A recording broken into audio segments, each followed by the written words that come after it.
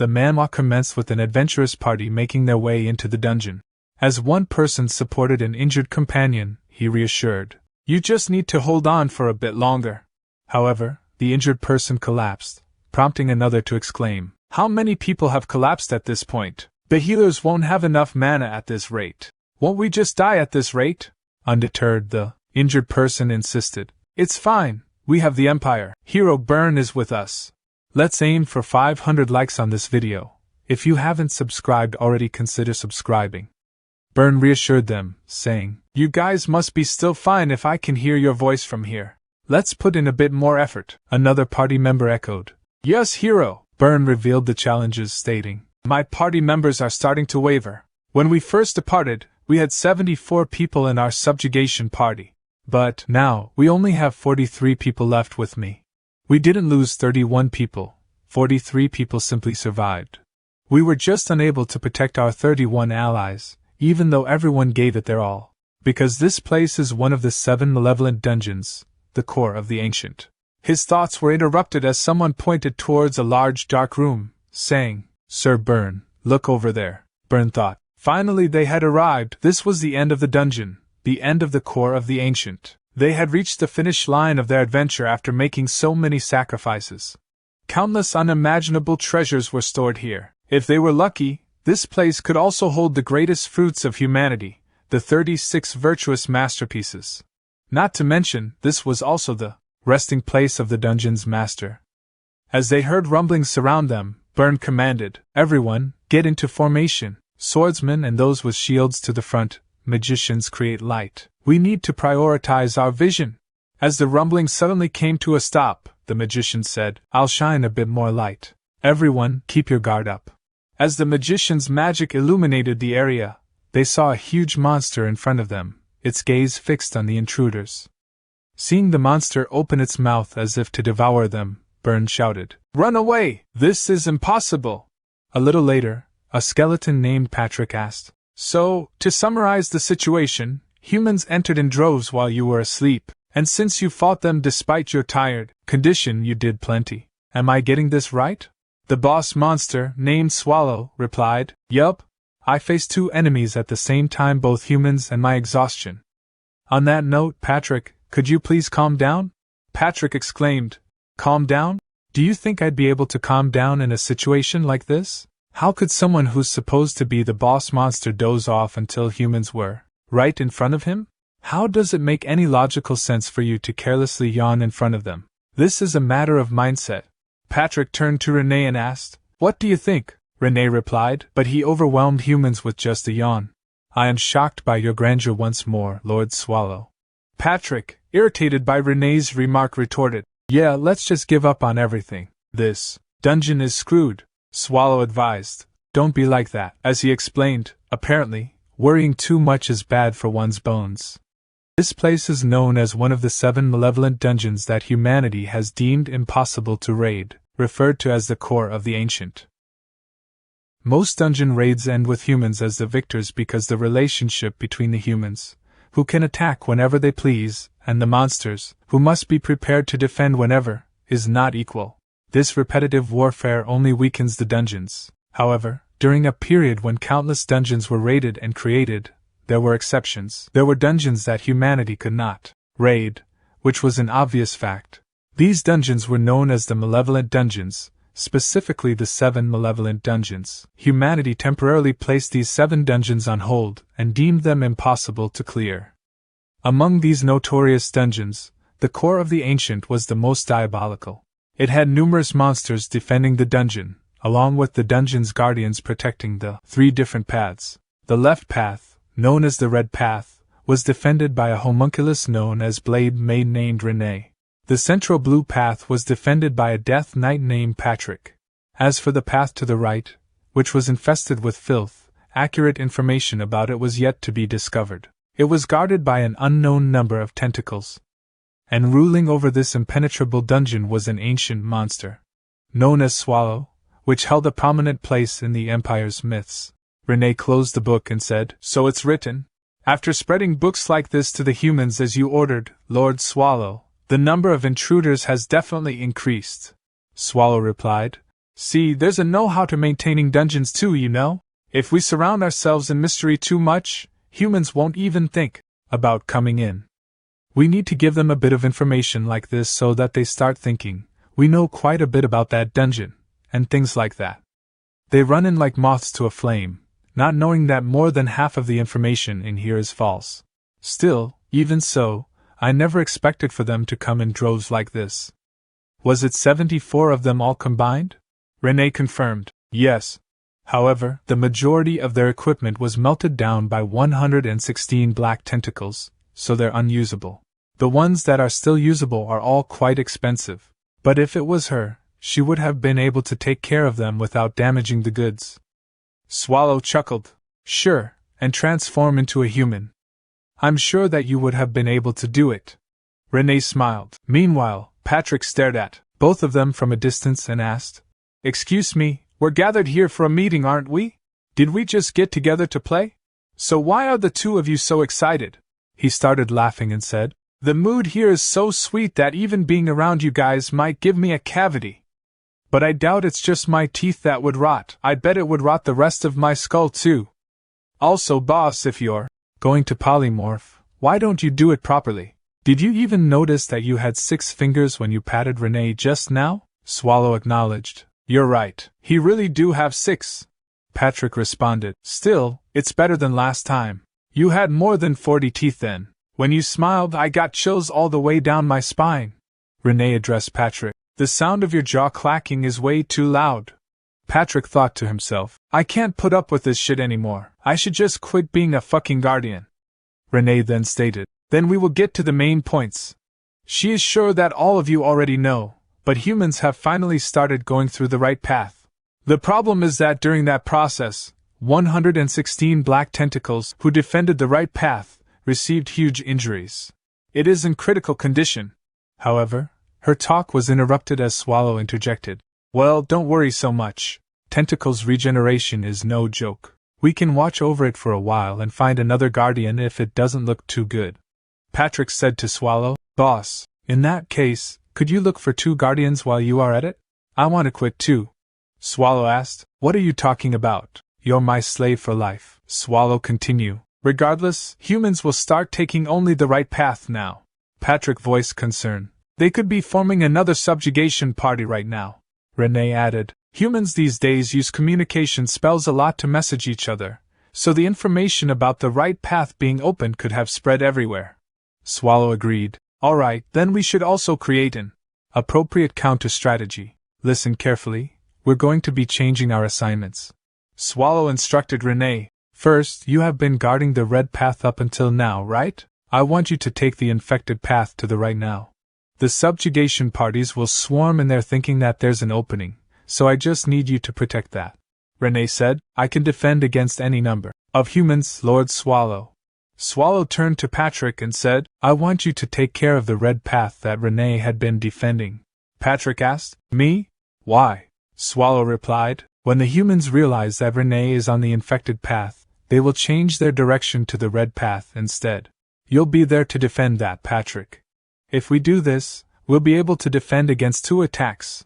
Patrick exclaimed, Hold on, boss! What are you going to do if humans take the central blue path? Swallow sighed and said, We'll have no other choice. They'll just get a direct date with me. Patrick questioned, What kind of shitty plan is this? Renee chimed in, This is so perfect, Lord Swallow. It seems like the most pressing matter is taken care of. Now the only thing that's left is to handle what to do with that sword. Swallow asked, What sword? Patrick explained, She's referring to the sword that the leader of the subjugation party used. I can't believe he was using a sword like that. The humans that came this time were quite strong. Swallow asked again, Like I said, what sword? Patrick replied, I'm sure you've heard about it before too, boss. The 36 virtuous masterpieces. They are quite famous weapons among the humans. Some of them aren't really weapons though. Regardless, I think this was the 14th. And I think its name was Tanabella. Swallow recalled. I remember now. The 36 master chefs or whatever? I think we have a few more like them in the storage, Patrick mentioned. No masterpieces, just informed Swallow that Renee wields one of the 36 masterpieces. Swallow noted, the humans had formidable weapons this time, Patrick pondered. What to do with this?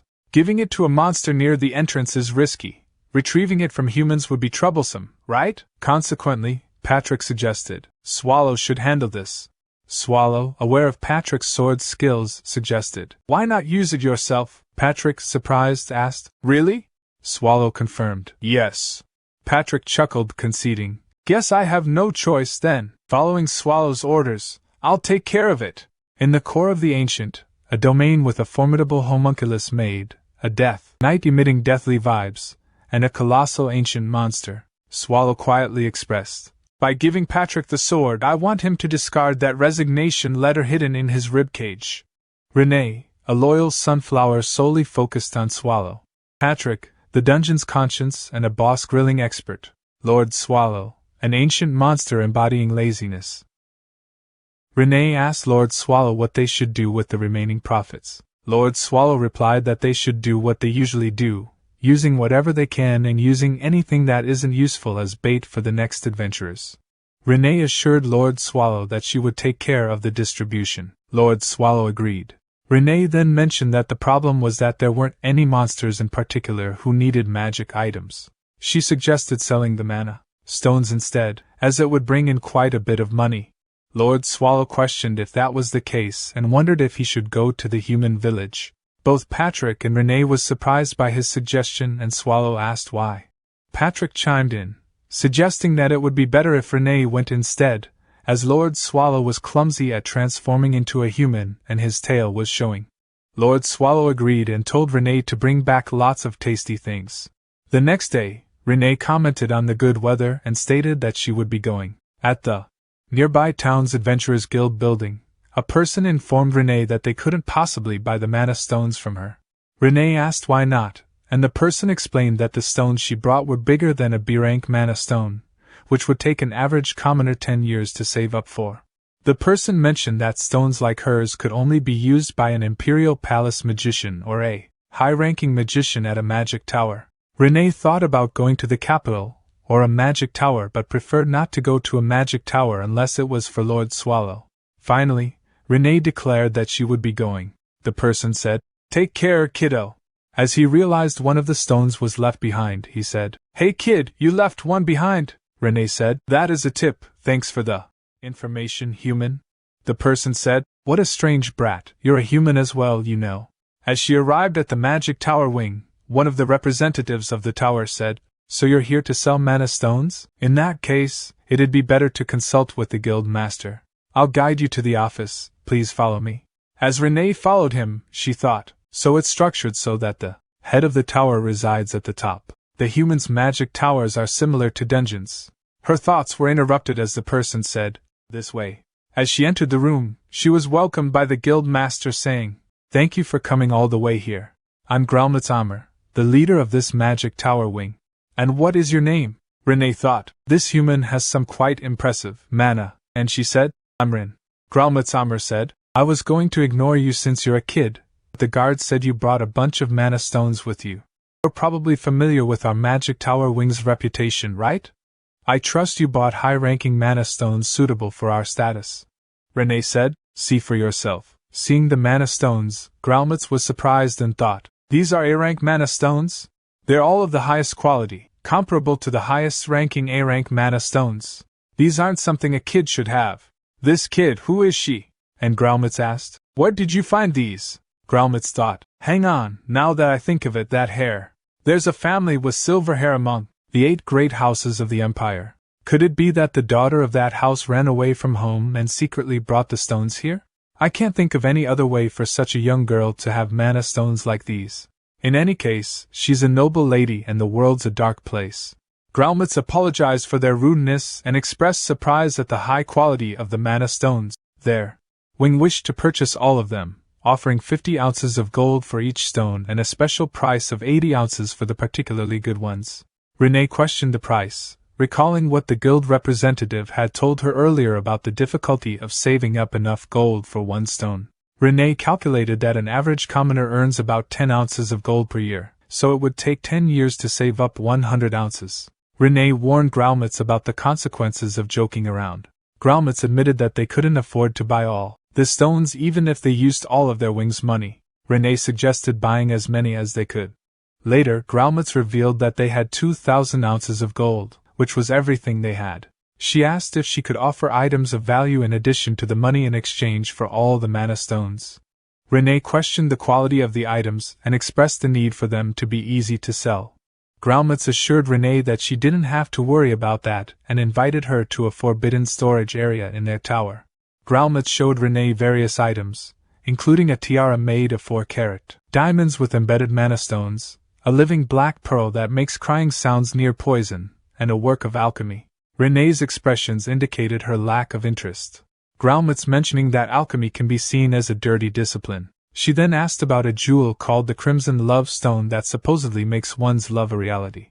Renee was captivated by the idea of a jewel that could make love a reality. She turned to Graumitz and inquired if it truly worked for anyone. Graumitz, with utmost confidence, assured her that infusing mana into the jewel in front of someone she liked would activate the spirit within, resulting in eternal love between the two individuals. Graumitz questioned if this particular jewel suited Renee's preferences. Renee insisted that it had to be this specific jewel. Graumitz chuckled and admitted that while he wasn't certain about the other items, this jewel was particularly difficult to obtain due to its ability to steal even the heart of an emperor, making it priceless. Slightly flustered, Renee then presented another item, surprising Graumitz. She questioned how a kid came to possess one of the 36 virtuous masterpieces. Renee exclaimed combine all the mana stones from earlier, along with this masterpiece, and demanded that Graumitz hand over the jewel. As Renee leaves, a green-haired man with glasses urgently speaks to Graumitz Amr, guild master of the Magic Tower. He's concerned about her decision to give away a heart gem, warning that sending Rin away with it could lead to her death.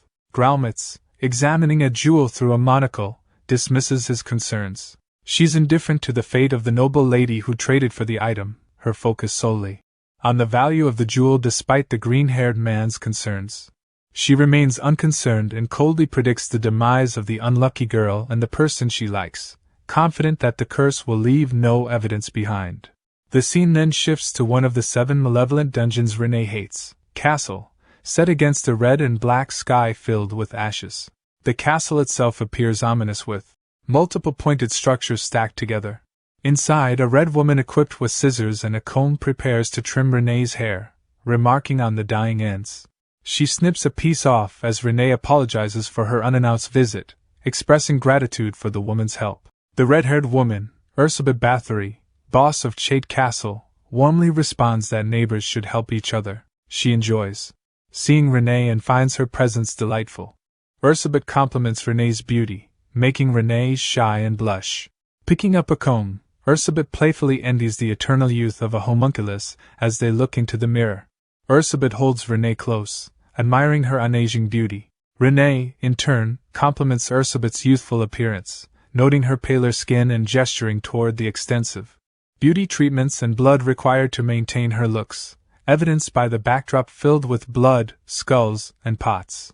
Feeling bashful, Renee asks Ursabet for her opinion on her current appearance. Ursabet assures her that she's the most beautiful girl she's ever seen, ranking her as level A. This affirmation brings a smile to Renee's face, brightening her mood. Holding Renee's shoulder, Ursabet gently pokes her face and confidently assures her that no one could resist her charms in her current state, eliciting giggles from Renee. Ursabet curiously inquires about the reason behind Renee's meticulous grooming, playfully suggesting a love confession might be in order. Renee, reflecting quietly in the mirror and clutching a heart-shaped ruby, admits she plans to confess her feelings. Surprised and excited, Renee turns around, her smile revealing her eagerness to declare her love. Ursabet, taken aback by this revelation, initially thinks Renee is joking. Upon pressing for more details, she's shocked to learn that Renee intends to confess to Lord Swallow. Skeptical and somewhat bewildered, Ursabet can hardly believe Renee's serious demeanor. She wonders if Renee's nature as a homunculus might be influencing her peculiar sense of humor. Renee, firm in her resolve, assures Ursabet that her intentions are genuine. Ursabet, struggling to comprehend, asks what Renee finds appealing about Lord Swallow, picturing him as a repulsive nose-picking slob. However, in Renee's eyes, Lord Swallow is a majestic and powerful being. She fondly lists his strengths, and despite acknowledging his flaws like laziness, large build, gluttonous habits, and sloppiness, her affection remains unchanged. Meanwhile, Lord Swallow is seen sprawled on the floor, drooling and asleep, embodying the very traits Renee candidly admits to. Renee asserts that these shortcomings are inconsequential compared to her admiration for him. Ursabet, hearing all this, realizes with astonishment that Renee genuinely cherishes Lord Swallow despite his unappealing traits. Renee confirms her affection for Lord Swallow, and Elizabeth, placing a comforting hand on her shoulder, expresses hope for her success but also suggests that Renee deserves someone better.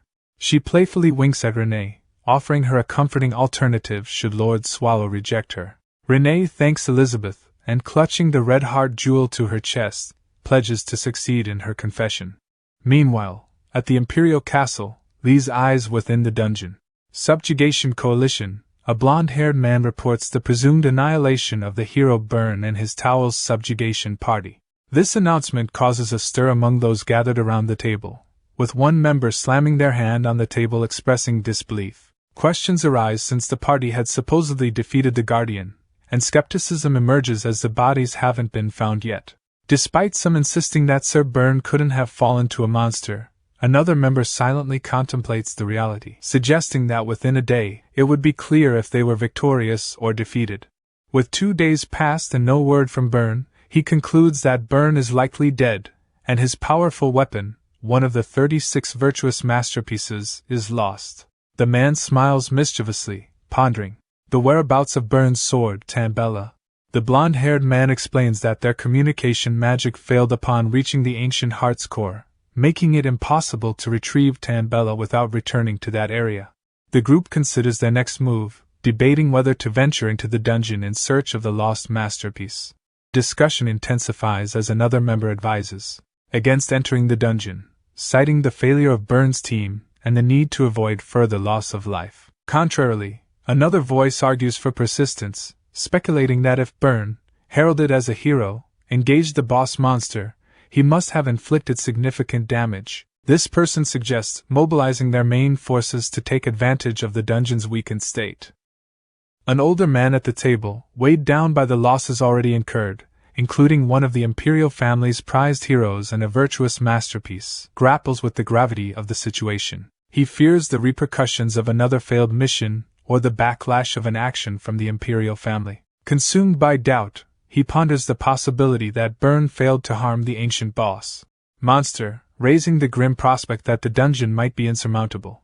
His concerns voiced aloud leave the group speechless until a new figure, a purple-haired, short-haired man accompanied by 2 cloaked bodyguards, confidently asserts that conquering the dungeon is feasible. This bold claim redirects all attention to him, and the older man standing up questions why the Imperial Magic Research Association, known as the Third Eye, is present. The purple-haired man cryptically hints at the authority they serve, implying involvement from the Imperial family. The old man internally curses the Imperial family's interference. The Third Eye's mere presence instills nervousness among the table members, as he insinuates that their actions have consequences, suggesting they might have to atone for their sins.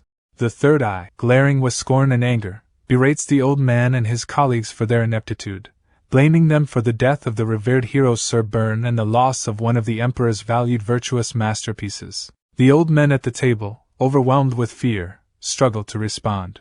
The Third Eye, resting his hand on an old man's shoulder, chillingly suggests that their lives could be spared, but only if they agree to his conditions. He leans in and declares that the Emperor demands another raid on the core of the ancients. The old man, skeptical and fearful, questions how they could succeed where Sir Byrne failed. The Third Eye interrupts, introducing Nifrim as the key to their success. This mention of Nifrim stirs whispers and disbelief among the group. One old man expresses doubt, recalling Nifrim as a hybrid with numerous problems. The Third Eye corrects him, asserting Nifrim's success and not a failure. He then challenges the group, asking why Sir Byrne and his team failed. The answer he reveals lies in a crucial element they lacked, something that Nifrim possesses. As a blonde-haired warrior with blue eyes observes the conversation, the Third Eye instructs the group to ensure the success of the upcoming raid. In a different scene, Lord Swallow sneezes, feeling an ominous premonition of an impending storm as dark energy emanates from him. He sneezes again, reverting to his original form. Worried about postponing his patrol duties and anticipating a reprimand from Patrick, he imagines the skeletal figure scolding him, and despite being just a skeleton, Patrick's presence instills fear in Lord Swallow. Dismissing his concerns, Lord Swallow, with some effort, rolls over and gets up, still half lying on the floor. He decides not to bother himself further and considers investigating the sewer pathway where the humans reportedly infiltrated. On his way to the sewers, he stumbles upon a scene of carnage. Several damaged tentacles scattered across the floor, the core of the ancient guardian. The 16 tentacles now slimed together with dark energy, and slowly healing from their recent battle. Lord Swallow realizes there's not much he can do but wait for their natural recovery. Next, he visits the 5th room administered by Anthropo and lands amid a group of mysterious plants. Recalling their regenerative abilities as long as the core body and sufficient nutrients are present, he climbs atop one to inspect it, spotting the intact core body. He's relieved to know that they'll recover without his intervention as the core body retracts into hibernation for further healing. Lord Swallow decides to leave the area and contemplates the damage in rooms 1 to 4. Realizing this situation warrants a discussion with Patrick, he imagines Patrick's likely exasperated reaction to yet more problems. Anticipating another scolding and yawning, he decides to put off further considerations for later, reasoning that he's only inspected the sewer path and room 5 so far. Resigned to addressing these issues later, he decides to take a rest for the time being, prioritizing his immediate need for relaxation over the dungeon problems. Reassured by the satisfactory condition of the areas he has patrolled, Lord Swallow believes Patrick will understand his decision to end the patrol early. Confident that things are under control, he prepares to leave, unaware of a bright sparkling light hidden deep within the cave. Just as he turns to leave, a weapon propelled with great force whizzes past his face and embeds itself in the wall. Startled, Swallow immediately radiates a surge of demonic energy, ready to confront any threat. But then he hears a voice filled with animosity towards humans. A figure steps forward, revealed to be a young girl wielding multiple knives, her hair pulsating with power. Swallow, ready for a confrontation, turns to face her. Upon recognizing the girl as Renee, he relaxes and retracts his dark energy. Renee apologizes to Lord Swallow, who dismisses the apology, noting instead that she seems to have dressed up. Blushing and striking a cute pose, Renee is pleasantly surprised that Lord Swallow noticed her change in appearance. She asks him how she looks, and Lord Swallow, momentarily taken aback, compliments her, suggesting she's dressed for a special occasion. Internally, he fears she might be resigning, especially since she's not in her usual maid uniform. Renee, playing with her hair, confirms that it is indeed a special occasion and asks Lord Swallow if he can spare some time for her. Swallow, fearing the worst, agrees silently, praying she's not about to hand in her resignation. Renee then leads Swallow to a secret spot she has prepared in the lair, complete with a table and 2 chairs. She invites him to sit, promising to bring something for him. Swallow, still anxious about the nature of her request, apprehensively takes a seat, waiting to see what Renee has in store. Overwhelmed with apprehension, Lord Swallow silently pleads for Renee not to resign.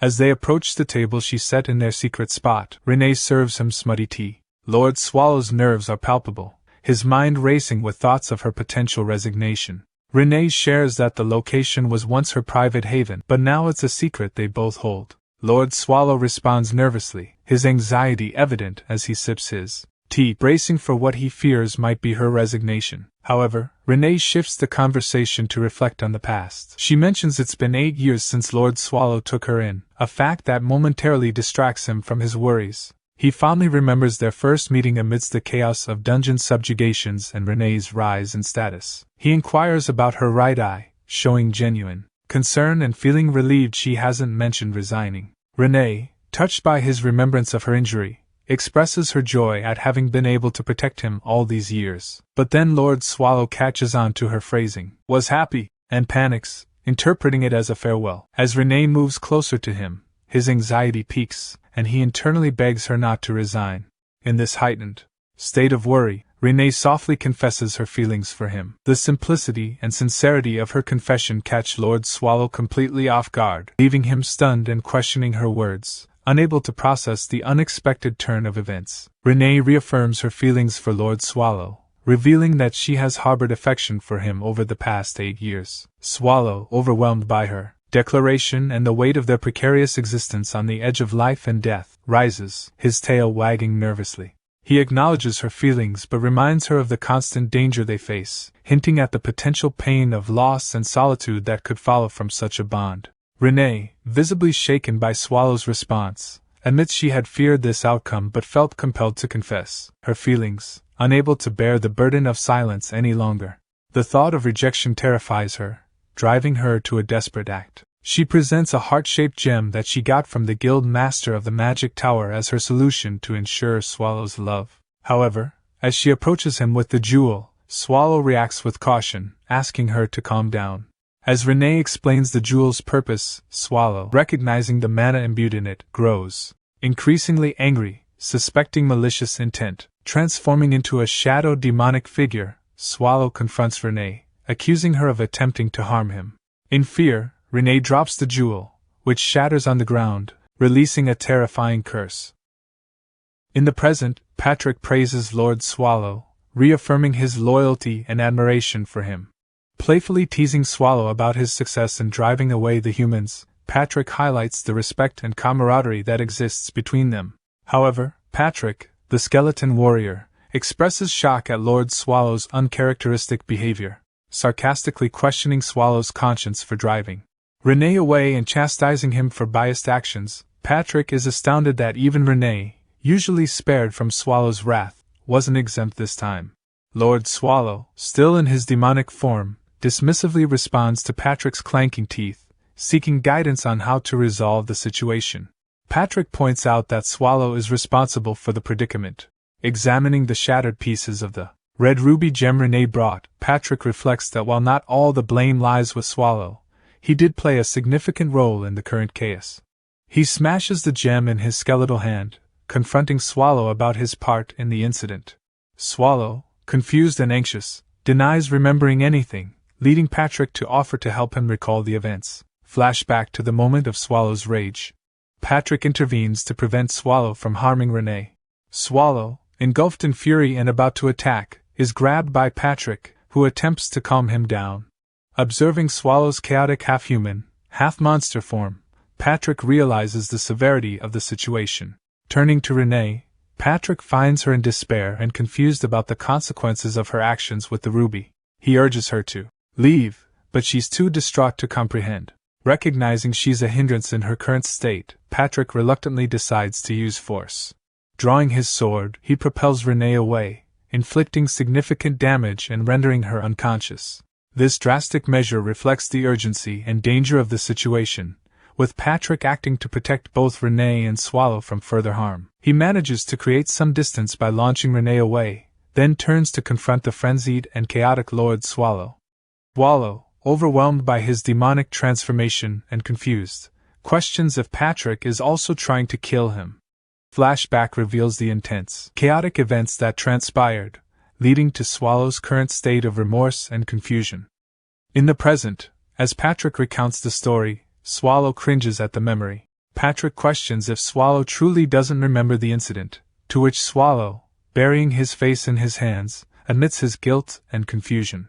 Patrick, understanding Swallow's reaction, acknowledges the difficulty of the situation. Glancing at the broken ruby that sparked the chaos, they discuss the necessity of finding Renee, with Patrick emphasizing her crucial role in the dungeon's operation. Renee's responsibilities are extensive, ranging from managing the diet of monsters and Swallow, handling financial records, to overall management.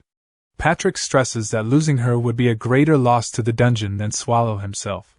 Realizing the gravity of the situation, Swallow acknowledges his inadequacy and the shock of hearing the extent of Renee's contribution. Patrick urges him to find Renee, advising him to humble himself, apologize, and persuade her to return. Swallow starts to revert from his polymorph state, accepting Patrick's advice.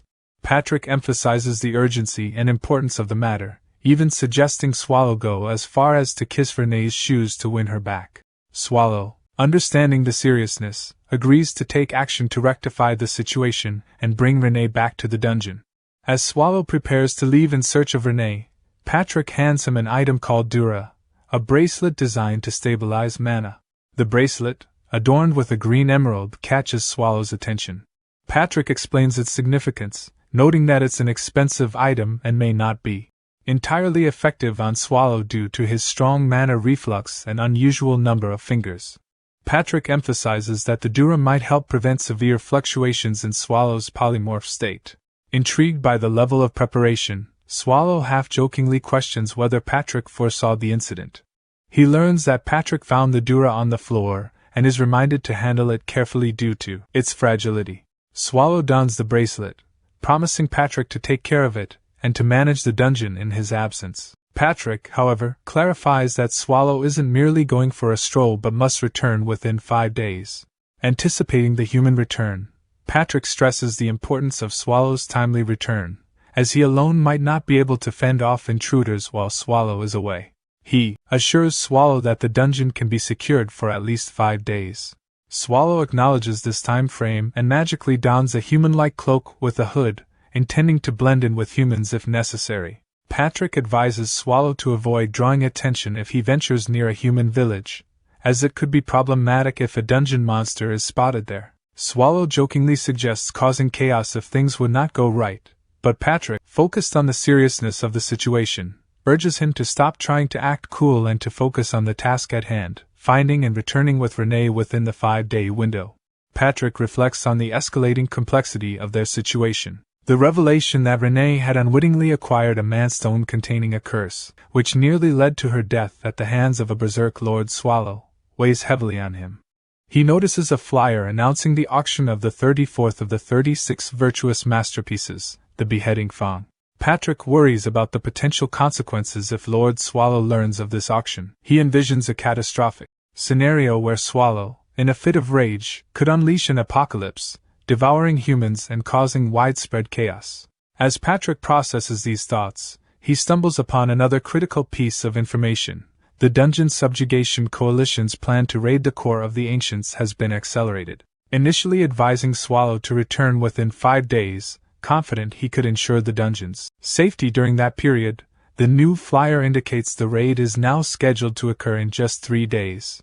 This unexpected change in the raid's timing leaves Patrick alarmed, realizing the potential danger it poses, especially with Swallow out and unaware of the revised schedule. Meanwhile, Lord Swallow is found in a desolate state, lying in a crater, seemingly oblivious to the urgent developments unfolding around him.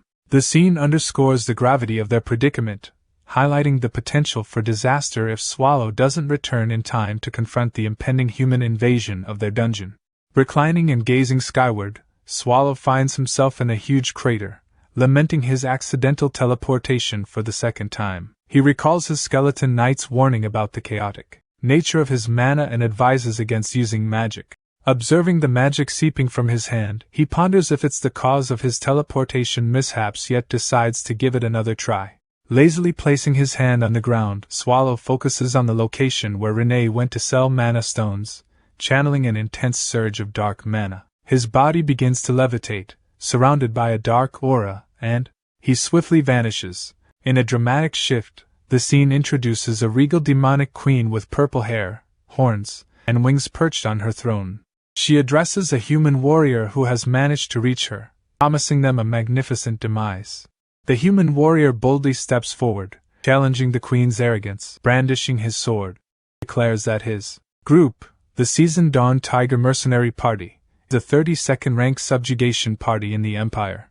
His fellow warriors, equipped with a crossbow and a staff, confront the queen, vowing to unseat her and spread their fame across the continent. The queen, unimpressed, dismisses them as trivial foolish beings.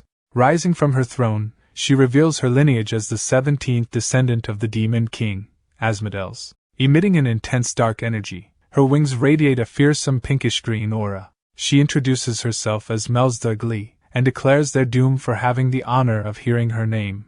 The mercenary leader, smirking confidently, accepts her challenge, ready to confront the powerful demonic queen head-on in a momentous battle.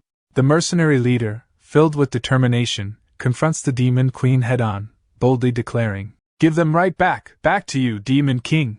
The queen, unfazed, deftly wields her staff, spinning it skillfully as she prepares for battle. She effortlessly deflects the incoming arrows, leaving the mercenaries astonished that she could block such a powerful assault. The group's mage urges the others to provide support, preparing to launch a fiery attack.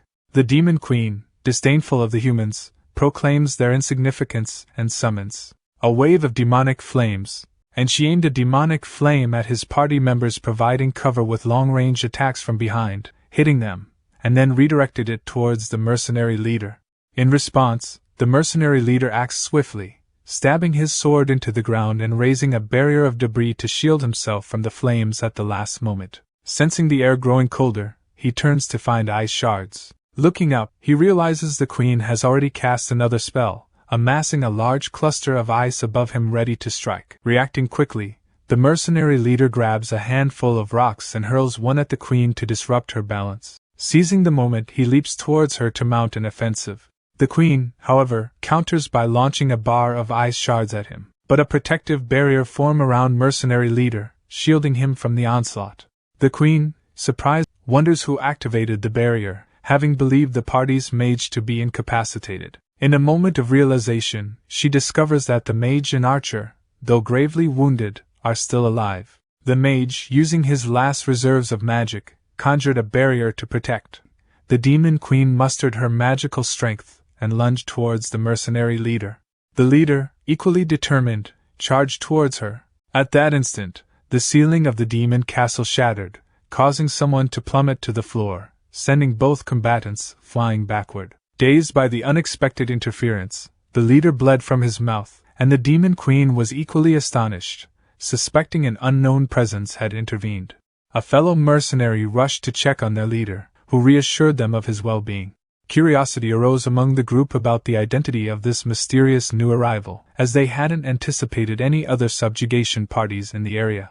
Meanwhile, the demon queen, regaining her composure, speculated about the potential increase in the subjugation party's strength. She pondered the implications of another powerful entity capable of breaching the demon king's castle, indicating the situation might be more dire than anticipated. Amidst the clearing smoke, a figure emerged. This unexpected arrival nonchalantly inquired about the location of Harston, revealing himself to be none other than Swallow, the main character who had unwittingly stumbled into the midst of the ongoing conflict, puzzling both the mercenaries and the demon queen. The demon queen and the mercenary leader simultaneously asked, "What the hell did he barge in here to say?" The mercenary leader conveyed, "Their appearance seems human enough, but you better stay away from that demon king." Swallow, hearing about the demon king, turned around and pondered to himself, "That demon is a demon king? The vibes. Totally different from the other demon kings I've run into." Meanwhile, the demon queen declared, "Send however many trifling humans you want. It'll never be enough to take down someone like me. Lowly scum. You will pay in spades for damaging my castle." One of the party members informed, "Leader, the support squad has arrived." The mercenary leader eagerly responded, "Great. Let's take down that demon king together." However, Swallow interjected, "No, hang on, you guys. First, tell me what I asked for." Ignoring him, they continued their fight with the demon queen. Swallow, sitting down for a moment, thought, "I'm seriously fed up. I have to find Renee quickly, and now it looks like this lot will be impossible to talk to any later than this, and Patrick will chew me out. Just thinking about it is a pain." The mercenary group approached Swallow, and one member stated, "Get a move on and help us." Another person said, "That guy's probably scared stiff." Swallow retorted, "Shut up," as he transformed into his demonic form, causing the mercenary group to attempt to run away, but he consumed them all. The demon queen became frightened when she saw what the person had just done. Curious about him, she inquired, "What exactly did you just do? It was truly astonishing and powerful. With what I just saw, you may even be more powerful than me, my lord." With a sparkle in her eye, she asked, "My esteemed self is now very interested in you. I want to know more about you. What is your true identity, my lord? What about your name? What's the secret to your strength?" Swallow, flustered by her persistent questioning, upon noticing Swallow, the demon queen also grew nervous. She said, "Pardon my manners. Allow me to introduce myself. I am a great, well-renowned demon king, the 17th descendant of Asmodeus, Malevolent. She then asked, "Now then, what's your name?" Swallow thought to himself, "I hate all of this, but if it is for the sake of intel." He remembered what Patrick had warned him earlier, thinking, if I reveal my identity, wouldn't news of it spread everywhere? Patrick warned me not to let that happen. Besides, there's no need to reveal it now. Swallow then said, I'm Swaldo Rolnir. The Demon Queen, intrigued, asked, Swaldo Rolnir, can I call you Lord Swaldo? Swallow replied, if you want. The Demon Queen expressed her gratitude, saying, okay then, Lord Swaldo. First of all, heartfelt thanks for coming to my rescue, though it was rather overkill. Before she could continue, Swallow interrupted, saying, say less. The Demon Queen insisted, no, if it wasn't for your help, my lord, it's shameful to admit, but they may have landed a single attack on me. You did save me, but it's not like I needed saving. Since you helped me out, Lord Swaldo, I want to be of help too. Anything you want from me? Swallow exclaimed, indeed, are you familiar with the route to Harston? The Demon Queen responded, Harston, you say? Swallow pondered. Good, she's aware. Opting to spare her instead of the humans was the right decision. Just a bit more patience, Renee. The Demon Queen inquired. So, what exactly is Harston? Swallow, surprised by her question, thought, Harston? Could it be she not only lacks directions but also doesn't grasp what Harston is? Did I unintentionally inquire with the one person unfamiliar with the concept? Swallow asked. All right then, where's the nearest human settlement from here? The Demon Queen replied, a human village? To my knowledge, Liège is the closest city. Swallow thought, Liège? The imperial capital Liège? Doesn't it take 2 months to travel from Harston to Liège in a human carriage? Swallow, rolling on the ground, exclaimed, way off the mark. The Demon Queen questioned, what happened, Lord Swaldo? Overshot, you say? It seems you wish to travel a great distance. How about utilizing the teleportation hub? Swallow asked. What's a hub? The Demon Queen inquired. You're not aware? It's a human invention involving magic and alchemy. Supposedly, this device possesses technology that forcibly transports individuals through space. Swallow questioned, where can this be found? The Demon Queen replied, the teleportation hub is located in Liège. After a short time in Liège, Swallow inquired whether this city is where we locate the transportation hub. The Demon Queen assured Lord Swallow that Liège was an ideal place for gathering information. While Swallow was doubtful about finding Renee there, he recognized it as a starting point to collect leads, considering he was unsure if Renee had gone to Harston. Upon hearing Swallow's description of Renee as a woman with silver hair, the Demon Queen confidently promised to aid him in his search.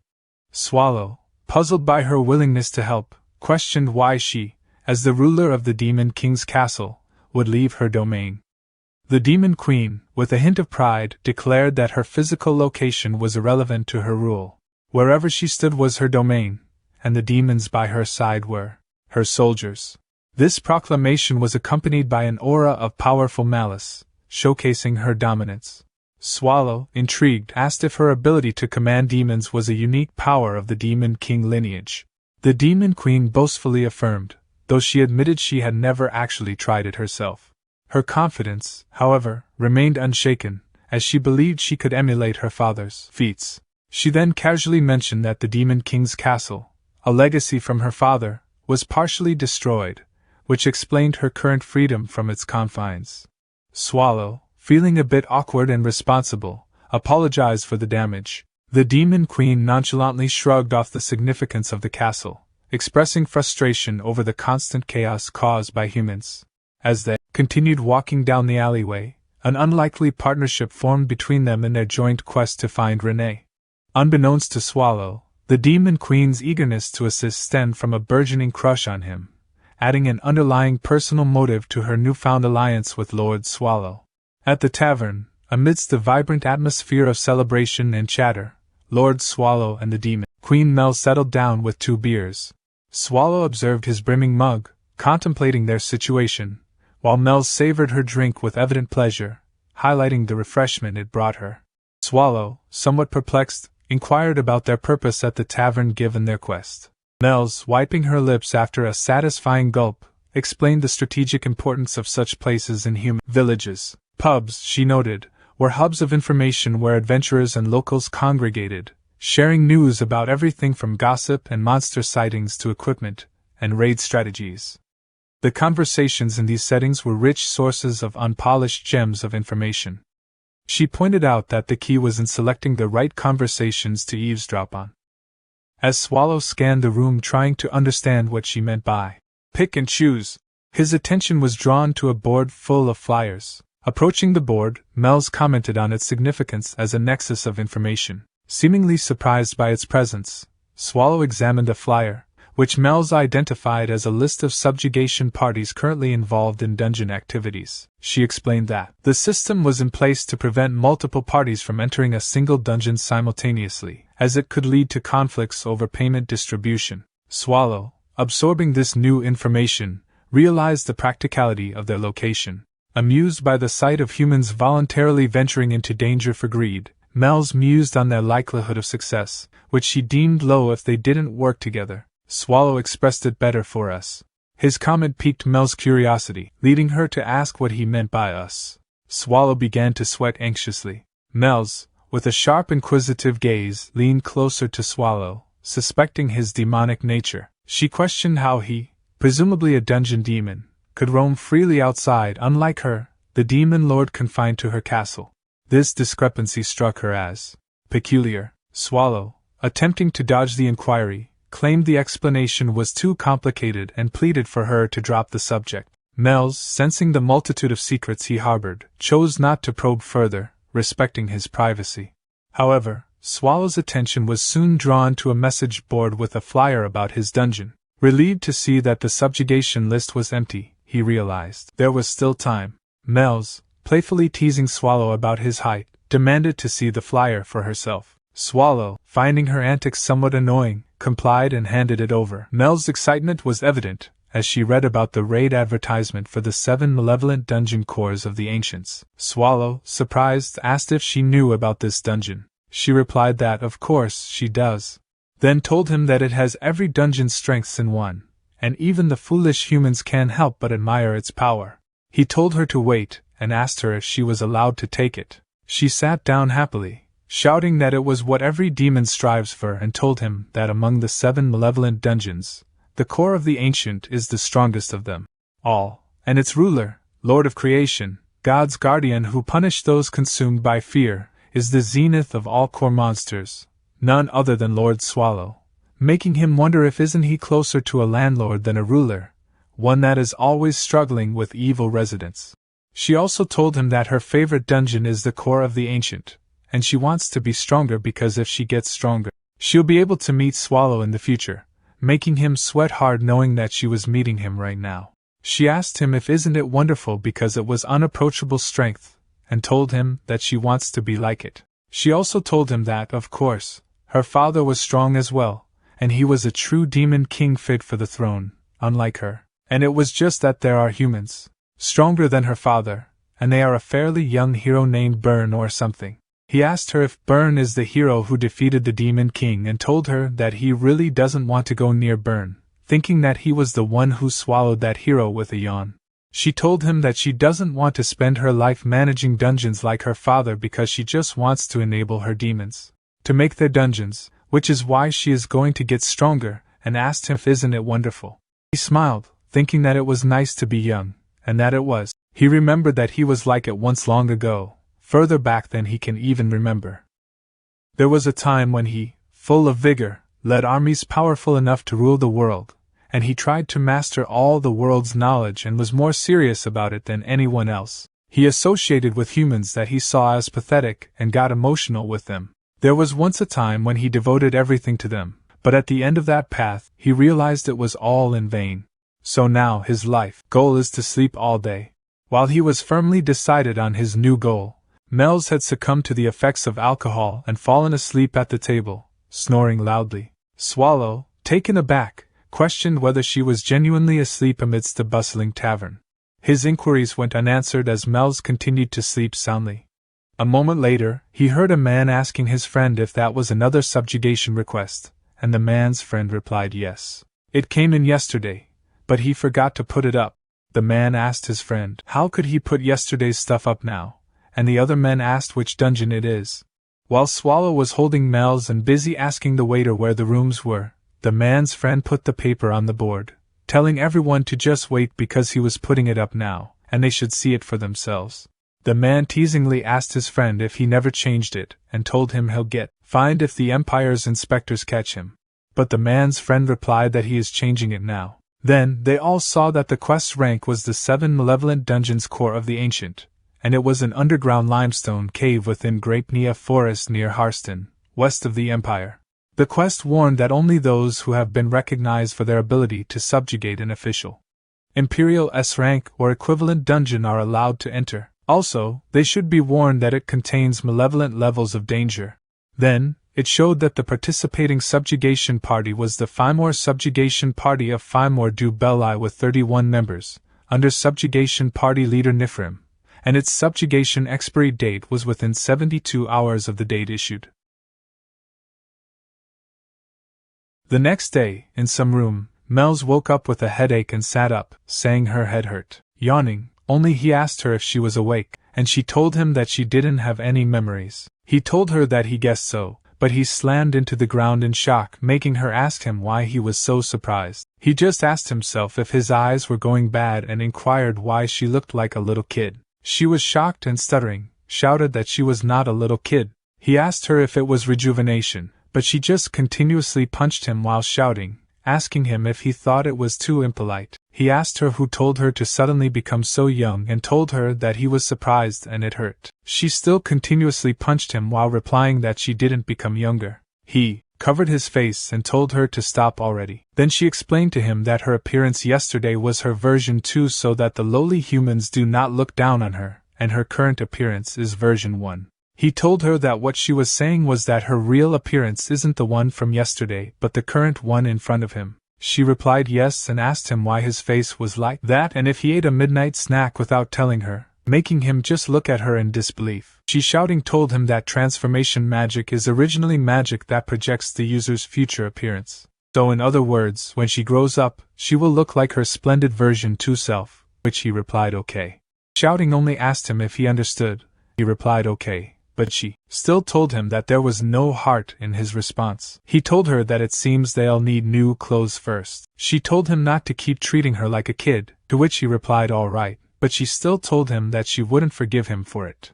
The scene then transitions to the Harston Earldom household, where a significant development was unfolding. A subjugation party from Liège, led by Nifrim, arrived at the gates, announcing their mission to suppress the core of the Ancients. On the other hand, inside the mansion, someone asked who sent those official papers, and the butler replied that it was sent just yesterday under the name of the Third Eye. Lord of Harston, Earl Itark cursed, knowing that the Third Eyes are a damned association under direct imperial control and for dungeons B rank and above, one must first gain permission from the Lord of the territory before entering. But he decided to never mind the permission, and wondered if it wasn't a notice. Earl Itark also thinks since it was a command from the imperial family, he can't kick them out. Earl Itark asked his butler if she thinks that the subjugation party can completely suppress the core of the Ancient, and the butler shook her head to respond no. Earl Itark told his butler that he thinks so too, and for a subjugation party aiming for the core of the Ancient, it was far too weak. Also,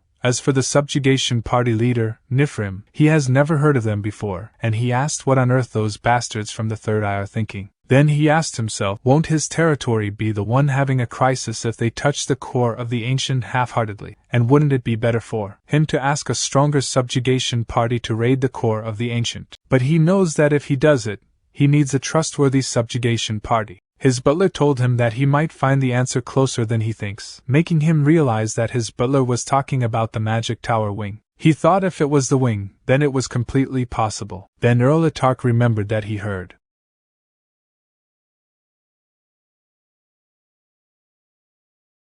Even with the rapid growth, an A-rank magic tower attempting to suppress the core of the Ancient is insane. But if the rumors he has heard are true, then he had a chance, making him smile. Earl Itark also knows that the only monster left on the right trail where even the Guardian has been defeated is the boss monster who confronted the hero Burn's subjugation party, Swallow. Then Earl Itark ordered his butler to send someone to the Magic Tower wing with a request right away, and in his name, he would promise a large sum and fame. She should tell them to first suppress the core of the Ancient however possible. Suddenly, someone shouted that they couldn't go in there, but then at Earl Itark's office barged open, making him panicky. He asked who it was. Nifrim asked him if he was Lord Urlatark, but he just asked Nifrim back who he was. He replied that his name is Nifrim and told Urlatark that since he didn't open the gates, no matter how much they called, they let themselves in. Urlatark asked Nifrim why he was there without any previous notification, and he sat down while asking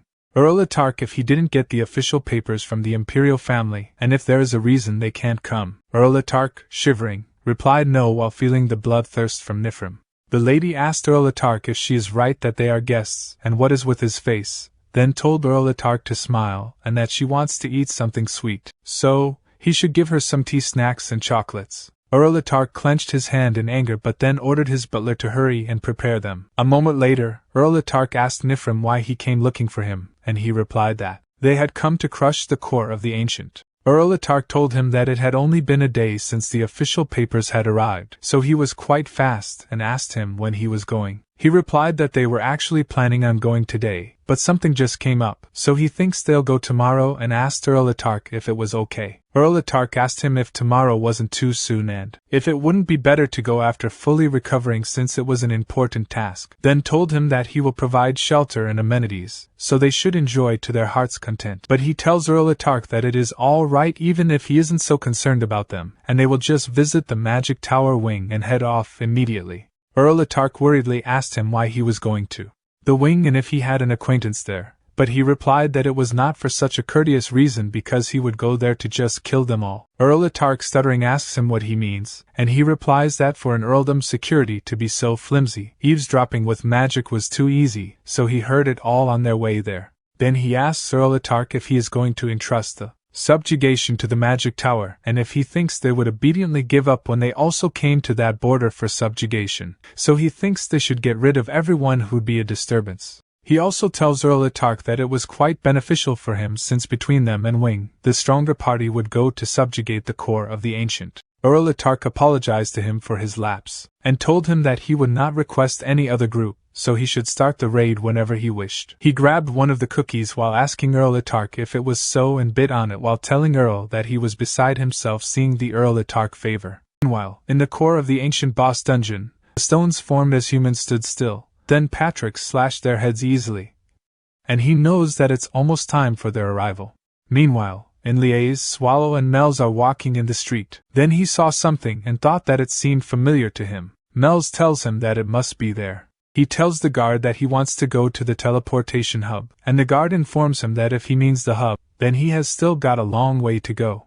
He asks the guard what he means by a long way, and the guard explains to him that the thing in front of them is the entrance, and the hub is located in a castle right outside the Imperial Palace, so they'll have to go a while longer, and they'll have to go through 3 more castle walls. He asks the guard if it will take long, and the guard replies that if he wants to walk then maybe it'll take at least a week. They are both shocked to hear it, making the guard confusedly ask them if there is a problem. He knows that it is too late, and at that rate, he should forget finding Renee because Patrick will run away from home. She whisperingly offers him using flying magic, but he replies that they can't, and if they keep letting out mana, they'll get found out by humans. He knows that if he lets out his mana, he didn't know what will happen. Suddenly, someone tells them that they look to be in some trouble. Then the old man apologizes to them for unintentionally eavesdropping and asks them if they are looking to go to the hub by any chance. Melz replied that it was right and asked the old man who he was. The old man replied that he was the flying coachman, Belver. She asked Belver what he meant by flying coachman, and he pointed to something with wings on the side, then introduced to them that it was an abandoned 4th-generation homunculus, and it was the result of an artificial angel manufacturing plan carried out by the Empire. He replied that he understood while Melz thinks it looked disgusting. Belver explained to them that it was strong, followed orders well, and could fly, but it was abandoned because it couldn't bring about the collapse of the church, which is its original purpose. She asks Belver if the human's homunculus experimentation is over, and Belver replies that there is no way the Empire would give up the kind of power, and there is still a strange story about homunculi being mass-produced somewhere through a large-scale process. He asks Belver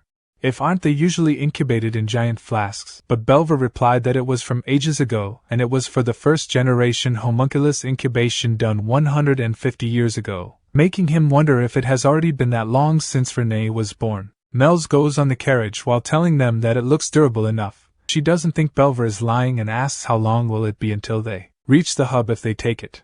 Belver replied that the flight would take 3 hours, and the inspection would take 1, so about 4 hours in total because even if they fly, inspection at each castle wall is essential. He asked Belver how much it was and Belver replied that for the two of them, it's 8 ounces of gold, making them shocked. Knowing that 8 ounces of gold is 800 ounces of silver, the cost of staying at the tavern was 8 ounces of silver, so it was 100 times more expensive than yesterday's accommodation fee. Mel's apologizes to him because she doesn't have that much money, and he asks her if he looks like he does. But then he hears something clicking in his pocket, grabs it out, and sees that it is paper. Then in the letter, Patrick calls him their clumsy boss, and tells him that there'll come a day when he'll be thankful for him. Then he sees that with the letter, gold coins are inside. A moment later, they are inside the flying homunculus. When Mel's calls him, making him ask her what it is, she asks him who gave him that much money, and he, yawning only, replies that an associate from the dungeon who seemed to have secretly given it to him.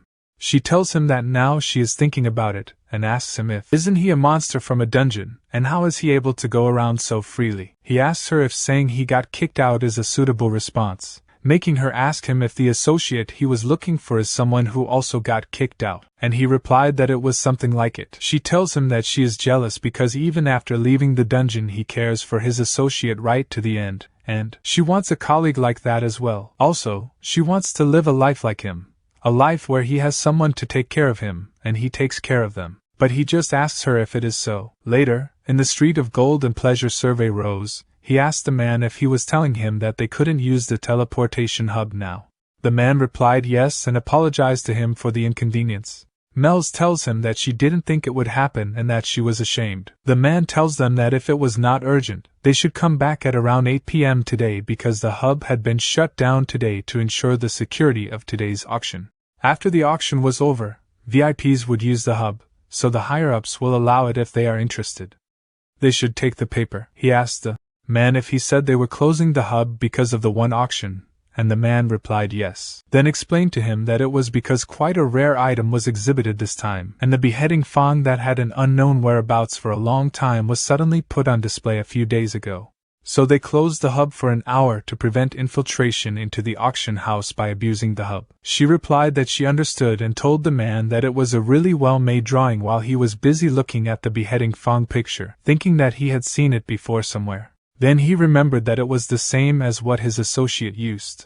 The man asked him if he was sure he was not mistaken, and he replied that it was exactly the same. Then he asked the man if isn't the thing where if they grip it tightly it flies and transforms into a large blade. The man replied that he was not sure about it, but he thought he must be mistaken since only one beheading Fang exists in the world. He was shocked to hear that it was the only one that existed in the world, making him think that it was definitely Renee's weapon. But he wondered why it was in the hands of humans and thinks that it couldn't be. He thinks even the bosses of the other 7 malevolent dungeons can't mess with Renee easily, so there is no way mere humans would be able to face her because Renee is strong and she is called Blade Maid Renee for nothing. He slowly changed to his original form while wondering if Renee was holding a blade when she left, and remembers that Renee was wearing frilly clothes that didn't even have pockets to hide weapons. She threw a blade at him since she mistook him for an enemy, making him wonder how many weapons did Renee have left, if Renee ever fought with less than 5 weapons if she fought with humans. He knows that Patrick's strong without a sword, and it is just that with a sword, Patrick is even stronger. But Renee is different because if they take the blades from the Blade Maid, there nothing will be left of her. Mel's called him in fear while he was transforming back to his original form, but he didn't hear her because he was busy furiously wondering if Renee got killed by mere humans. Then he thinks if Renee was killed by a mere human, then it would be right for him to kill the very last bastard there. Then he asked Renee if she wouldn't agree while Mel shouted for him to calm down. She grabbed his arm while shouting for him to snap out of it, and asked him what in the world happened. He seriously tells her that he will only ask her once and asks her if there is only one beheading Fang, one of the 36 virtuous masterpieces, there in the world.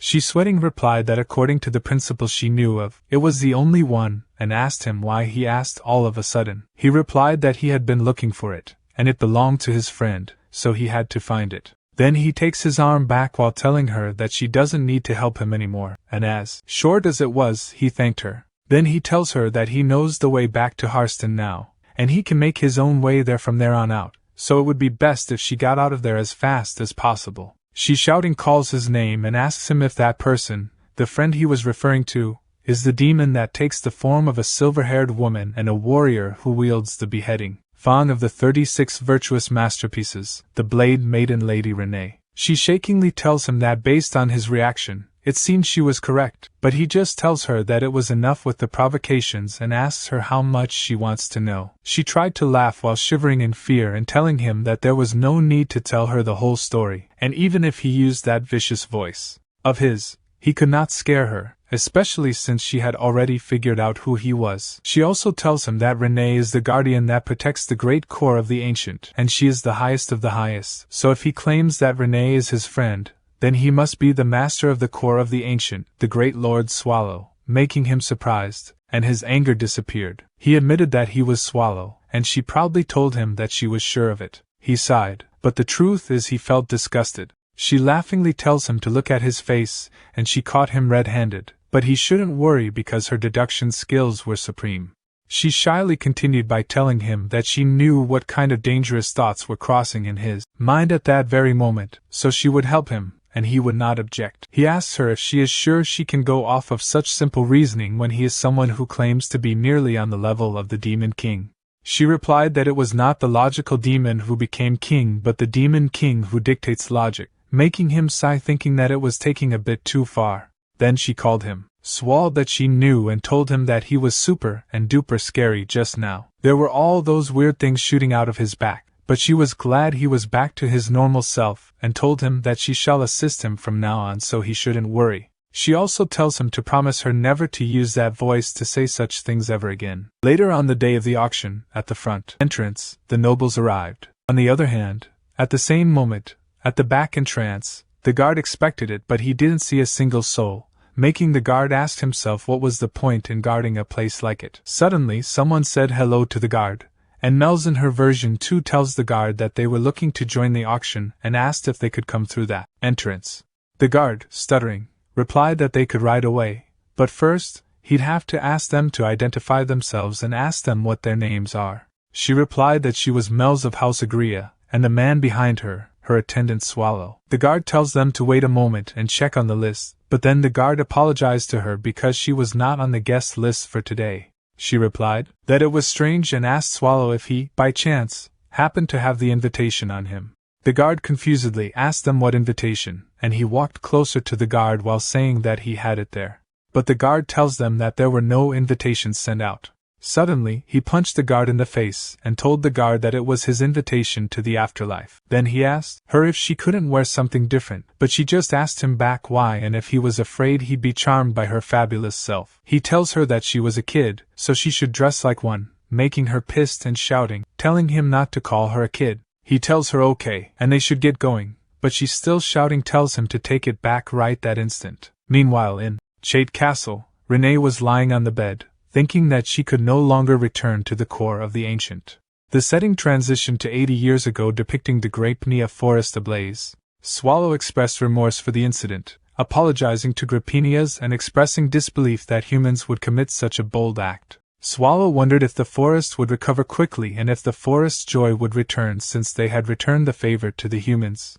As the owner of Grapenia Forest, Earth's spirit, Grapenia sat on the ground in anger with the head of the human leader who started the fire. Swallow think about the ancient core using the forest as a natural fortress and the need to make a good impression on Grapenias. He questioned if all the humans who started the fire were dead and speculated that Grapenia's anger would gradually subside. Swallow found himself intrigued by the situation, wondering if the creature called the homunculus, a non-human created by a human, should be killed to eliminate any witnesses. He then informed the homunculus that her master's final words were that she were free to leave if she wanted. However, he clarified that he would not assist in her escape, leaving the decision of dying trapped in the forest or outside to the homunculus, named Lelo. Swallow mentioned that Lelo's master had been searching for a maid named Lelo, and since there were no other maids present, it must be her. His curiosity-driven mercy ended at that point. Lelo was the name of a maid who served the head of her household, and a title used to address the most talented maid.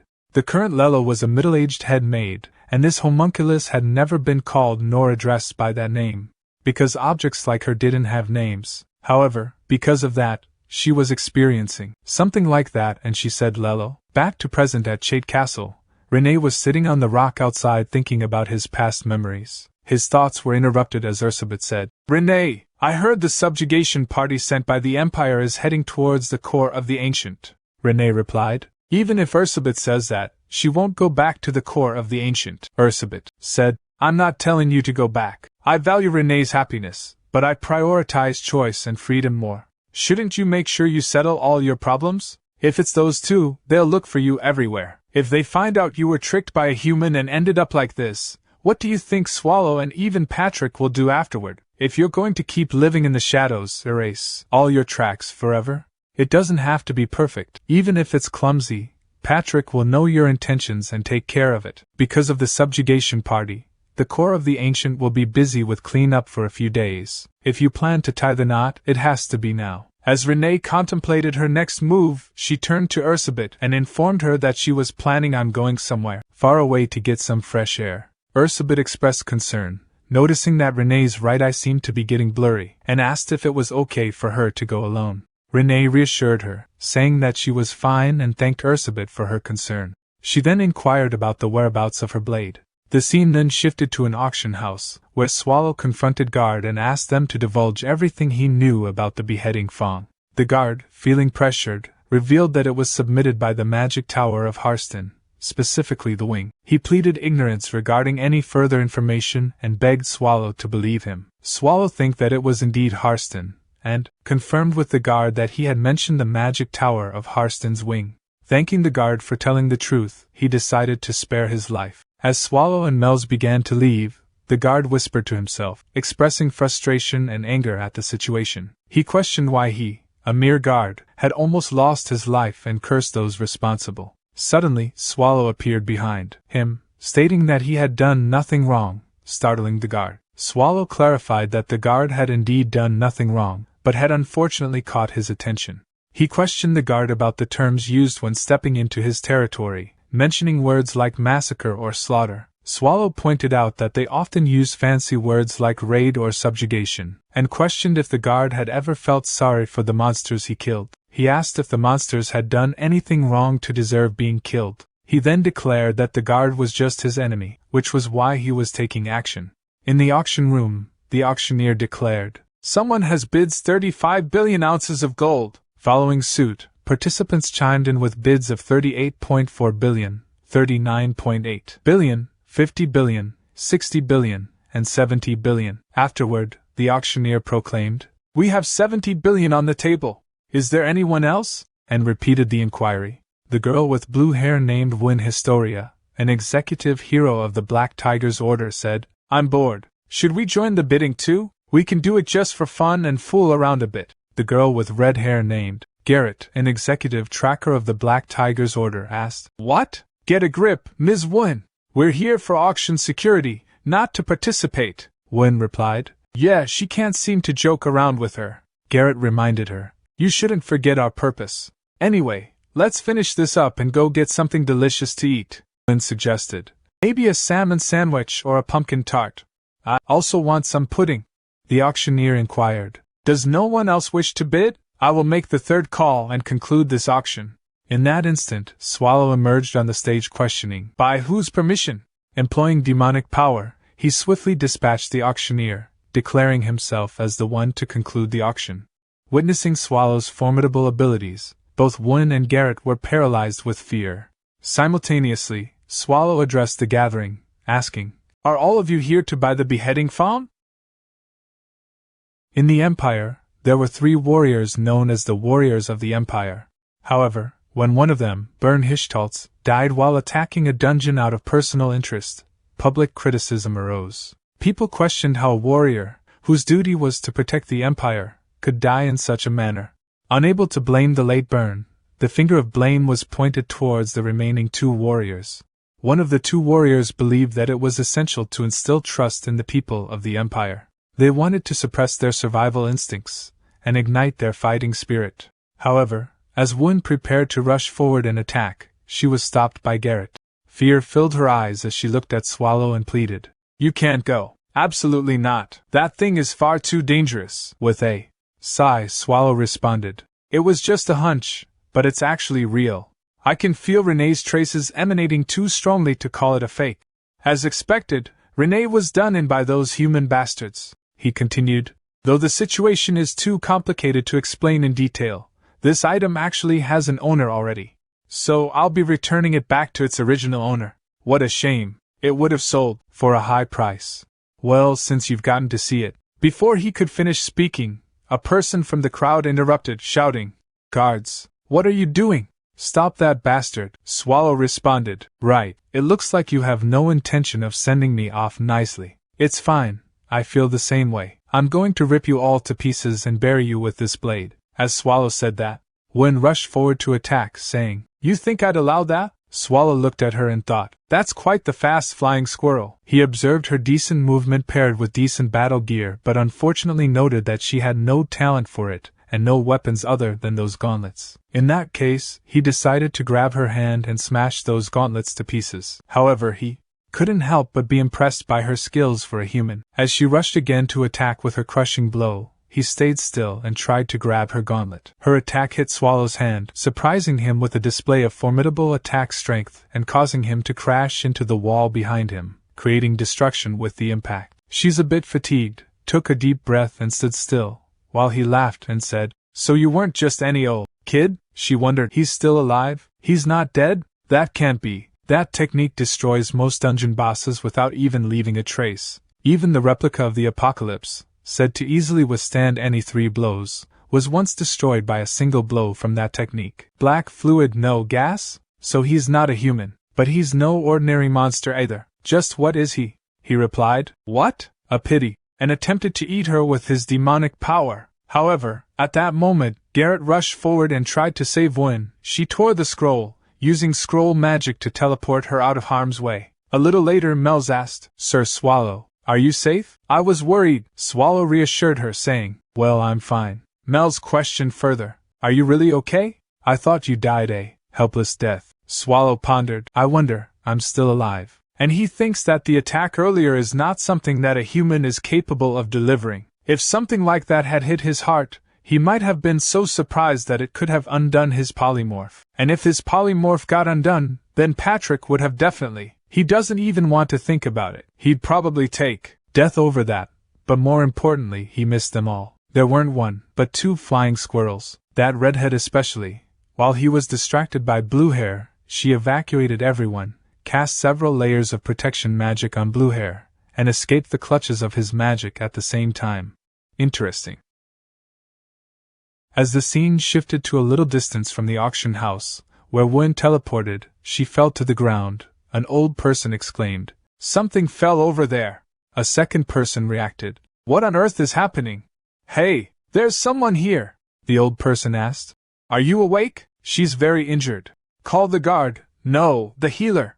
She thought, Even though I'm a warrior, I was defeated by an unknown monster with a single strike. Are the people in the auction house safe? What about Garrett? And she said, Garrett. In reply, Garrett asked, How can I hear you when you call so softly? This surprised her, and she said happily, You're alive, Garrett. Garrett said, Miss Wen, you should thank me quickly. If I wasn't there, preparations for her funeral would be underway. Then she noticed Garrett's severed arm, and Garrett reassured her, Don't fuss. It's no danger to my life. She, while crying, said, Sorry. Because of me, Garrett, I'm a failure as a hero. Garrett, I'm sorry. Her talk was interrupted as Garrett shouted, Wen Historia, get a hold of yourself. You are a hero. I'm sure everyone's going to love seeing a hero of the Empire cry their eyes out, yes? And she whispered, And if it's just 1 arm, it's nothing, alright? Do you not know who you were up against, Miss Wen? That monster was the core of the ancient Swallow. In response, Wen asked, What?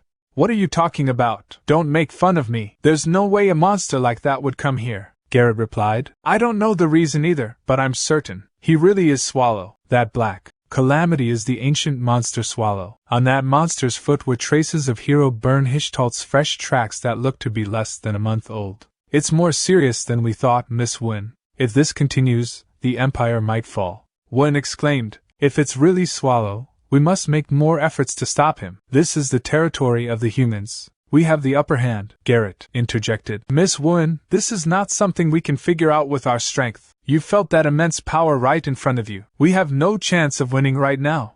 We need to head to the Demon Subjugation Coalition for more assistance and report to the Imperial family. So, I will move by myself first. In my current condition, I can't teleport the both of us, so Miss Wooen, you stay here for now. And she used whispers of light, cure, and said, it won't heal you completely, so please don't roam around and wait for me here.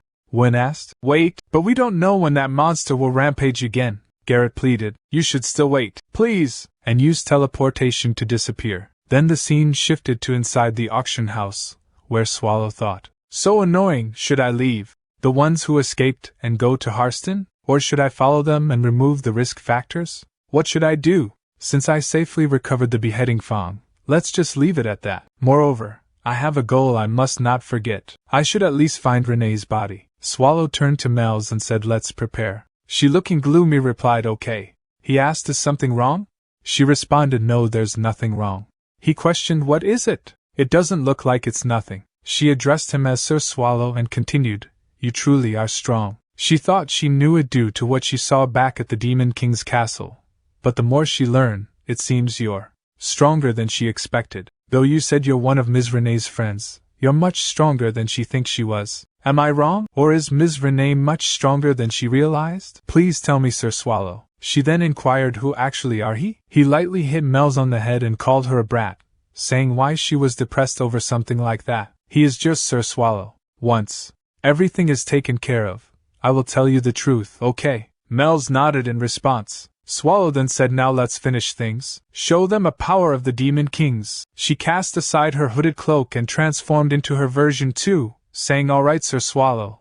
Then using reconstruct magic to cause a huge explosion. People witnessing the explosion exclaimed, what the hell is that? And what is that explosion? She thought that place is the direction of the auction house. Damn, to do such a thing in the middle of the capital. Do those damned creatures know how many people there are in the capital? What should I do? As she stood up, she recalled what Garrett had said earlier. So please don't roam around and wait for me here, please. Frustration was evident on her face as she thought about that. But her thoughts were interrupted when a child grabbed her hand and said, Miss, my dad is over there, while crying. She clenched her fist firmly and shouted, it's alright, don't worry everyone. I will take care of everything. Because I am the hero Win Historia. She thought to herself, I won't avoid a monster like that. Explosion have caused widespread destruction throughout the auction house. Swallow emerged from the rubble, calling out to Mel's. He asked her what the magic she had just used was called. In response, she replied that it was called reconstruction, a high-ranking magic that caused the ground to collapse. She then asked him if he thought everything was now tidy. He replied by asking if she really had nothing else she could have used in that situation. She defended herself by saying that he couldn't blame her for what had happened. He had started posing and said, let's finish things. So she had used the coolest and most stylish magic. She questioned why he was now complaining. She added that if he wanted her to use a specific magic, he should have told her beforehand. He said that he trusted her to use her best judgment. Nervously laughing, he thought to himself that things were getting complicated. He then asked her if she remembered the way to that hub or whatever it was called. She said she remember it well. He said then go there and take care of it, since the humans will definitely be flocking that way. And he will leave it to her to making arrangements so he can go to Harston as soon as he arrived there. She said got it. She asked, but Sir Swallow, he has been saying Harston for a while now. But where is Harston? He turned to her and asked, do you know where the core of the ancient is, right? She confidently said of course she does. She always says this. But her favorite dungeon is the core of the ancient. Her talk was interrupted as he said it's the town closest to there. She said to tell you the truth, she only know about the core of the ancient from books. He said it's fine, let's get going. As she walked away, she said you can leave the hub to her. She will protect it. He said sure, I'll follow soon. After a little walk he said they are already here. And he asked, how many people would that be? One of the individuals said they are of the Longlara House, one of the 9 pillars of the Empire, the Longlara Blue Crane subjugation team. He identified himself as the subjugation leader and asked, who is he? Swallow believed that the others were busy getting into formation, and he didn't understand why humans behaved in such a way. However, he was worried upon hearing that a large number of people had gathered around the auction house. only to discover that they were soldiers of someone inside. He questioned, "Do you want to know who is he? Must he tell them?" And he declared, "I am their enemy." At that moment, in the core of the ancient, Sylvia expressed concern. She warned Nifrim that entering the cave meant risking never returning alive and the possibility of his soul becoming corrupted and wandering the world indefinitely. She suggested turning back, stating that it was still not too late. An irritated Nifrim responded, telling Sylvia not to mess around. However, she persisted, asking what would happen if she did mess around and calling him boring. She pointed out the strangeness of finding a room full of monster corpses, but encountering a clean room. Nifrim's eyes widened in realization, and he turned to the other members of the party, asking for their thoughts. The other members began their discussion with each other. One of them wondered if the Hishtalt's subjugation team could have made progress while cleaning up the place. He questioned whether a highly intelligent monster could have been responsible for the cleaning. Another member interrupted and asked if the dungeon had been attacked up until room 5. Excluding the boss room. He expressed disbelief that a monster could have cleaned up everything. He also questioned why a monster would clean up another monster's corpse in the first place. As the discussion continued among the party, Nifrim scanned the room and shouted at the supposed prankster monster, telling him not to play such foolish tricks. He asked if he was trying to deceive them. Patrick exclaimed in surprise, commenting on how loud Nifrim was and how it made his ribs echo. Anyway, to his regret, he didn't deceive them. He had simply cleaned up because it was unsightly to see everything lying around. He had gone to great lengths to clean because he had heard guests were coming. However, he warned that if they were cursed at, he would become upset. Nifrim turned to Sylvia, asked to illuminate the room with her magic. In response, Sylvia agreed and used illuminate magic to lighten the room. Patrick exclaimed, "Oh my, so bright." Well, in any case, they worked hard getting to such a rare place, even though he didn't call for them. He then greeted them saying welcome. He thought to himself, "Skeleton," and addressed him as the Death Knight Patrick. Irritated Patrick muttered, he even prepared an introduction for them, but it seems that was pointless. Now he can't even use the introduction. Dialogue he strenuously worked on all day to prepare. "Thanks a lot for that, you damned bastards." Continuing, Patrick said, "No, their reactions are too savage. Everyone, calm down for now and put away their weapons. Ms. Mage, can she put back her staff? And you over there, lower your fists." He then asked, "Did he say something weird?" At that moment, Nifrim rushed to attack him, but his attack was blocked. However, Nifrim exclaimed, "His bullshit ends here." Patrick criticized his lack of manners, stating, "He don't even give him time to breathe." As he distracted by him, Sylvia used Ice Bolt Shower to attack, surprising Patrick slightly. He commented,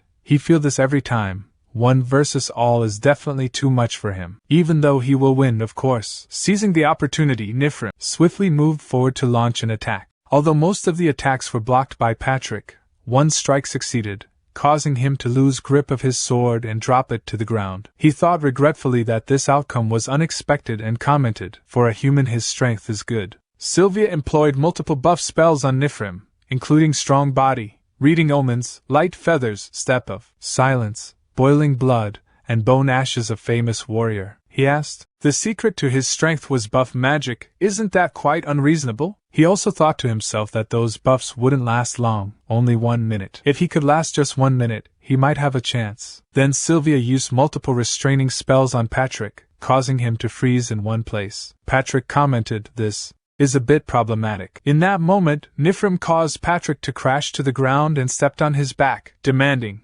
"Say that again. Who'll beat who?" He laughed and said, "Impressive." He never thought they would use magic to drive him into a corner. Other members of the party began to murmur quietly, "What is it? Already over?" "The core of the Ancient's Guardian isn't all that much," Patrick said as expected. Should he have gotten rid of the green-haired mage first? Nifrim stepped on him forcefully, causing the ground to break, uttering, "Shut up," and tried to deliver a lethal strike, but Patrick effortlessly blocked it with 2 fingers. Patrick started laughing, stating that was fun this time.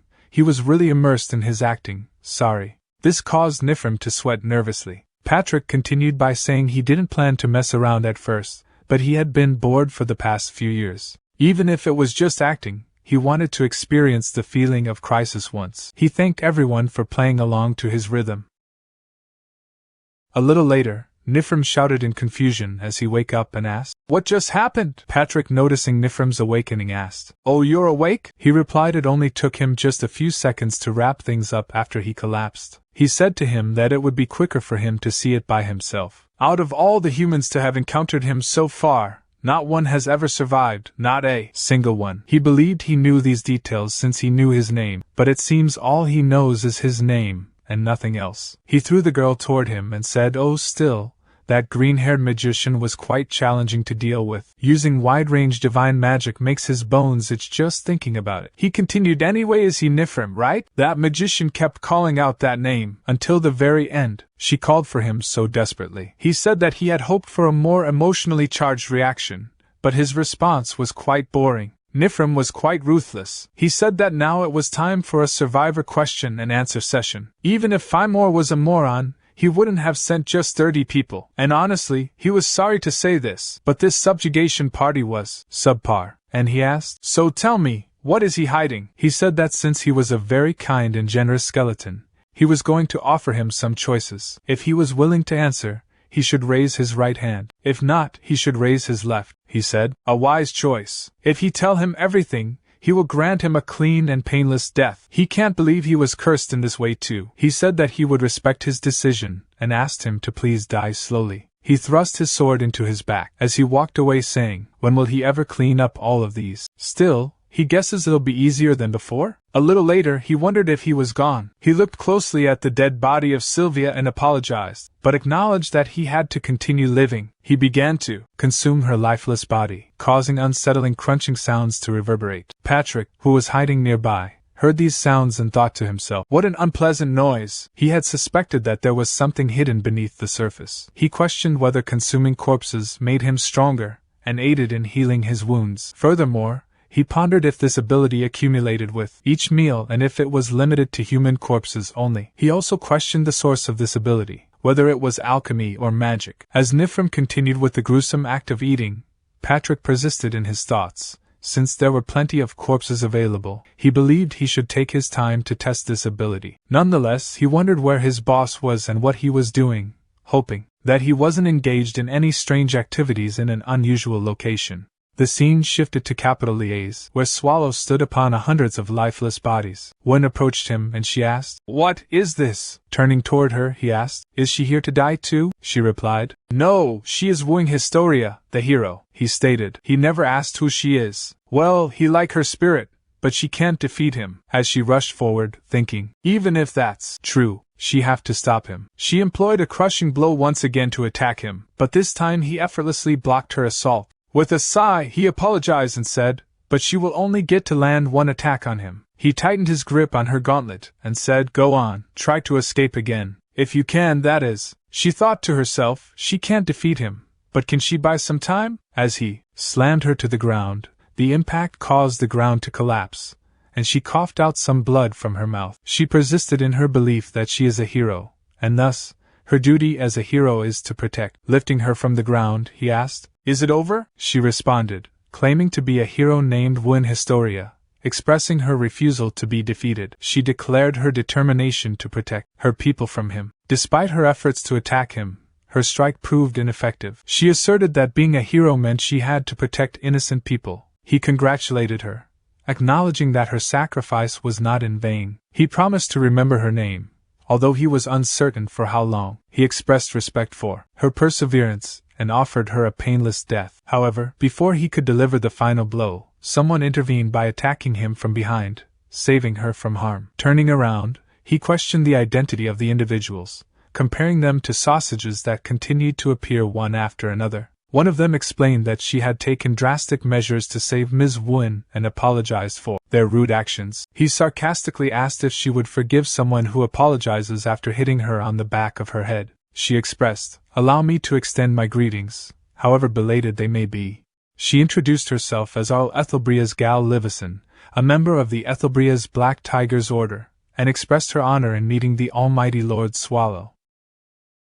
He inquired, "Did she just call him Lord Swallow? How did she know?" She replied that she simply had a talented person under her command who was able to recognize him. He thought that her smile was hiding something. He said, "Well, fine, but right now, I am in quite a bad mood and you are wasting my time. If you are planning to attack me after running your mouth, then just get it over with." She assured him that he was mistaken and they wouldn't dare to fight against him, Lord Swallow. They had no intention of fighting and had simply come to offer him a deal. He asked what kind of deal when he had nothing to regret. She better read the situation carefully, as insulting him would not result in an easy death for her. She believed that this was a gamble with the safety of the Empire on the line. She revealed that the original owner of the beheading Fong was still alive. She assumed that he didn't come all the way there just to retrieve a virtuous masterpiece. Lord Swallow, they had come to offer him aid in fulfilling his desires. He asked what she would do if he said he didn't have anything he wanted help with. He wondered if she would still be willing to assist him. Furthermore, he questioned what she would do if he came to obtain the beheading Fawn out of boredom,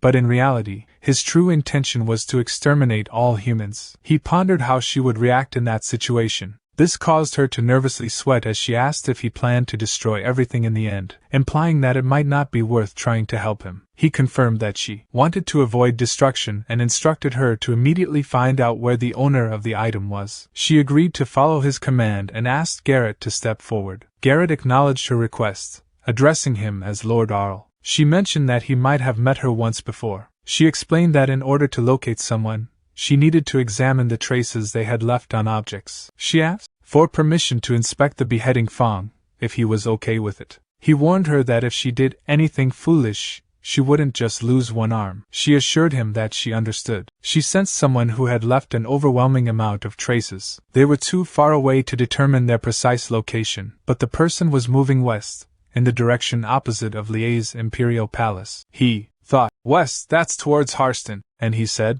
"That information is enough." He believed Renee was still alive. With a sigh of relief, he expressed gratitude, saying, "He is in your debt. He remembers you too." Arl said that he was honored to have helped him. He moved towards the teleportation hub while telling people in front to move. As he arrived at the hub, she said, "Sir Swallow, he is a bit too late." As he saw a large number of corpses in front, she said, "Look at this, I upheld my promise." She did well in defending the teleportation hub.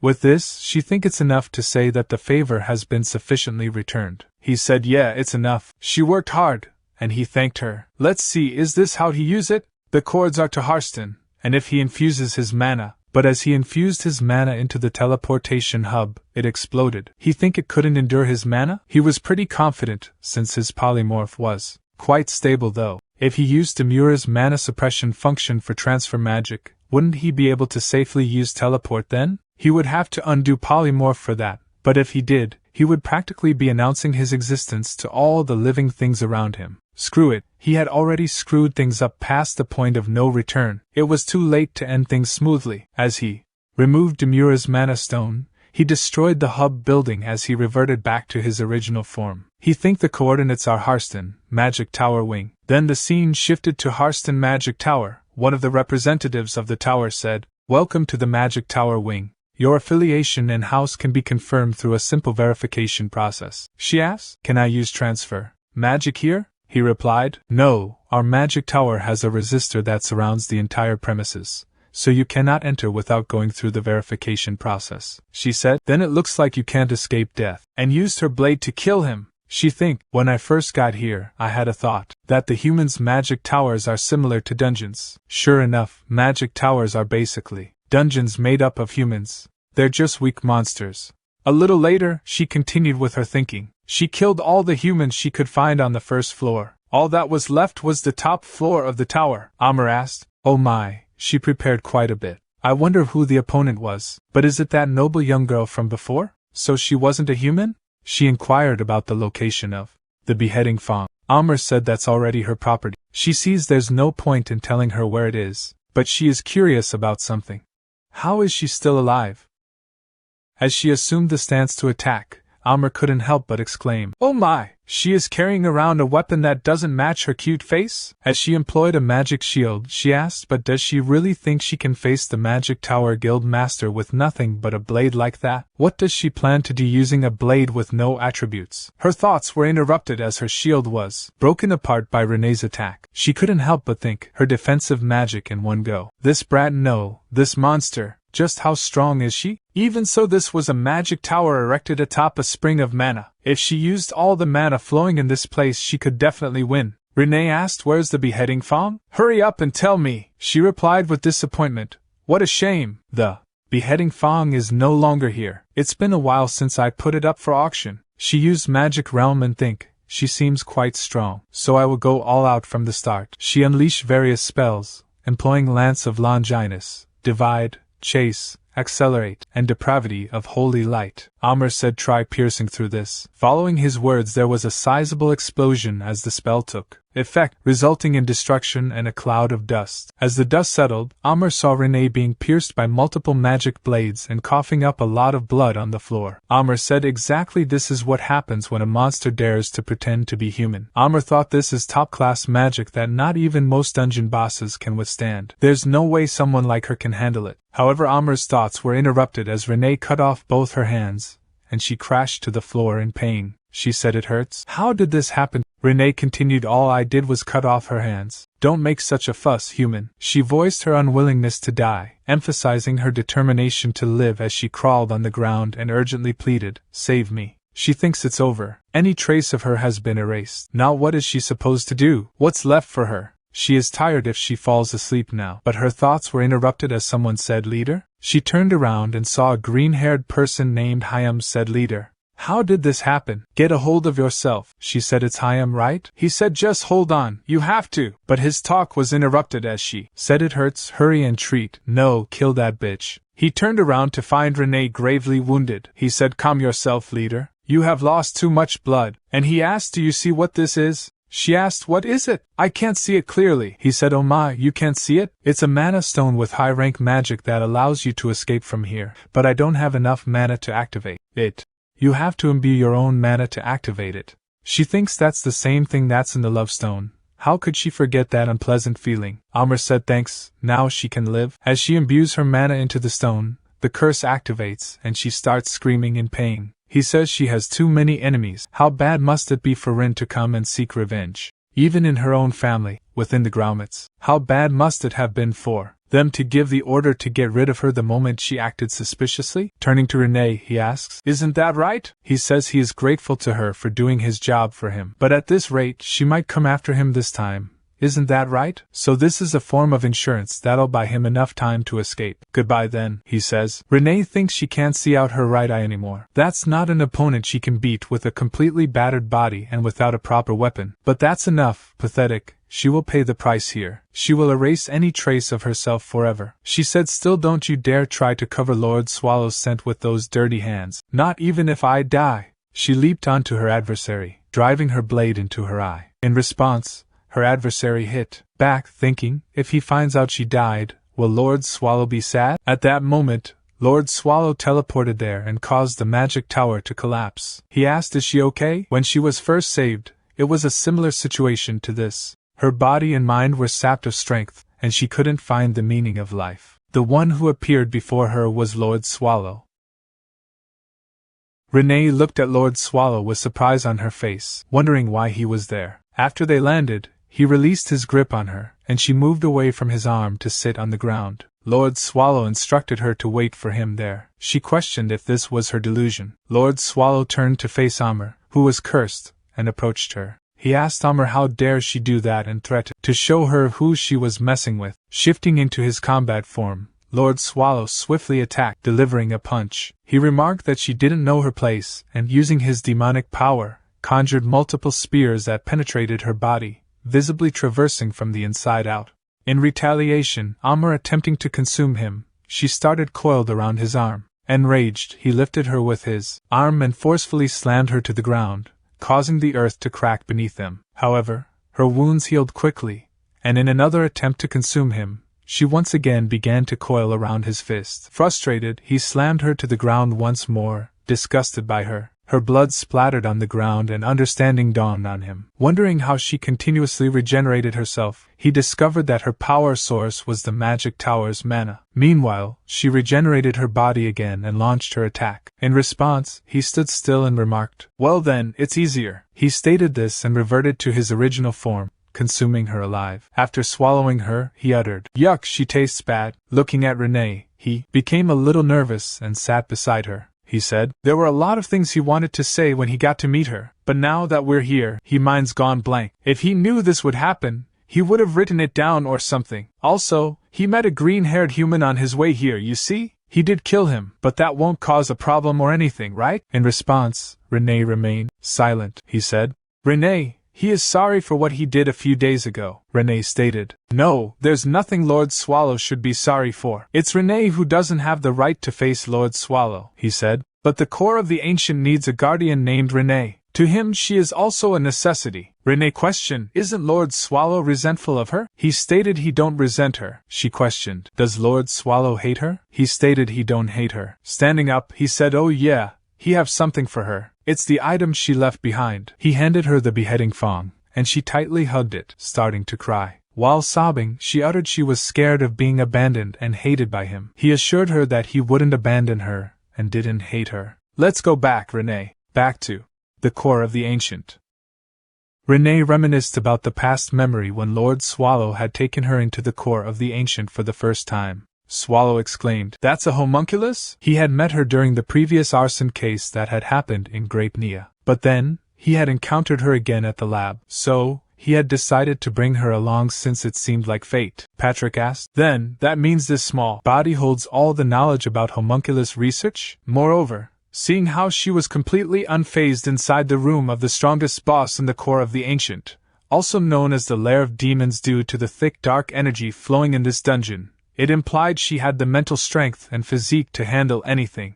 Patrick inquired, Boss, what is he going to do with this child? Swallow replied, Well, he is going to let her live here. It seems like she has a lot of talent, so first, we're going to teach her how to fight. And if teaching doesn't seem to work, let's just let her live in peace. She has experience as a maid, so maybe we can have her cook or something? Patrick exclaimed, Wait a minute, boss! Is he being serious right now? Who's going to educate her? Swallow pointed towards him and said, You, so cheer up. Patrick asked. No, why him? Swallow replied. Don't play so hard to get. He was bored since he had nothing else to do, Patrick thought. Well, being a homunculus, her physical abilities will certainly be outstanding, and there may still be some lingering subconscious resentment toward humans. He then asked, So boss, what's the child's name? Swallow said, What was it? He believed he heard it before when they first met. Renee tried to speak and finally said, Lelo. Patrick asked, Is Lelo her full name? Nothing more? Swallow asked, Do he need more? Patrick asked, Since boss is the master, why not make her a new one? Swallow thinks to himself, after a little thinking, What about Renee? Patrick replied, That's nice. Then it would be Renee Lelo. And he's sleeping again, damn boss. He sat down and said, Alright then, Renee, let's start by learning how to smile. Back to the present, Patrick asked, Is he smiling in this situation? What on earth did he do at Harston to make the ground shake like this? Did he dance wildly in the middle of the village or something? Swallow responded, You know there's always an exception in a monster's life. Patrick pointed towards Mel's and asked, So what's that exception? Swallow replied, Well, this is also quite a long story. Patrick interrupted, Wait boss, did he just kidnap a child? Swallow scoffed, Does he really think he bothered to do something that troublesome? Patrick questioned, Anyway, where's Renee, and why did he bring this kid instead? Swallow explained, You see, he met Renee at a human village. Patrick exclaimed, So he did meet her. Was she injured? Swallow replied, She looked tired. Perhaps they were restricting and limiting Renee's life. Patrick added, No, if he had been rejected, just say so. Why is he expressing it so poetically? Swallow stated, Well, so from now on, he will have to wear a maid costume and manage the dungeon. In response, Patrick said his resignation letter is always ready, boss. He then asked, So what is he going to do now? Swallow sighed and said there's nothing else to do but wait here, he guess, since he don't know when she'll be back. Patrick said he understood, and he thought it was best to leave the boss alone when he was in this state. It may be tough and depressing, but after some time, seeing Renee, Patrick said, Boss, she's here. Swallow asked, Who? Patrick asked, Who do he think? And said, The one he have been waiting for the most. At that moment Renee approached and asked, Lord Swallow, have you eaten yet? And said if not, would he like her to prepare it now? Seeing Renee's right eye, Patrick turned to Swallow in surprise and asked, Boss, did he? He stopped midway in his question as he noticed one of Swallow's eyes was missing. Patrick thought, did he finally go insane to give her that? Or was he sincere enough to give it to her while being sane? The scene transitioned to the conclusion of Swallow's final battle at Harston. Swallow said her right eye, it's completely ruined. If she could see properly, would she have been able to tell it apart? Just like he said before, if she still has that heart, she doesn't care when, just look at it properly, and give him a original love stone next time. Back to the present, Renee happily said. Now, she will always be with Lord Swallow. The following day, as Mel's woke up, she wondered where she was and what had happened while rubbing her eyes. Mel's was shocked as she saw Patrick in front of her sharpening a knife. Trembling, Mel's said, "She is dead," and asked, "Is he the Grim Reaper? And is this hell?" Patrick stated, "Excuse me, but this isn't that kind of place. This is the core of the ancient." Mel's questioned, "What?" And she stated, "Then he is not the Grim Reaper." "But Patrick?" In response, Patrick stated, "She is quick to catch on." As he stood up, he said, "He don't know when he will wake up." He moved towards the nearby sleeping Swallow, and while hitting him stated, "Boss, wake up." Swallow questioned, "He was just having a nice nap, what now?"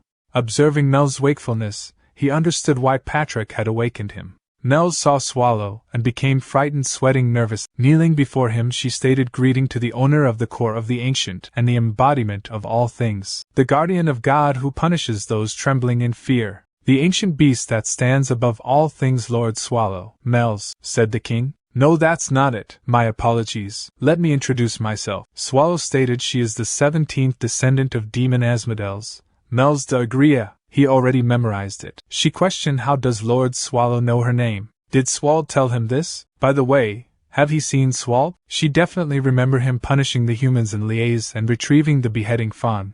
But Swallow said it, him. She asked Lord Swallow, "What did he just say?" Swallow stated, "He is Swald," making Mel's nervous again. While Mel's thinks, then, what disgrace have she shown toward Lord Swallow? As Patrick turned to Swallow, he questioned, "Boss, the words that Demon King Mel's stated about the topic of punishing the humans in Liaise, what have he not told him?" Swallow became aware that Patrick was now interrogated him intensively. At that moment, at the border of Grapenia Forest and Harston territory, an individual chuckled and inquired, "What's going on?" They said not to enter, but nothing happened. "This forest is teeming with herbs and mushrooms." Soon after, he spotted a person lying nearby, visibly wounded. As he drew closer, it was Nifrim in need.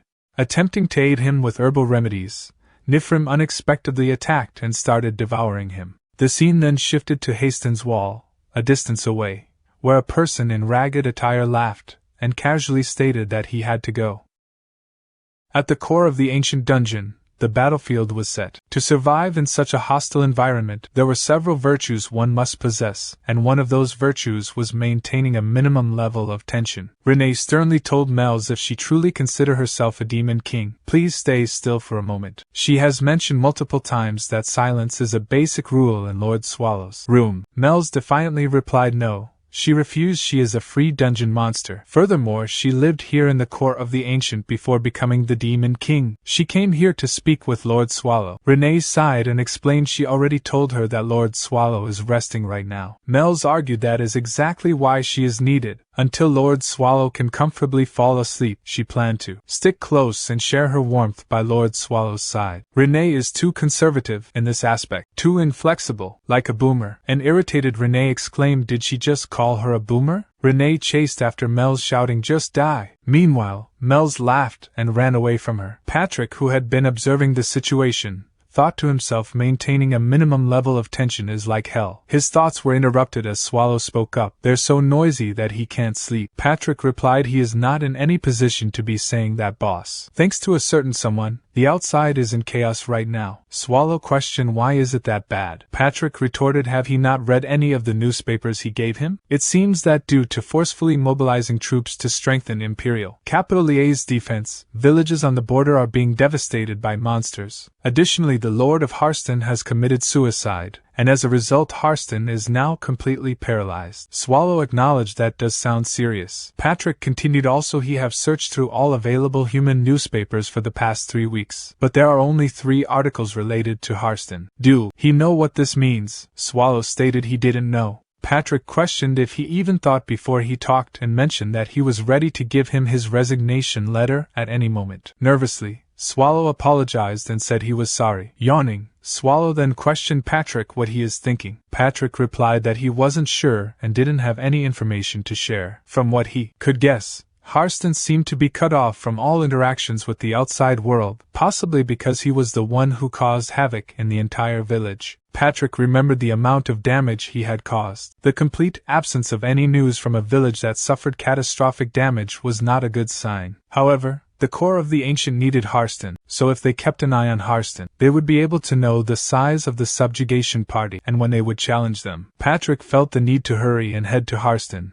as he didn't know what might happen if he waited any longer. Swallow wished him a safe trip, and told him not to push himself too hard. He thinks, hoping that Patrick would go on his own. Patrick assured him that he would come back as soon as possible. Swallow was surprised by this, and waved his tail in excitement. He thought to himself that he just had to tell Patrick to go so that he could finally get some sleep. However, Patrick interrupted his thoughts by mentioning that he thought it would be tough for him to go alone. He suggested that it would be better if at least one person accompanied him. Swallow turned around to select a person to go with Patrick, but noticed that Renee and Mel's were fighting with each other. Swallow considered Mel's as a first candidate but realized that she was dangerous. He compared her to explosion magic, and if she used any of the magic she used back at the capital, the village would be destroyed forever. Then he turned to the second candidate, Renee, and thought about her nature. In his thoughts, he pondered she was good, and if she should stay here. He believed that Renee is far more dangerous than explosive magic, and staying still would be helpful. So he begged her to just stay still, please. His thoughts were interrupted by Patrick, who suggested that the boss accompany them on this mission since it was uncertain how long it would take. Swallow believed that he was already caught in Patrick's trap and couldn't escape. He felt like he was being dragged away. Realizing something, Swallow stated that it seemed like he was the best option for this situation, but unfortunately he couldn't use polymorph because he had broken the Daimalaira something bracelet. Patrick understood and said that if he didn't have the bracelet, he couldn't come with him. Swallow happily thought that it worked and he didn't have to go. Now he could finally get some sleep.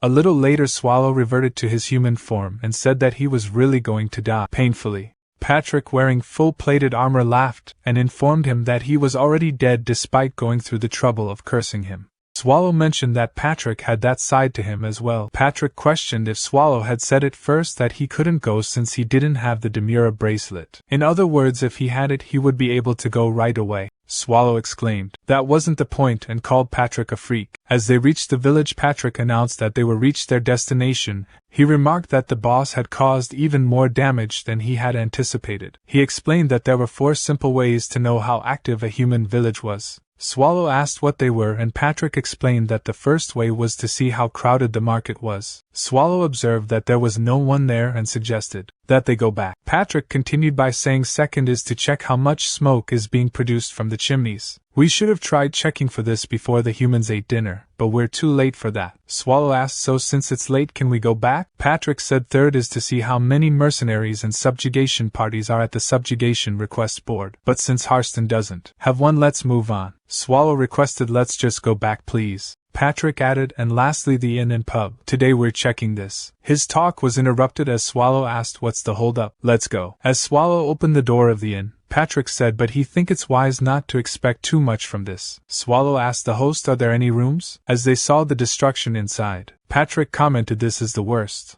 This village is not functioning like a normal one at all. Then the scene shifted to a number of corpses, and an undead sorcerer used a magic spell on the corpses, causing them to start moving. He said, everyone has worked hard. After we get through Harston, we'll go to the Empire's capital, Liège, the heart of our enemy's territory. Humanity is weaker than ever in the face of the Black Calamity, making it the most suitable time to destroy the Empire. At the inn in Harston, Swallow exclaimed, this is serious to think that the inn would be so empty.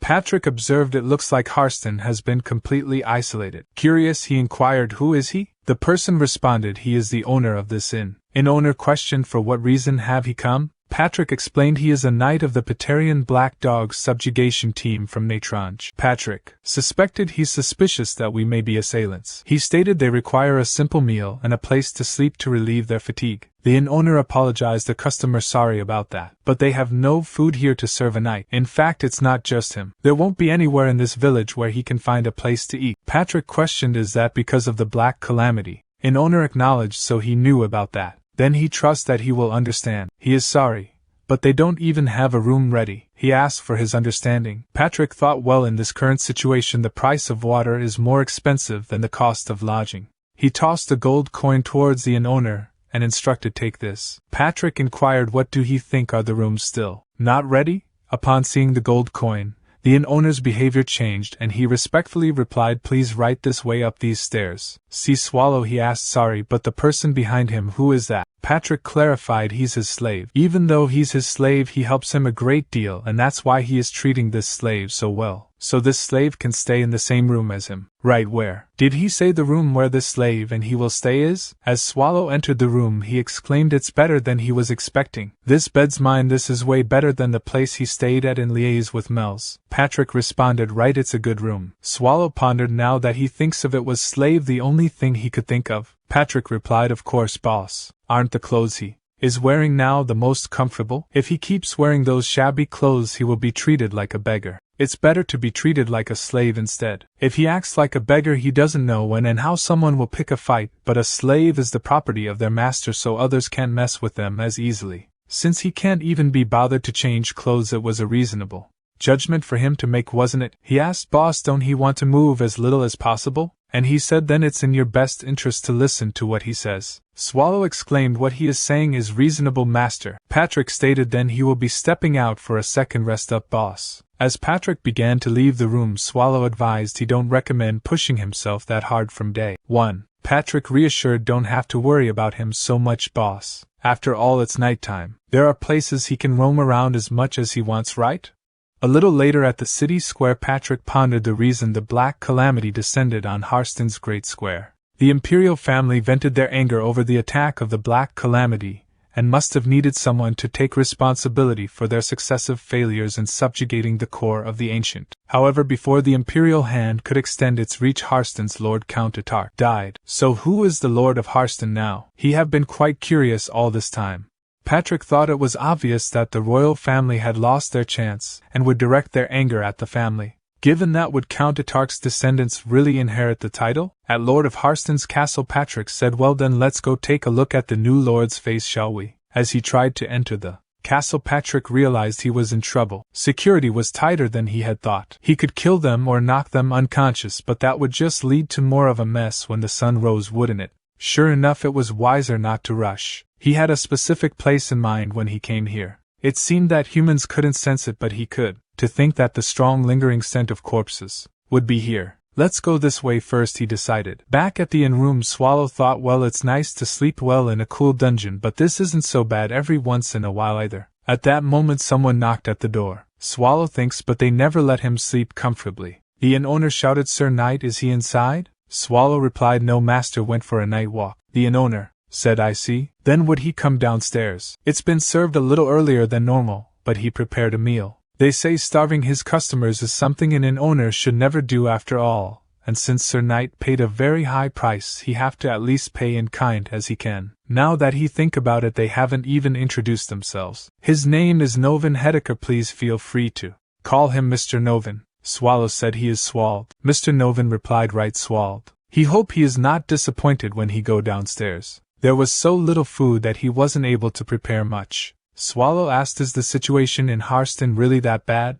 Mr. Novin stated that, as the name suggests, it was quite literally a calamity. Most of the residents who saw the calamity with their own eyes immediately lost their minds. Immediately after that incident, the Lord committed suicide. And after that, as he can see, all traffic to Harston was cut off. Beyond the castle walls, the corpses of the starved line the streets. He doesn't know what he came to see in a place like this, but it would be best to leave as soon as he can. He is going to do the same he sees. He should know well himself what happens to a person when they are cornered. At that moment, a girl with red hair named Rosalina entered the Swallow room through the window.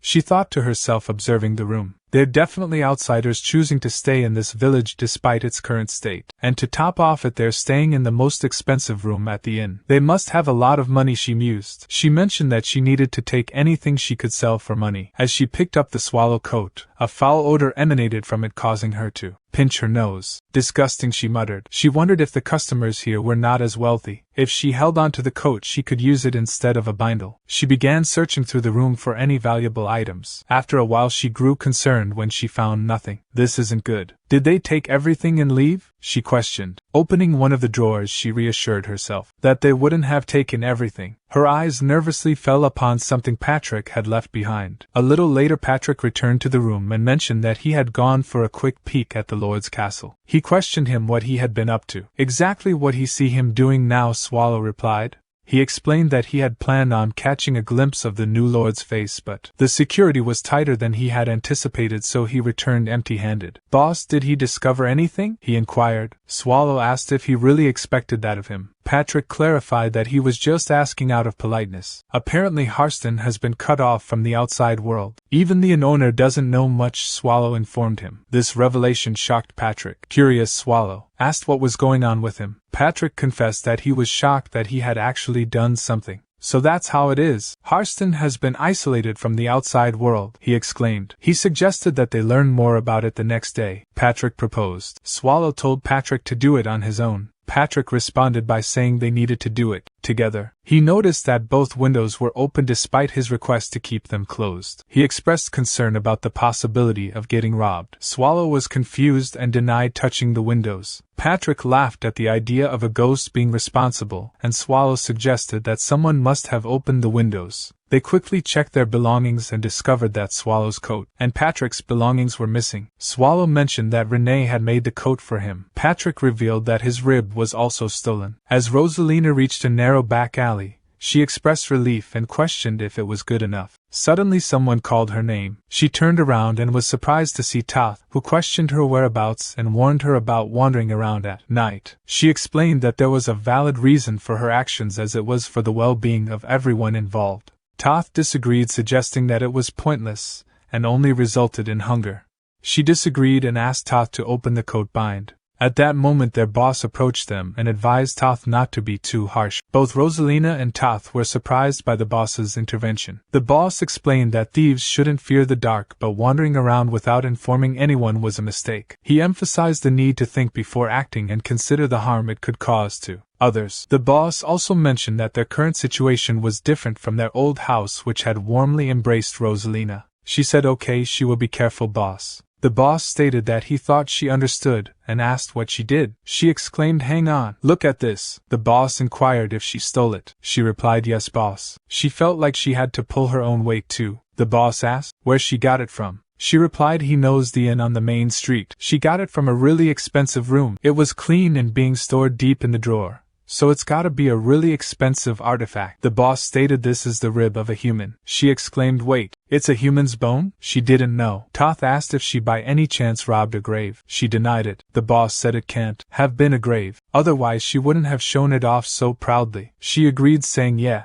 that's right." The boss explained this is a bone used either for someone's wicked hobby or for magic purposes. Toth asked if there is anyone that collects human ribs. The boss replied this world is overflowing with rotten trash that amputates the limbs of slaves to make ornaments out of them. He can't be sure. This could be a human's bone, or it could be the bone of someone who used to be human. The boss thought if by any chance it belongs to someone who studies necromancy or black magic, then it's even more dangerous. It's definitely suspicious, not to mention the clothes. Just looking at it, it seems like shabby clothes that a beggar would wear, but the fabric used is of the highest quality. As he lifted the coat, he heard a noise from the coat. The boss thought brat she was so out of it that she didn't even check the pockets. He checked the pockets and found gold coins in them, making them surprised. She asked, "How much is that?" The boss scolded them, saying, "Fools, this isn't the time to be happy." She protested, but she went through so much trouble trying to find it. This time she went to the right place. The boss believed that customers staying at a luxury inn in a crumbling village should have been noticed sooner. A human's rib clothing made from luxury fabrics and a large quantity of gold coins were involved. There was a realization that they had messed with something they should never have trifled with. At that moment,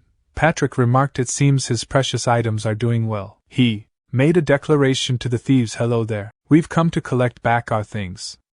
Patrick exclaimed while he really wanted to see them all. "Looks like everyone is safe." Swallow let out a sigh of relief and stated he is safe now. Patrick then inquired, "Those clothes were a present from Renee, right?" In his thoughts, Patrick considered the consequences of leaving another hole in Renee's heart, and concluded he have no idea what would happen, so that's good. Continuing the conversation, Patrick stated either way this is as far as they go. The captain commanded all of them to get back. Patrick inquired is he their leader? The captain questioned how did they find them? Patrick speculated the item must have been crying out for its owner. Swallow interjected expressing her fatigue and stated let's hurry and get back so he can rest. Patrick thinks he will let it go just for today boss since he have been running around for so long. Patrick then addressed the captain saying hey captain of the back alley, you chose the wrong item to steal. Do he still have no thoughts of returning it nicely? The captain retorted is there any guarantee that you guys would just leave if he were to return the item? Patrick conceded that he is right when he thinks about it. The captain sensed something was amiss and thinks even if Rosalina had left traces, they found them too quickly in the dark.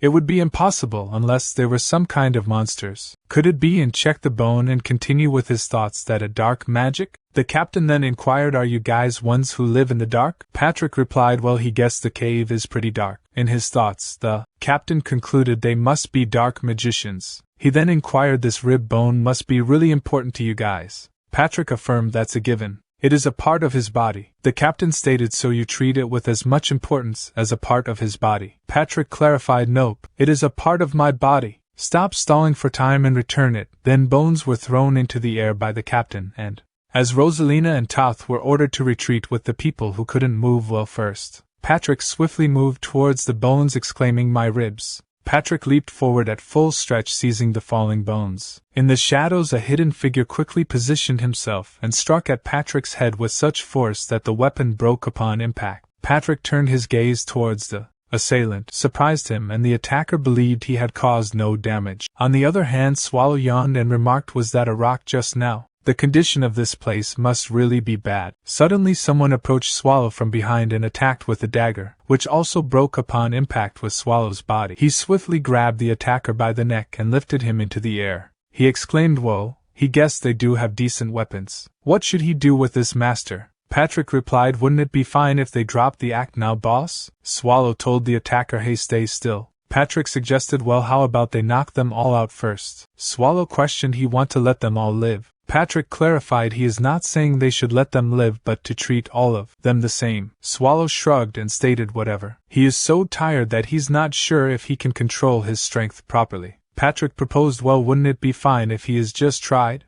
Meanwhile in the core of the ancient dungeon Renee inquired does she think Mr. Swallow is doing well? Mel's replied confidently of course. Renee expressed concern stating it has already been over half a day since Mr. Swallow left. Mel's responded oh I see. It has only been half a day. Renee inquired if nothing should have gone wrong with Mr. Swallow, expressing her worry about whether it is right for just the two of them to enjoy a relaxing break when Mr. Swallow could be starving out there. Mel's replied telling Renee that she is overthinking it and questioning if there is a reason for such a great person to skip meals. Mel's thinks about how many times Renee has brought up this topic. Renee admitted that Mel's is right and she is worrying too much, stating that Mr. Swallow and Patrick are just at a human village and couldn't possibly run into any trouble. Mel's wishes for Renee to stop. Mel's pointed out that the ancient monster is the ruler of all things and the Death Knight responsible for death. Therefore why is she concerned? In the present at Harston Patrick expressed that the situation is more troublesome than he thought. Meanwhile Swallow was happy to have his clothes back. Patrick commented that it wasn't bad for a human to actually surprise him a bit, and mentioned that he was hoping they would have a map since they are thieves but they seem to be unlucky. He suggested that it might be better to hurry and end this rather than dragging it out. He turned towards Swallow to ask a question but became shocked and shouted at him not to lie down already. Swallow responded by suggesting that he should try lying down too, as it's cozier down there than he would think. Their conversation was interrupted by a trembling voice apologizing and confessing to being the one who stole. The voice pleaded them to not involve others and asked to be taken her instead. Then Toth approached and told her to get up, questioning if she think they will let them off with just that. She mentioned the captain but Toth warned her that they don't have the slightest intention to let them off. Swallow realized that they know and ordered Patrick to take care of it. Patrick agreed and started moving towards them. Toth threatened to kill Patrick if he got close but he didn't stop and continued walking towards them.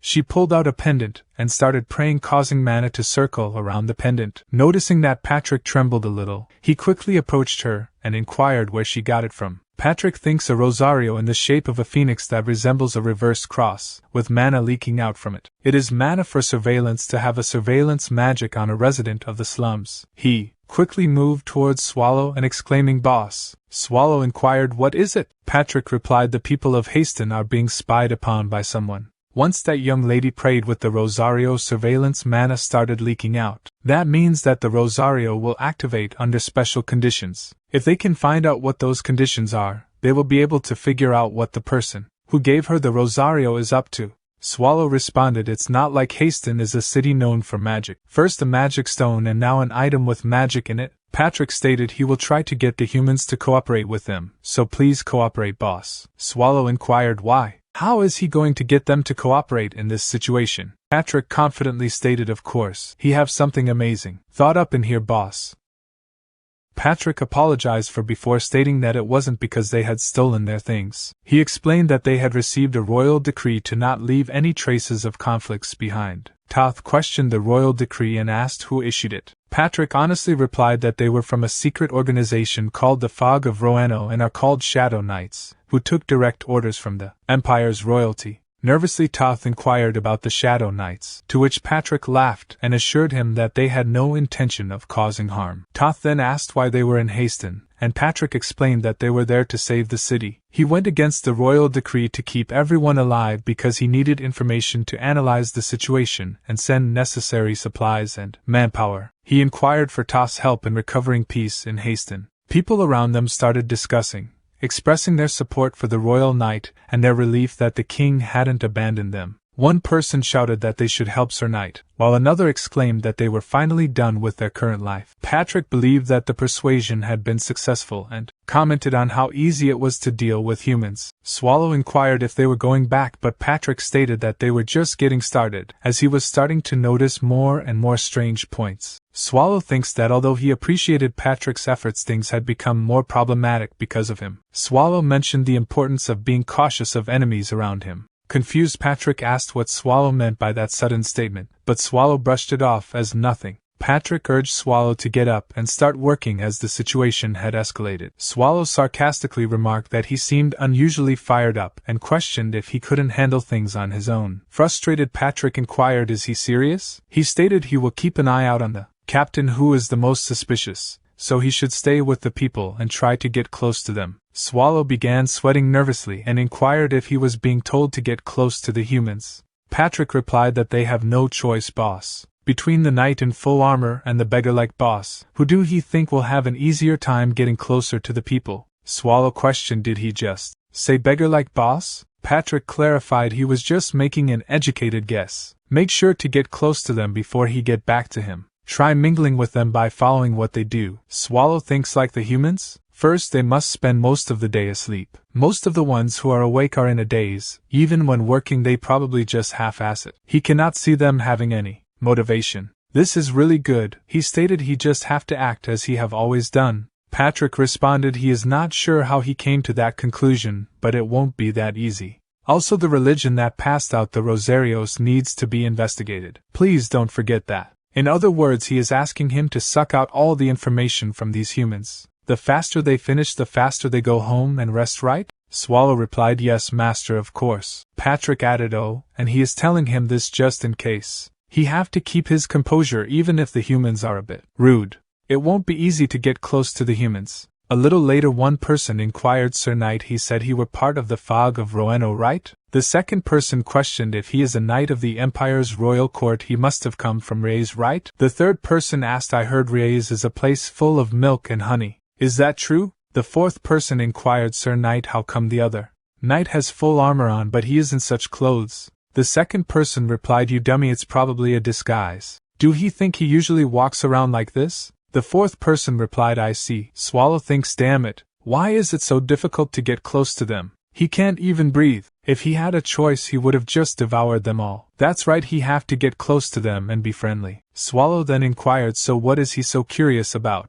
The child replied, "Have he ever had the chance to see Sir Vern and Sir Woo-in person?" Swallow answered, "No, he don't even know who they are, but he believes those two names do sound familiar." Rosalina approached Swallow and apologized, "Sir Knight, she is sorry for stealing their belongings." Swallow responded, "Well, it's fine since he got them back." Toth approached and introduced himself and stated he will be taking charge here as the captain is away. The captain ordered him to fulfill their requests as much as possible. They said they had come here to rescue Haston. Swallow confirmed yes he did. Toth suggested if he want to know the situation the village is currently in, it'll be quicker to see it with his own eyes than to hear about it. If it's okay with him, he will guide him right away. Swallow thinks why is he trying to do that right now? But if he stay here he will be bombarded with questions. Swallow then agreed that's a good proposal. Let's go right away. A little later Toth stated let's go to the residential area first. Swallow inquired where are all the people? The streets are empty. Toth replied he will know when he open this door. Toth pushed open the door and explained they are the people who starved to death. In this place he can't even steal food from their neighbors because there isn't any. Even the ones alive don't know when they'll starve to death. Swallow pondered the dire situation in Haston, contemplating the possibility of starvation leading to death. From the very beginning there had been a lingering curiosity within him. In most cases when a village faced famine the anger and frustration would be directed towards the lord of the territory. The enraged citizens would rise armed with pitchforks and torches ready to revolt against their oppressor. The black disaster had brought Haston perilously close to the brink of famine, yet the people seemed to be succumbing to starvation without putting up a fight. Toth addressing the matter informed him that it had been over a month since the black disaster had struck Haston. Swallow, perplexed by the silence and lack of resistance from the villagers, questioned why the village remained so eerily quiet, and why the people had not risen in revolt against their dire circumstances. Toth inquired, is not he curious, Sir Knight?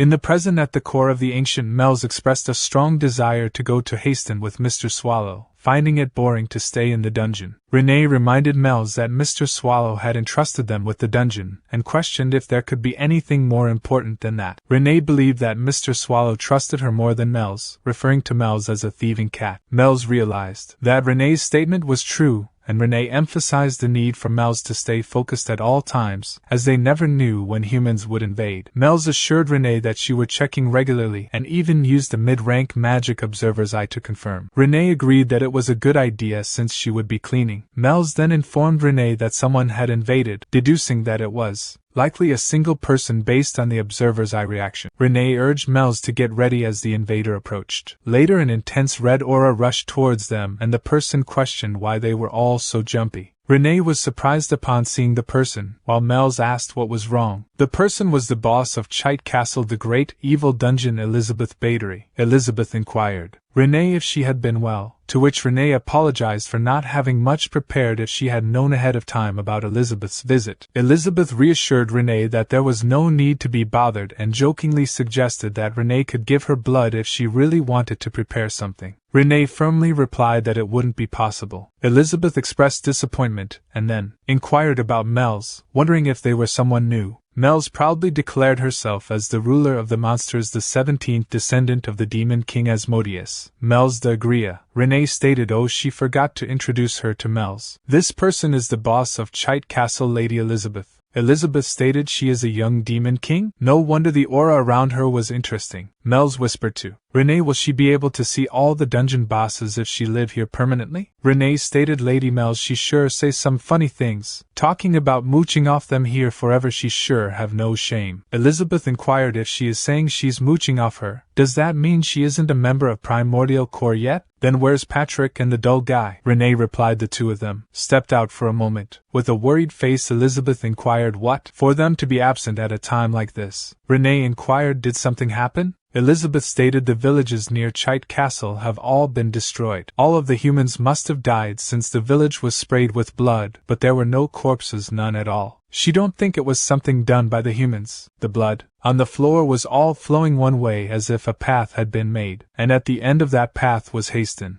What could that mean? Mells wondered to think the corpses all disappeared. Could it be the undead?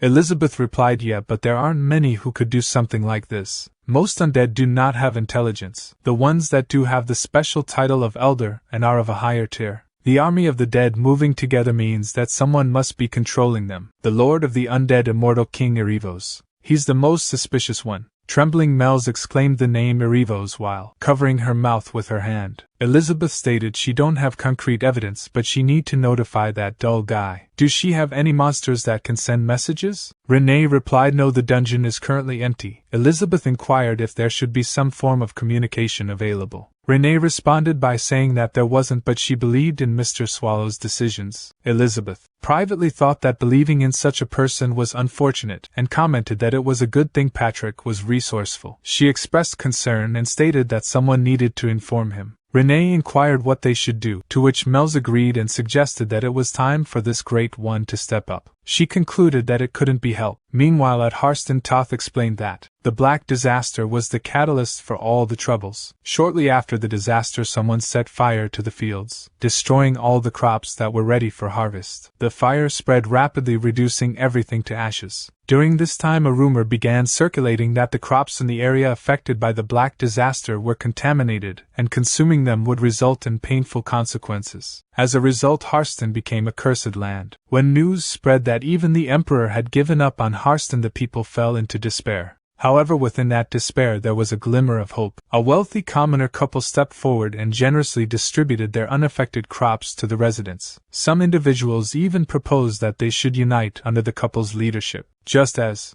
everyone was starting to feel hopeful and believe in a better future, the couple was found brutally murdered in their home. It was assumed that someone with a greed for food had killed them. After that incident, trust among the residents vanished. With no trust, there was no cooperation, and everyone fought to protect their own food, ultimately starving to death. The inhabitants of the back alleys managed to survive thanks to the rumors of contaminated crops. Swallow stated unlike the rumors, they were fine even after eating the crops, right? Toth replied so far yes. Swallow thinks there's no way the crops that haven't even touched his body would be contaminated. Someone must have spread those lies with bad intentions. Toth stated then let's go to the next place. A little later Toth stated at first everyone thought that they would be able to overcome this disaster quickly. And this is the result of being self-assured, since bugs would gather if the corpses were left on the streets.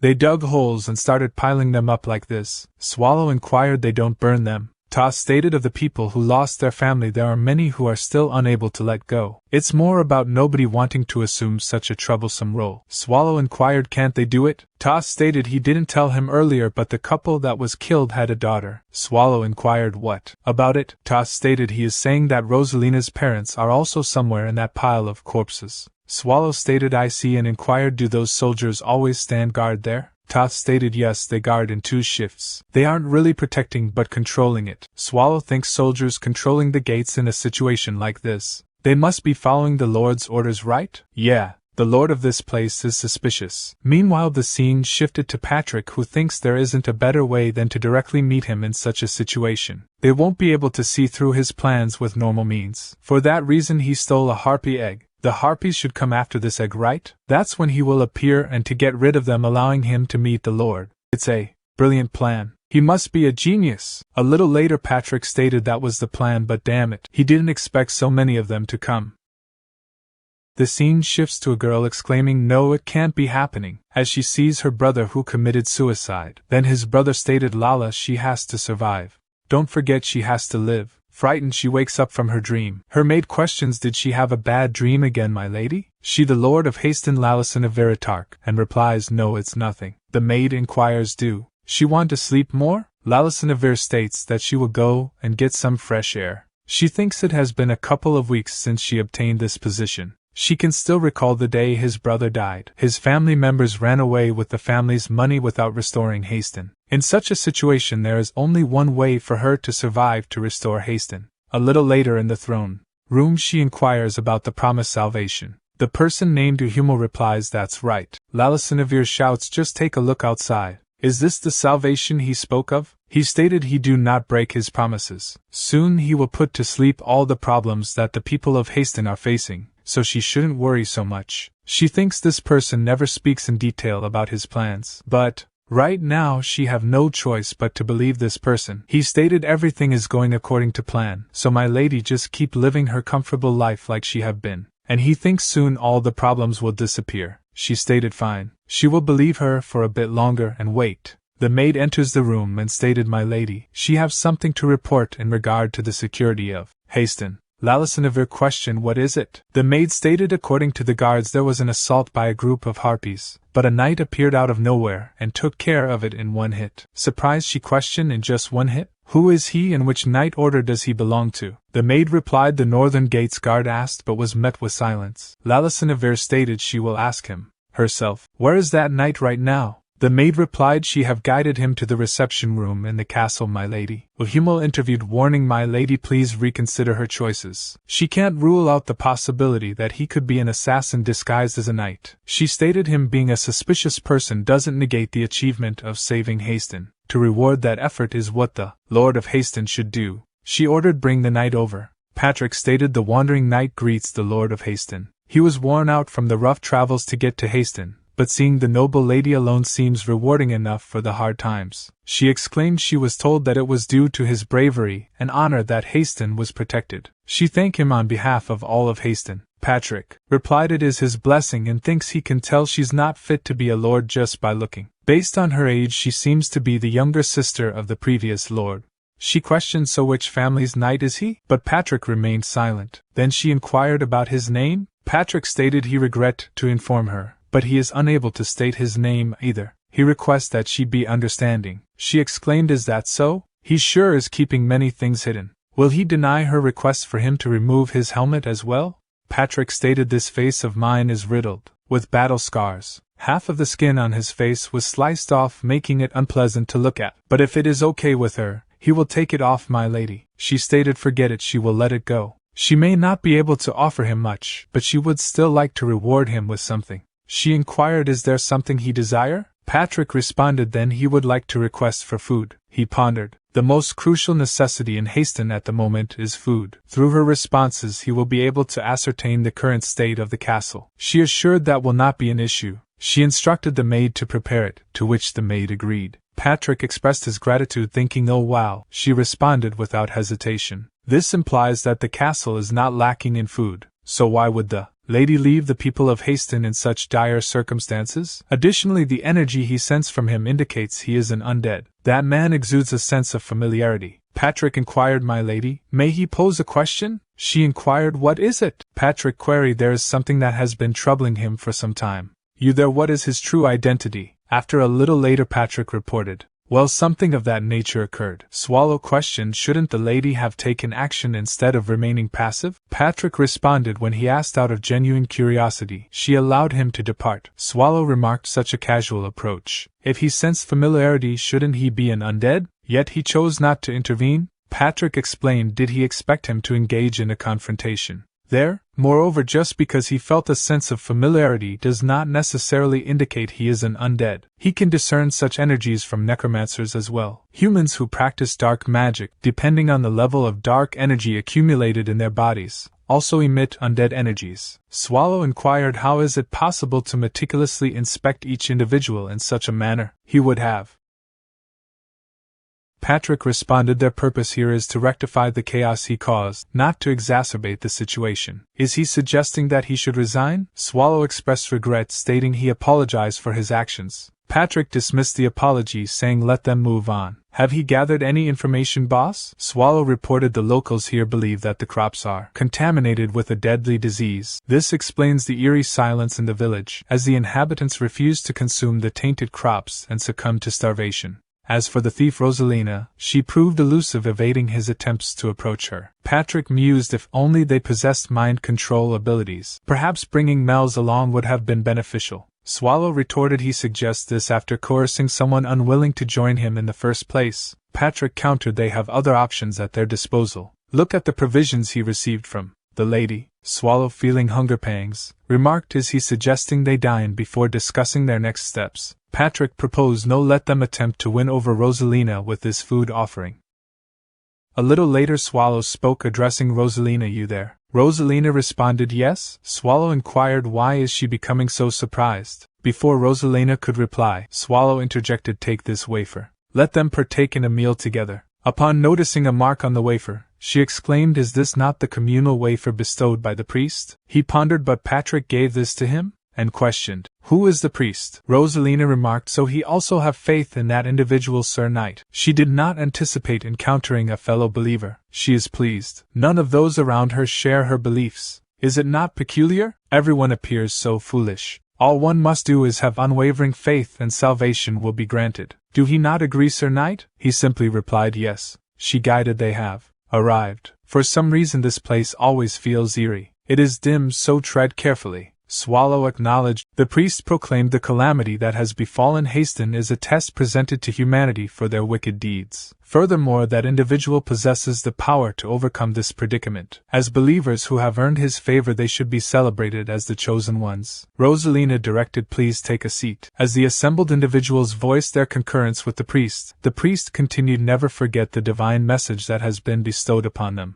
Today once again they shall partake in the blessings provided by that individual." Swallow reflected, "It does not appear particularly extraordinary. Is it merely a form of indoctrination?" Suddenly everyone rose from their seats, leaving Swallow bewildered. Meanwhile she chuckled and remarked, "It seems they have arrived at the perfect time. It is now time for the Eucharist liturgy." He inquired, "What is that?" She explained, "It is when the priest distributes the wafer." He pondered, "That is the same item Patrick received from Lord Haston. Why was it in the Lord's castle?" She quietly whispered, "Sir Knight, this is a secret she share with him alone. It is said that when the Savior of Haston arrives, those who truly believe in him will find eternal happiness." He inquired about this eternal happiness, to which Rosalina explained, "Yes, he will draw closer to them. It is believed that an even greater blessing will be bestowed upon them." Swallow pressed for details on this greater blessing, and Rosalina admitted, "She is uncertain, but surely it would be more significant than a mere wafer resembling meat." The priest approached Rosalina, recognizing her presence. She greeted him respectfully, and he presented her with the day's blessing. Expressing gratitude, Rosalina accepted the offering. The priest remarked on him unfamiliarity, expressing hope for him continued attendance. Swallow replied, "Will consider it." The priest invoked his mana, suggesting that the Savior would appreciate his visits. Swallow, noticing the manipulation, muttered, "This deceitful act. What is the purpose?" The priest, alarmed, dropped the wafer. Swallow whispered, "His illusions may deceive others but not him. Do not overstep his boundaries by probing into his affairs. He may overlook his actions towards humans, but do not test him." The priest, trembling, stammered, "Is he are not human?" Swallow replied softly, "His memory may be faulty, but he will remember him." Rosalina inquired, "Sir Knight, is everything all right?" Swallow reassured her, "It is nothing. He was simply expressing gratitude for the meal provided. Let them depart." Rosalina stated, "Thank him for today." Swallow stated, "Get home safe. There are so many suspicious things that he might not even need the actual evidence. And he thinks this cult leader coming to the isolated Haston, using unknown mana brainwashing and watching over them, as well as the guy with the aura of an undead who was by the Lord's side. With how well everything fits in place, it'll be hard for even him to miss. There's definitely someone behind them." A little later Mel's inquired, "How did he know?" As expected of the great Lord Swallow, Mel's questioned, "What's wrong?" Swallow stated his annoyance has grown. Mel stated she was wondering how bad it would be since he said he destroyed it. "While the view from here isn't that bad." Swallow stated she didn't actually come here because she was curious about that. "Why did she come?" Mel stated Lady Ursabet stopped by Primordial Core. She said that Haston would face the undead soon. Swallow inquired, "Ursabet said that?" Mel stated that's right. She said that she had found traces of abnormal phenomena around Chite Castle, moving in the direction of Haston. Swallow exclaimed, "So that's how it is." Mel stated she also added that the person most likely to be responsible for this is Arivos. Swallow questioned, "Arivos is the most likely culprit. But even that is just a guess, isn't it?" Mel's exclaimed she have thought about it a lot. "Isn't it normal for a place taken over by the undead to be overwhelmed by their numbers?" Swallow replied, "Probably." Mel's exclaimed, "It's not like Haston is in a good state." Swallow questioned, "So what?" Mel stated, "Isn't he curious why he didn't choose that method instead? If her guess is right, he should have used the flow of mana." And she used low-class magic mana detection. She stated she knew it. It was as she had guessed. At that moment the priest approached the pile of deceased bodies. Utilizing his mana he reverted to his original form. He known as the gatekeeper of the decaying corpses in Evil Dungeon. The priest is identified as Simon Magus. Through the manipulation of his mana transformed into numerous black crows that amalgamated to create a manifestation of Lord Arivos. Addressing him, Arivos remarked, "It appears he have arrived." His faithful follower Simon Magus. Showing reverence, Simon Magus bowed before him and stated, "Lord Arivos, the esteemed ruler of the undead, he have come to deliver a final report before his imminent descent upon Haston. Erivos acknowledged he shall not overlook his dedicated efforts. Simon Magus affirmed he have exerted himself in his service. Inquiring further, Erivos questioned what news do he bring. Simon Magus disclosed an unforeseen party has interceded. Erivos noted coincidentally he have received a similar report from a Hummel. Did the individual in question emit an aura of undeath through their attire? Simon Magus clarified he did not detect any undead aura, nor were they clad in armor. However, a sense of darkness emanated from him. Erivos pondered a being, shrouded in darkness. Seeking insight, Simon Magus inquired, might there be significance to this, my lord? Erivos dismissed no, it is improbable for him to take action. Regardless of any alterations, their primary objective remains the conquest of Haston to achieve dominion. Remember the pivotal role this location plays in our grand design. Simon Magus conceded he offer no excuse for any hindrances in advancing their grand design smoothly. Erivos disclosed as per Hummel's request, he have dispatched Masham to reinforce the subterranean cells within the Lord's stronghold. Do he require assistance with the uninvited guest as well? Simon Magus assured he is capable of handling the situation. Should the need arise, he will request aid in due course. Erivos concluded very well, he entrusts the decision to his discretion. Simon Magus static, yes, my lord. And he thinks there isn't much time left until the undead descend upon the entire surface. Soon there will be no one capable of stopping them, unless that monster comes. Other than that, no one will. Swallow questioned Mel's, can she find out where the person who cast this spell is right now? Mel's exclaimed, there's no way to be sure. However, giant magic spells like this usually use the flow of mana on the surface to maintain himself. He questioned, then that means the caster should be nearby to maintain it. Mel stated that's a possibility, but also not always. There's a way to use a medium to constantly direct the flow of mana. This is just her guess, but for the magic spell to cover all of Haston and for the medium to support it, wouldn't it contain a great deal of mana? A medium that can forcefully redirect the flow of mana shouldn't be something that can just be buried in the ground. What she's trying to say is, the most likely place for it to be hidden in would be there. That place is the most suspicious, the Lord's castle. Of course, she's not 100% sure. It's just a guess. He thinks he don't know what they're up to, but he is sure they'll come running out if he just turned this place upside down. And Swallow stated since Patrick should be over on that side. And inquired her, she is not busy at the moment, right? She exclaimed, of course not. Swallow stated, then let's go to the castle together. Mel's questioned, but why? As she laid eyes on Swallow, she started trembling. Swallow stated, isn't it about time for one of the 7 evil dungeons to be replaced? Meanwhile, Patrick pondered, this location appears to be the most suspicious. The stench of decaying bodies emanating from below has intensified significantly. It is quite dubious, this odor. Furthermore, this underground prison serves no purpose in these circumstances. The noises emanating from the innermost chambers only add to the unsettling atmosphere. It is not surprising that a foul smell lingers. It has been some time since he have encountered a cleaver. Patrick inquired, he apologized for interrupting his work, but may he inquire about the identity of his master? The creature turned around and launched an attack at Patrick. However, Patrick remarked that strike was befitting of his stature, yet he refused to be struck by such a sluggish assault, correct? Is this all the strength he possesses even when utilizing both arms? He is disappointed. The fact that he is openly engaging in such actions within the castle's prison implies collusion from that individual and even Lord Haston, correct? Regardless of the circumstances, he no longer need to operate covertly now that he is certain he may simply vanish. Patrick swiftly dispatched the creature. He remarked that was revolting. Suddenly someone approached him from behind and attempted to strike him, causing his helmet to fall off. Patrick exclaimed, goodness, that was quite a surprise for a Dullahan to appear in this location. What could be his intentions?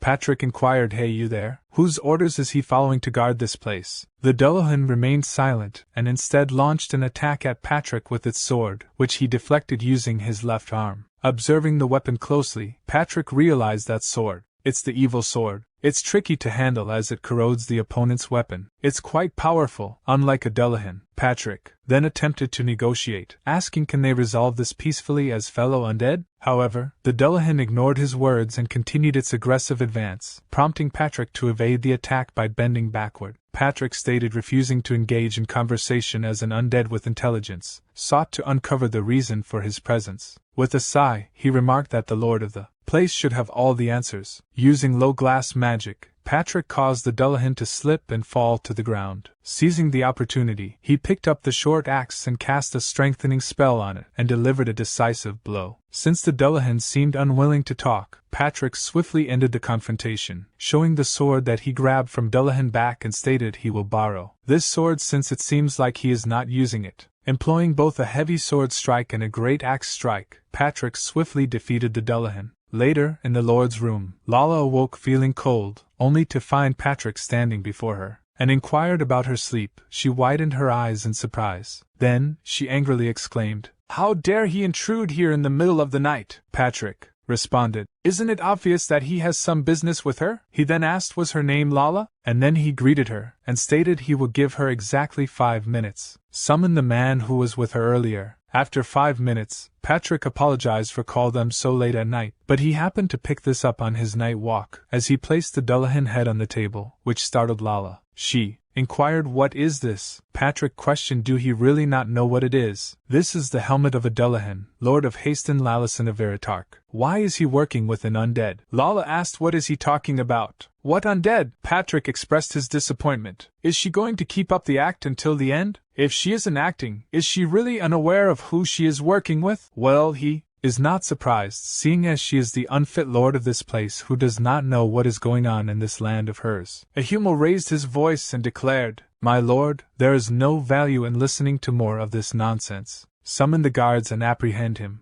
However, before he could continue, Patrick interjected, stating he personally eliminated that Dullahan in the mansion's basement prison. Lala, visibly nervous, inquired, "In this basement prison?" Patrick confirmed, "Yes, in her basement prison lie piles of corpses. If he may offer another piece of information, the individual next to her is also undead." Patrick said that while drew his sword and pointed it towards Ahumel. Upon hearing this, Lala exclaimed in anger. She refused to believe his accusations. Do he think she would accept such claims simply because he said so? This man has promised her the salvation of Haston. Accusing him of being undead jeopardizes the safety of Haston. Patrick chuckled and inquired, "So is she suggesting that she knows who has been threatening the safety of Haston?" Ahumel interjected, urging both of them to calm down. "Sir Knight, you mentioned earlier that this helmet belonged to a Dullahan. Dullahans are not creatures one encounters easily." Patrick became excited and exclaimed, "He knows that?" He was just as surprised. He even doubted himself seeing such a high-level undead in this place. Moreover, that Dullahan felt peculiar. It didn't speak, despite its expected intelligence as an elder undead.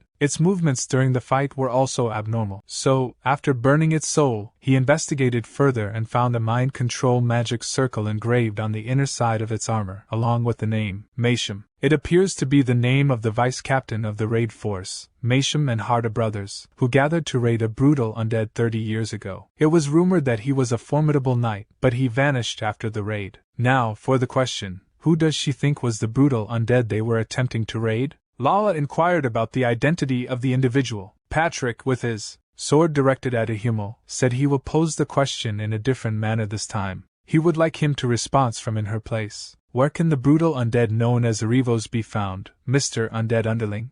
Lala, with cold sweat running down her face, asked. She's not sure what he means. Isn't that the name of a boss in the great evil dungeons? Meanwhile, Ahumel started laughing. Lala questioned, "Didn't he say he would save her and the territory?" Ahumel, with a sinister smile, replied, "Of course. The plan might be changed, but he guessed it can't be helped. A peaceful resolution is now out of the question." Lala inquired, "What is he doing?" Ahumel didn't respond and was about to cast a spell when Patrick quickly intervened, cutting his arm and stating, "The two of them should stay still." Lala then asked, "Is it true that he is an undead?" After transforming back to his original form, he declared he is Ahumel. He will eliminate her and all others in this territory, turning it into a land of the dead. She should feel honored that beings like her is being offered the chance to be saved. This is all part of the plan of the Lord of the Undead, the immortal King Arrivos. Patrick expressed, he never could have imagined such a scenario. Aren't the undead known for fighting in large numbers? He never expected them to invade in such an organized and strategic manner. Ahumel remarked he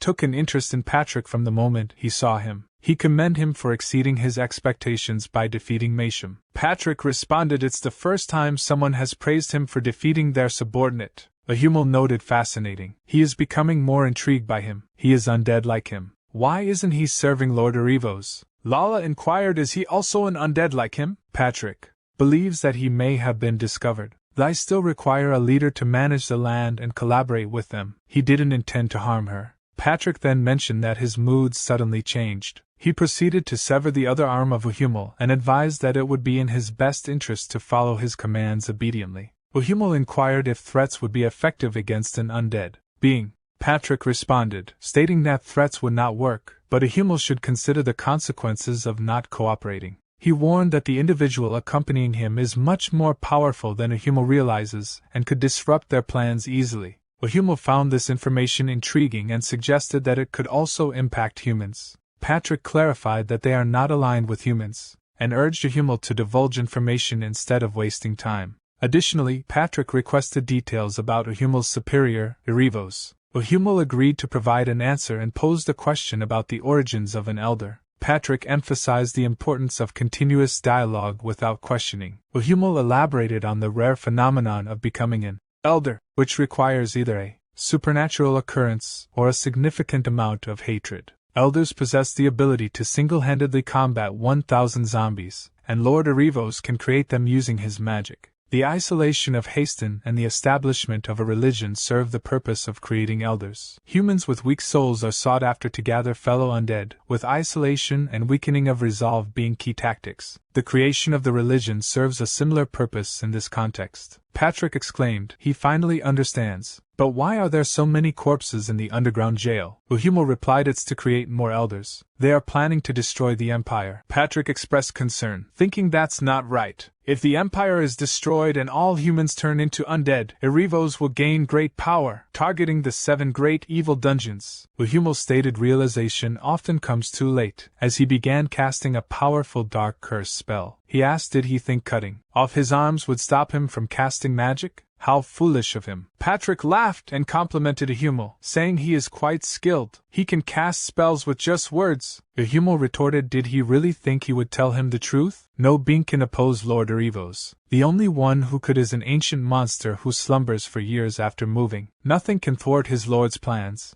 As Uhumel prepared to attack Patrick with another spell, Patrick broke free from the binding spell using sheer strength alone. Patrick inquired, is that so? May he ask one question? If he was to organize all that he has said, whatever his great plans might be, if the ancient monster appears, whether it be him or Arivos, their plans will be ruined, correct? But Uhumel exclaimed, what nonsense is he talking about? Suddenly, the roof of the mansion collapsed and fell on Uhumel, with Swallow sitting in front of Patrick. See that? Patrick remarked, that was such perfect timing.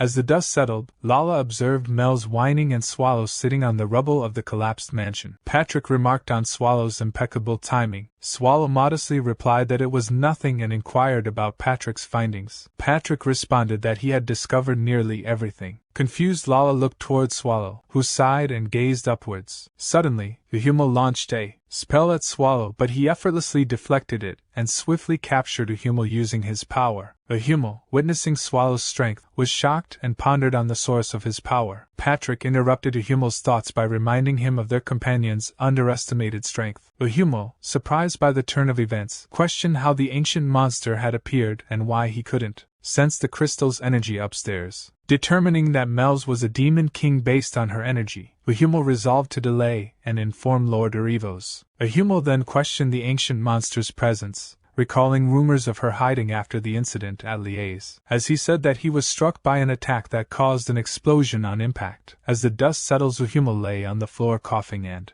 declared, you guys are already too late. Mel's retorted, he sure talk a lot, and cast a spell at Uhumel to erase his soul. Swallow remarked, would you look at that? He's still laughing? Mel's explained, maybe it's because he's undead, but he's pretty persistent. Just before Uhumel's soul vanished, he cried out, worship him. Their lord has descended upon this land. Patrick inquired, boss, does he know what that meant? Swallow replied, yes, he see it. He sure is putting a lot into his entrance. Meanwhile, outdoors, some people playing chess noticed a peculiar sky. One of them asked, look, doesn't the sky seem a bit weird? The other person questioned, how so? At that moment, Rosalina was running while glancing backward. Thoth called out her name, and Rosalina asked he was awake. Thoth responded that's what he should be asking her. Where has she been? Rosalina mentioned that she went for a walk at Jarbet Plaza to clear her head, but then regretted mentioning a place affected by pollution. She apologized in advance, expecting him to be angry with her. Thoth, surprisingly, did not get mad and mentioned that the captain and others decided to leave Haston the next night. The captain doesn't trust the knights, and Thoth offered to explain more on the way. Later, at a place with piled-up dead bodies, Thoth thought about Rosalina's parents buried there and mentioned they wouldn't be able to return once they leave. He left the choice up to Rosalina on what to do next.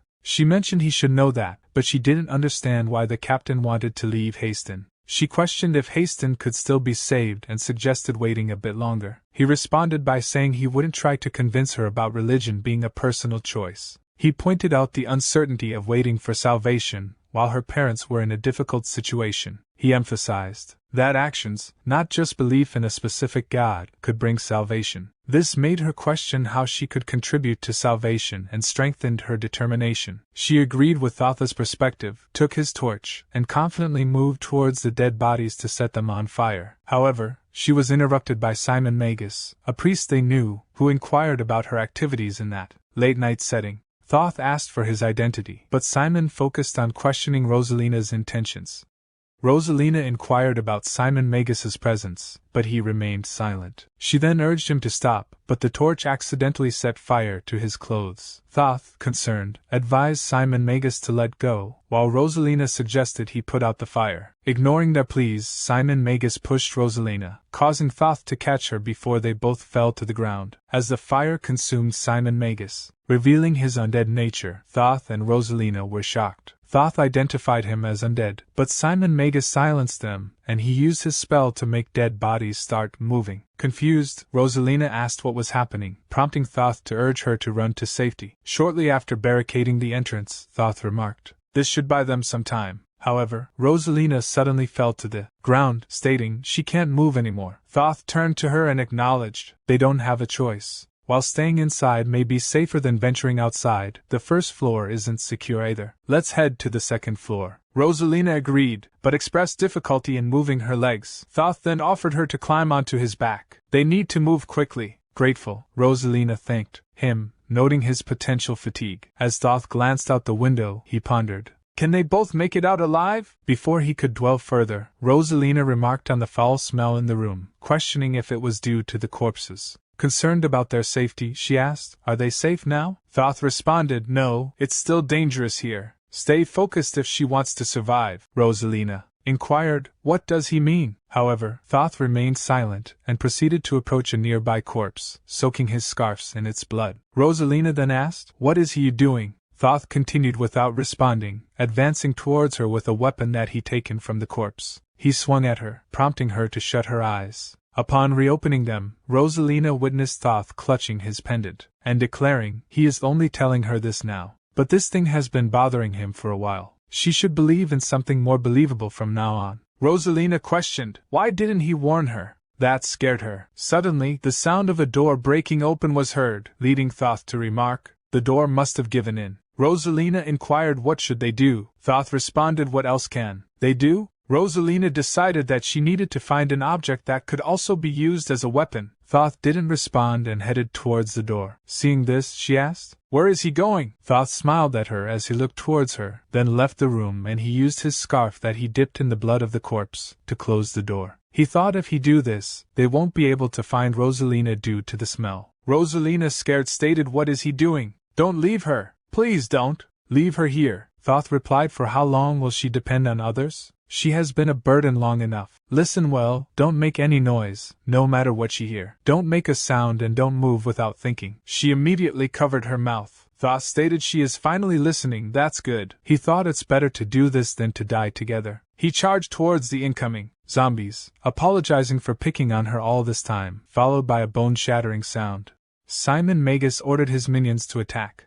On the other hand, the people of Haston gathered together and marched towards Lord Mansion by saying that's an eerie red sky. This must all be because of that new lord. They knew something was weird. She hasn't even shown her face once in the past few weeks. The heavens must be angry. In that instance, they heard the screams of person who walk up to them, saying it's dangerous. But people don't heard his mumbling and ask what's wrong with him. Is he hurt? Then a person with blue hair came forward and he will take a look at his wounds. The person next him asked, you guys are from the Magic Tower? The person with blue hair replied yes, he was a trainee at the Magic Tower's Wing Guild. Then trainee used his healing spell, but he immediately remarked he isn't bleeding from his wounds. Seems like this blood's someone else's. The person that is in the front stated, hey guys, there are more coming. This person behind him asked everyone who can still move should have already gathered. Who could it be? At the moment, the person that is treated by trainee mage of tower stated, shouting, the undead are coming. The persons that are in front become nervous as see an undead. They started asking what is that? But the undead instantly rushed towards them to attack, but a knight appeared and immediately defeat the undead. Then the knight turned towards the gathered people and stated, undead aren't as strong as they seem. So choose, are they going to run, or are they going to stand together and fight?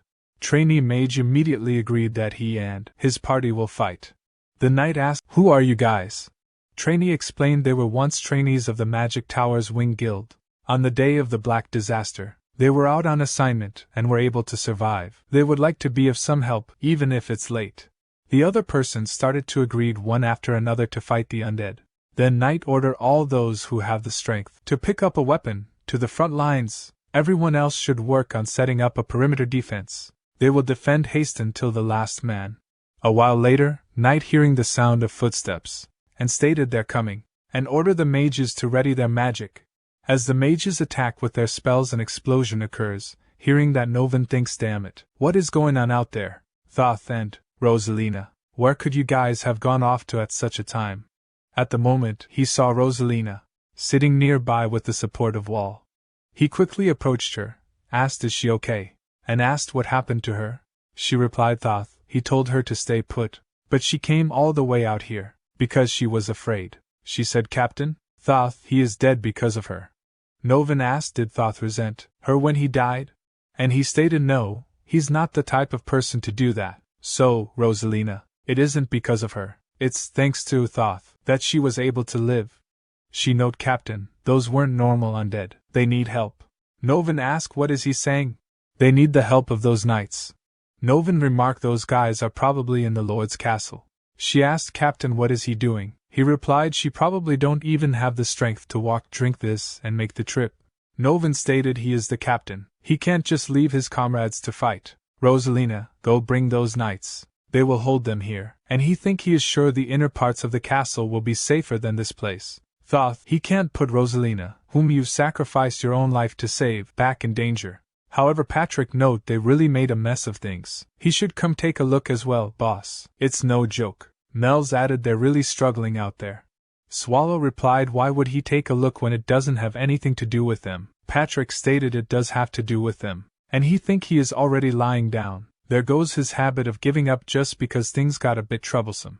Patrick note, looks like the humans are at an advantage at the moment. They aren't doing bad? While yawning, Swallow asked, how long do he think it'll take? Patrick replied, it won't be long. They have plenty of arms, and the perimeter defense is pretty good for something put together in a rush. However, if that's all they have, they will quickly tire out and be run over by the thousands of undead. On top of that, according to Hummel's words, there should be an elder mixed in with the undead. Doesn't it seem like Arivos put a lot into preparing this? Boss? He that they should slowly start repaying the favor. Swallow remarks, repaying, of course they should, but they have something to do before that. Patrick asked, what is he planning to do? And then he stated, don't do it. But Swallow replied, he thought you told me to do some work. Then he moved towards the Lord of Hasten and asked her name. She replied, it's Lala Sinaviratark. He note, Lala whatever. Good, he memorized it. Then introduced himself by saying he is Swallow, and asked, she want to live, right? Patrick asked, hey boss, what is he saying? We need to kill her. Swallow noted that was what he was planning to do at first, but he changed his mind. Patrick asked, what is he thinking? Isn't Hasten already past the point of no return? Swallow remarked, think about it, Patrick. Isn't the reason why they are about to give up on Hasten because of the undead? Patrick stated, yeah, pretty much. Swallow noted, if all the undead in Hasten were to disappear and the Lord of Hasten were to act according to their words, there's really no need to give up on it, right? Patrick remarked, he thought you would say something weird, but he guessed it's something worth considering. Then he thought to make use of the Lord instead of killing her might not be such a bad idea. Patrick asked, but don't the humans have loose lips? Mel's added, that's right. There's no way the humans who have learned the truth will keep it a secret. Swallow replied he don't think they're all like that. He believed that this human has a reason to stay alive. While she might have been scared after seeing him, she didn't avoid looking at him, even after seeing his true form. She seems useful. Patrick remarked, that's true. For a normal human, that's amazing. Swallow thought, does she have something special about her? All the heroes he has met thus far had something special about them, something that couldn't be attained through effort alone. As for this lord, she has the mental capacity to stay sane even after seeing him. She said, that's right, she has a reason to live. Swallow stated he is sure a human like this wouldn't go out of their way to die, right? Patrick asked, is that the only thing you're going off? Swallow said at his gut feelings to that. Patrick remarked, please add something more tangible than his gut feelings. Then he thought, well, it's not really trustworthy. Then he noted, well, what can he say when the boss is adamant about it? However, if things were to go wrong, he will take care of the aftermath. Swallow stated, well, he will think about it. Now, she got the gist of it, and now chose. It'll all be done as long as she say the words, please save us. She asked, then what will happen after that? Swallow explained, it's simple. The undead will be chased away, and until Haston regains peace, Patrick over there will do his best to help out. Hearing that, Patrick shouted, boss, is he trying to sell him off? She asked, then what will she have to do in return? Swallow stated he wondered. He guessed sticking with something simple would be best, and she just has to offer up her everything to him. Nervously, she asked, what is he saying? Swallow stated, offer everything to us. She thought she will most definitely die if she was to decline, whether it be by this monster's hands or from being bitten by the undead. On the other hand, if she was to accept, but she will have lost everything. Would his brother have committed suicide if the black disaster had not occurred? If his brother were still alive, would he have become the Lord of Haston? Would she have been in this position if she wasn't the Lord of Haston? As she did not reply, Patrick turned around, saying, let's just get rid of her. Where did he put his sword earlier? Then Swallow heard footsteps and remarked, someone's coming? Mel's asked how would he like to handle it. She can block it with magic. Swallow remarked, forget it. Just open it. Mel said, got it, and she opened the gate. The person was Rosalina, and she said, they are really here, please help us. The village is overrun by the undead. Everyone is trying hard to fight back, but it's just too much. They need their help. Thoth has died, and the captain said he would be waiting for her. Everyone is holding on as best they can, so please help us. Didn't he say that he would save Haston? As she looked up, she saw Patrick, and she stated, a skeleton. Patrick replied, yes, he is a skeleton. Regrettably, the current situation has turned to the hands of that human over there. Rosalina turned around to see the person that Patrick was talking about. Meanwhile, Lala asked, are the people of Haston dying? Patrick stated that reminds him, it's about time they reached their limits. Ms. Mells, can he ask her for a favor? Mells replied, of course. She was curious as well. She cast a spell, from which a demon appeared. She ordered him to go to the city center. As the demon reached that location, a screen popped up in front of them, showing the fight of humans and undead. Both Rosalina and Lala became shocked as they saw the scene before their eyes. Patrick stated there are ghouls as well. He doesn't like those since they smell bad. Looks like it'll be hard for them to stay alive much longer. Seeing that, Rosalina recalled the memory that she has with the people that are killed one by one in front of her eyes. She started crying while saying, how could they stand by when they have the power to stop this? Aren't they strong? Please kill them all. Please save us. She then turned to Lala and asked, what was she doing when everyone was dying off one by one? Then Lala, the Lord of Haston, asked Swallow, please save us. Those who are still alive in Haston, please save them. Then Swallow moved forward while saying, fine. It's not like it's something hard to do, why not? And he ordered others to let's go. As one of the people fighting the undead fell to the floor, he thought, damn it, who said they were weak monsters? To think that they would all fall so easily. Is this the end for him? As an undead tried to kill him, Mel's landed on the head of undead instantly, killing it. But she said it's so nasty, she should have landed on the roof. Seeing her a large number of undead that are nearby trying to attack her, she cast a spell that burned them in an instant. Seeing her in action, the person remarked, she is an angel. Hearing that, she became angry, and she kicked him away, saying, you worthless human, what nonsense is he saying? Get lost if he value his life. As the person ran for his life, she noted how dare he compare her to an angel, damn human. To think she would end up helping the humans. At that moment, Simon Magus appeared behind her, remarking that she isn't a human but a demon? Using a human form and possessing such large amounts of mana, she should be either a demon king or a dragon. But why is she siding with the humans? Mel's replied she is just doing what she feels like doing. An undead like him shouldn't question a king. Simon Magus laughed and exclaimed, he will figure out the truth after he rip off her flesh. She is a fool who overestimates her own strength. Throw away her humanity and become an undead. What does she think? He is sure she will turn into a strong variant. She replied she is not sure what his is talking about, but she does know that he is the most talkative undead she has seen. That's so annoying. He stated he is the one serving the commander of the undead, darkness of the 10 evils. How would he, Simon Magus, lose to the likes of a demon king like her? She replied she is not sure what he is talking about. She is not the one that will be facing him.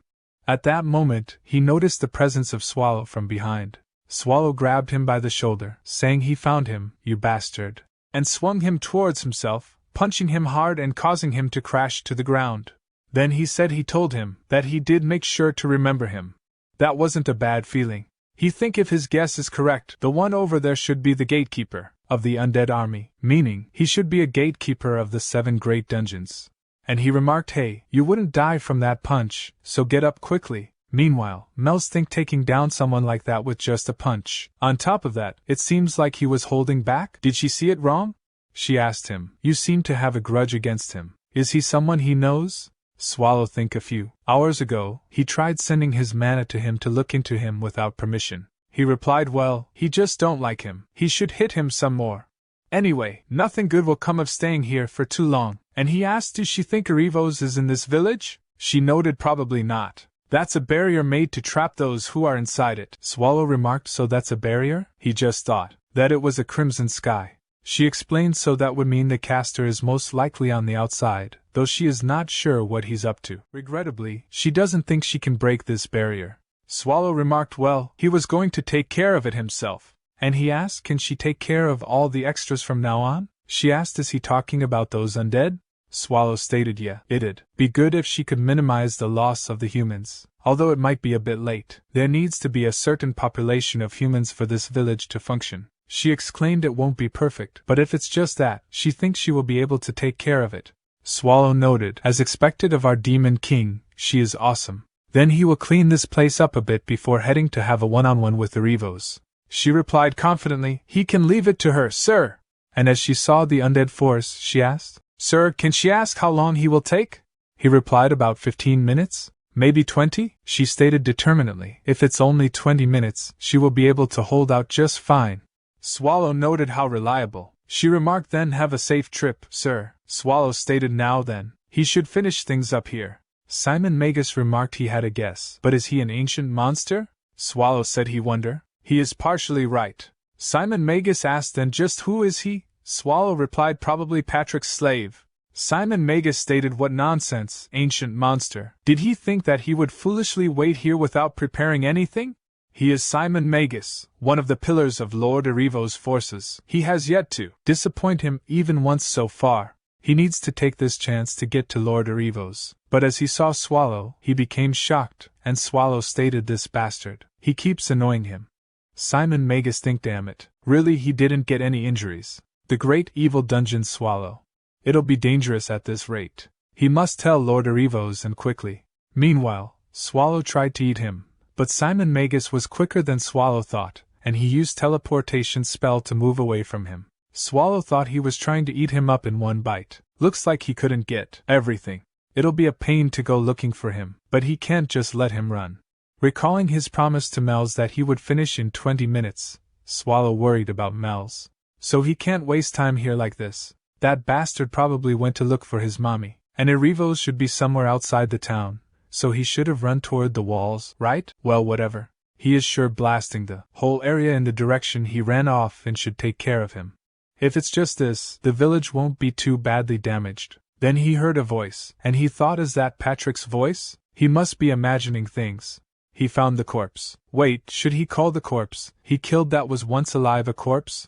He picked up and said, well, whatever. Because of him the village is in ruins. What is he going to do about it? What? Don't blame others? If he didn't like it, he should have stayed alive. He can explain it to Patrick himself. Did they call this the barrier? A power that Mel's couldn't break alone. So it's a pretty strong barrier, he guessed. But how strong can it be? As he touched the barrier, his hand twisted, and he said it's stronger than he thought. He think he will be able to break through it with some effort. That is, if this magic tool is able to hold out. If the magic tool breaks and he is unable to keep his polymorph going, he is sure he will be scolded by Patrick. Well, let's just say it's his fault if things don't work out. He is counting on him, corpse. Then he checked the surroundings and said good, there are no humans around, and transformed into his original form, and dashed toward the barrier, breaking through it. Outside the city, he stated there sure are a lot of you. As they tried to approach him, he easily blasted them away. Swallow remarked that's not the right way to greet your guests. Then the elder ordered his minions to step aside, and they followed. Swallow stated, see, you guys should have acted this way from the start. Here's a present he prepared for him. He believed they have a lot to talk about. Irivos note ancient monster. Is he suggesting that it's acceptable for those races to be oppressed by humans? The humans are prideful, crass, and selfish. Even when they've carved out a good life for themselves, they've always wanted more, invading the lands of other races.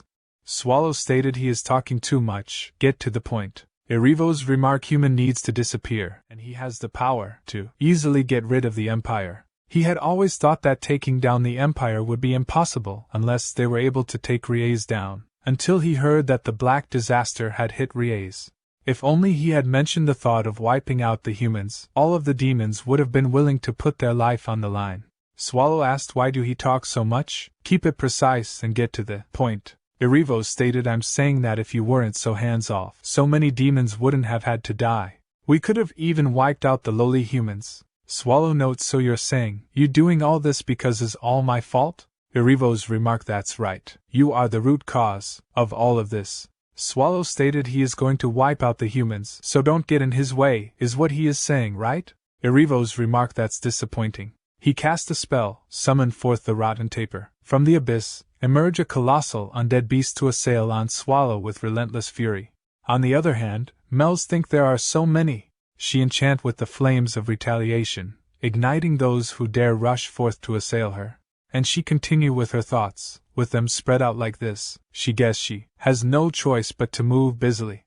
The barrier that is covering the sky is close to God-class magic. As expected of Sir Swallow, it hasn't even been 3 minutes since he left saying that he will go have a one-on-one with Irivos real quick. At the moment, someone approached her from behind. The person is none other than Captain Novin, and he stated, Miss Mage, is everyone else's safe? Mel's replied if he is talking about the other humans, they're burning in the fire over there? He asked is she a companion of the knights? She asked what knights he is talking about. He explained the one who wears a giant suit of armor, and the one who's dressed in black like a beggar. No, he mean, like a wanderer. She replied, companion, how could she be? She is just a servant. She can't be compared to their greatness. He remark is that so, and think seeing as how she knows those knights, he is sure she's with them. That's good Rosalina, she made it in time. At least Thoth didn't have to die in vain and Haston will be saved. He then note he will soon turn into an undead. He knows he is not in a position to, but can he ask for a favor? And as he looked towards her closely, he noticed that she was not a human, and he think well, he guessed that doesn't matter anymore. And he asked if there's a weapon lying around. Could he trouble her to hand him one? Observing his plight, she turned and handed him a spear, proclaiming he is a warrior. Novin, in an act of defiance, wielded the spear to end his own life before succumbing to the curse of undeath. At the moment, she felt an ominous aura. On the other hand, Swallow remarked another weird corpse, as he turned back to his original form. Irivos think as expected, such strength is befitting of the title, Ancient Monster. That thing is an undead with an ancient sim as its core? As the undead attacked Swallow, and restricted his movement, Irivos cast God-class magic, Fangs of Evil. And he think that the strongest God-class magic, even an ancient monster wouldn't be able to withstand it. The assault struck Swallow directly, resulting in a massive explosion. Once the dust clears, Swallow is impaled by 4 ominous black magic fangs. Observing this, Irivos think finally he will kill that ancient monster. Now he can fill this land with undead, and become a transcendent being that truly rules over the dead. Then Irivos again used God-class magic, Fangs of Evil, to finish Swallow, while stating he should feel blessed to be able to die, after his thousands of years of wandering. Just as the fangs are about to strike Swallow, he harnesses the power of darkness to shatter them. Irivos is baffled by what he sees before him. Swallow exclaimed, "That fucking hurts. It hurts so much that he didn't think he can keep letting you hit me." Irivos ponders, he intentionally allowing him to strike him. No, could it be? In a fit of anger, he strikes a nearby tree, causing it to crash to the ground. Observing that, Swallow asks why he was take it out on a tree. Anyway, is this his strongest magic? He don't have anything stronger, do he? Now only 2 remain. Meanwhile, Irivos think, did he let me hit him to test the power of the god class magic? He don't have a chance. He should retreat. He was too hasty. He needs to create some space and run. Swallow interrupts his thoughts, saying he is talking to you, Irivos. Don't get any weird ideas. Use something stronger if he has got it. Why is he being so quiet? He can take it that he doesn't have anything stronger, right? As Swallow effortlessly deflects the remaining 2 fangs, Irivos, seizing the distraction, swiftly restricted Swallow with chains using another spell. Swallow stated why to all of them act the same, like they are all reading from the same script. He really hate this kind of spell. Is this another one of those god class whatevers? Why is this thing so sturdy? As a large monster launches an attack at Swallow, he quickly transforms into his polymorphic form, avoiding any damage. Swallow exclaims, "It's so nasty. Since it's this big, well, he guess he can get a little serious." Swallow then reverts to his original form and devours the monster in one swift motion. As Irivos is shocked by Swallow power, Swallow remark he guess it's about time to replace one of the 7 great evil dungeons.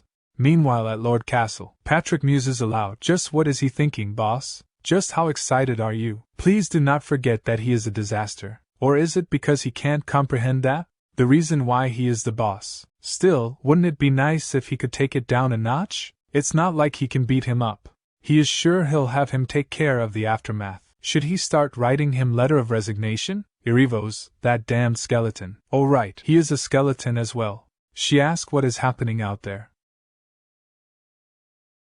He means, it's him taking care of the undead army. She asks, is he saying that Haston will be saved? "Is that what he means, sir?" Patrick replied, "Well, it'll work out somehow, so she shouldn't worry too much. Also, his bones are starting to get goosebumps." She can speak as she normally do. Thankfully, there do not seem to be any more undead in the village, as expected of the Demon King Mel's. At the moment, Mel's teleported there while saying that was tiring, and Patrick remarked, "Perfect timing." She exclaimed she finished everything she had to do. "It's been a while since she have had to use so much mana." Patrick stated she has worked hard. If she hadn't been here, Lady Mel's, he don't know how this would have gone. She asked, "Isn't Sir Swallow doing most of the work?" He replied, "No, he thinks she have done a better job." She asked, "Is he not done yet?" He note the boss, as she can feel, is still in the middle of fighting. She remarked that power is a sight to behold. He note it's even greater when she think about the aftermath of that. Also, there's the fact that he always ends up causing more work whenever he goes out to fix things.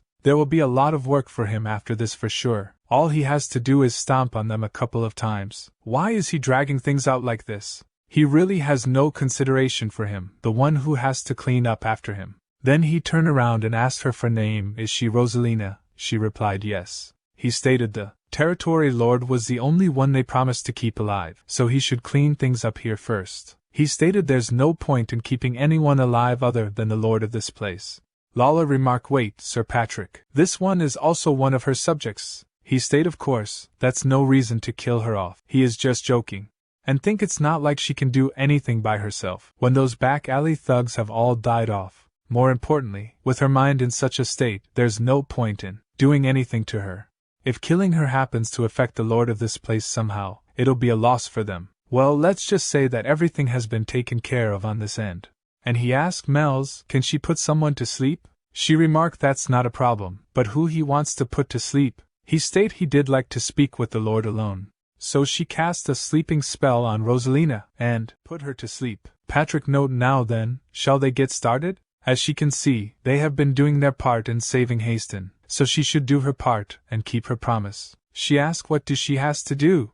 He remarked she can't leak anything she has seen so far. Well, he believes she would know that even without him having to tell her. He will be telling her a story now, so listen carefully. It is a story about a heroic territory lord who took on all the insults to protect her territory. The Lord, who realized that the undead were going to overrun her territory, made up her mind to protect the territory and its citizens. But she was in a situation where she was being watched by the undead, and there weren't enough soldiers in the territory.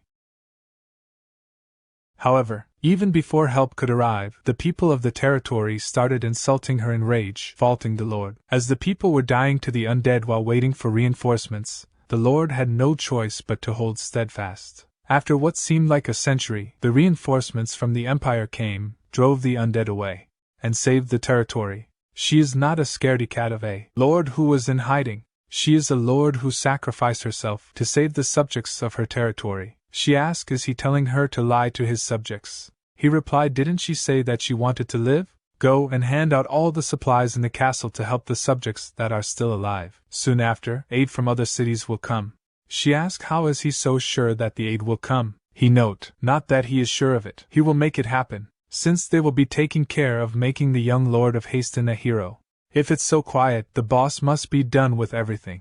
They should start heading towards the boss. Lady Mel's a teleport would be appreciated. She replied she don't think she can use a teleport because her mana has bottomed out. Lala inquired, can she ask him something? Why is he going so far to save Haston? And she think they are dungeon monsters. There's no way that it's for the people's lives. He note, didn't she say that you wanted to live? Then know her place and don't try to find out too much. Meanwhile, Swallow stated, well, it was about time to replace one of the 7 great even dungeons. He feels sorry for him. He would have avoided all this if he had just kept quiet somewhere, right? Whether it be this guy or others guy, why can't they just leave him alone? He has been stabbed so much that his back is itching. Erivo's remark, ancient monster, he is once again shocked by his strength. Swallow replied, no, he don't really care about that. Let me ask you something. Why did it have to be Haston? Had he not attacked this place, he wouldn't have had to make his way here. Erivo stated Haston is the most effective location to invade the Empire from. Swallow replied, no, he is not talking about things like that. And he think that means this bastard came here knowing that it was his territory. Erivos laughed and asked what do he think the reason is. And as he tried to cast a spell, Swallow immediately restricted with his darkness, but that caused the explosion, and undead immortal king, Erivos, head fall to the ground. Swallow think, what's this? So he wasn't trying to use transfer magic? Well, he guessed it doesn't matter. He was going to die anyway. Let's see, what should he do about this? This place will be unusable unless it gets fixed up. At that moment, he heard Patrick's voice calling his name. As he nervously turned around, Patrick stated, stop right there. Do not move. He come here to find him. He really missed him. You miss me too, right? Swallow think he is in trouble. Then the scene shifted to Rosalina, taking cover from rain, and thought about her fellows who had died. She exclaimed, there's nothing left. What kind of help is this? She is the only one left. Whose fault is it? Who's the one that killed everyone? Meanwhile, as Swallow and others returned to the dungeon, Renee welcomed them. She was waiting nicely and quietly for them. She even cleaned everything nicely while waiting. Swallow replied she did well. Mel's fell to the ground, saying she is really tired. Patrick added he feels like dying. Renee asked Mr. Swallow, he must be really tired, right? Would he like dinner first, or would he like a bath first? Swallow replied, he is drink the bath water. Patrick thought, what's going on? And he asked, just what has she been teaching her while they were away? Ursabet Bathory inquired, she wonder if everything went well. Swallow asked her, can she leave now? Patrick added, yeah. Well, if she added up the number of humans who died of starvation and to the undead, it would be around 3,000. And don't forget about how this damned boss blew up the whole town. Aside from that, it turned out pretty well. She asked, just what did he do over there? He replied, he just cleaned up the undead. She asked further, did he really only clean up the undead? He added he cleaned them up perfectly. She questioned, she is asking what exactly he cleaned up perfectly. Swallow placed the head of Erivos on the table and stated, don't bother him, he is going to sleep. As she observed it closely, Swallow drank the bath water. She noted, wait, isn't this just the shell? That surprised Patrick and Renee. A little later, Swallow explained that true, he did use magic at the end. Patrick stated, no matter how he look at it, this is just bad work, boss. He did a bad job cleaning things up. Leaving the Lord who knows everything alive was already questionable, but now even Erivos is alive. Just what did they do in Haston? Swallow noted. Ursabet said that Arivos would have lost at least 70% of his life. Patrick replied that's true, but in the end, there was still conflict between the great evil dungeons. He needs to be more careful of things now. Well, they should be fine for now since Arivos won't be able to make a move for a while. He should stop slacking off now. As he has said before, even if he can take care of the aftermath of Haston, accepting monsters into the dungeon is something that has to be done by him. As he turned around asking, "Is he listening?" and he saw Swallow, sleeping. Meanwhile, Rosalina arrived where people were gathered talking to one another. A green-haired person said, "There have been rations for 3 days in a row. What's the point of just filling their bellies? His wife and kids are all dead." A blue-haired person stated, "What, praise the Lord? Is everything okay as long as his belly is full?" The green-haired person replied, he did rather follow them to the afterlife than to live like this. The blue-haired person replied, they should fill their bellies even if they follow them. Then the green-haired person noticed Rosalina, and he asked, what is she giving up as well? She should fill her belly before she leave. Rosalina stated, where would she even go? Of course, she is also suffering. She wants to run away. But why do they have to be the ones to run away? What did they do wrong for them to die? They should think about it. Who was in the wrong? Who killed everyone? This is unfair. It's really unfair. Don't point their hate at the wrong target. There is no point in a meaningless death. If they are going to die anyway, they should take revenge on the being that put them in this situation. All of them asked what do they have to do. She remarked, they should all know. They have to kill all the undead. The scene shifts to the king's palace, where the king is giving a speech. Ethelbreaz is kneeling in front of him, listening attentively while royal guards stand down. The king addresses Ethelbreaz by his full name, or Edelbreaz gar Livestein, and comments that despite the length of the speech, Ethelbreaz did not zone out. Ethelbreaz responds respectfully, saying he wouldn't dare to do so. The king emphasizes that the lives of the raid force rest on Ethelbreaz's shoulders and expresses his high expectations of him. Ethelbreaz assures the king that he will live up to these expectations. As Ethelbreaz leaves the king's palace, he is accompanied by Garrett, an executive tracker from the Black Tiger's order. Garrett inquires whether Ethelbreaz received the full rights to lead the dungeon raid.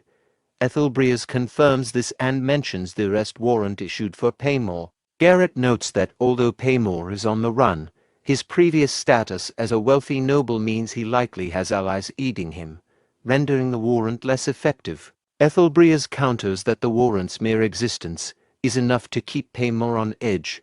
Ethelbreaz then reflects on the recent turmoil in the city. He recalls the black disaster that struck Ryas a month ago, causing significant unrest within the Empire's upper echelons. Blame was widespread, and those who failed to manage the crisis were eliminated.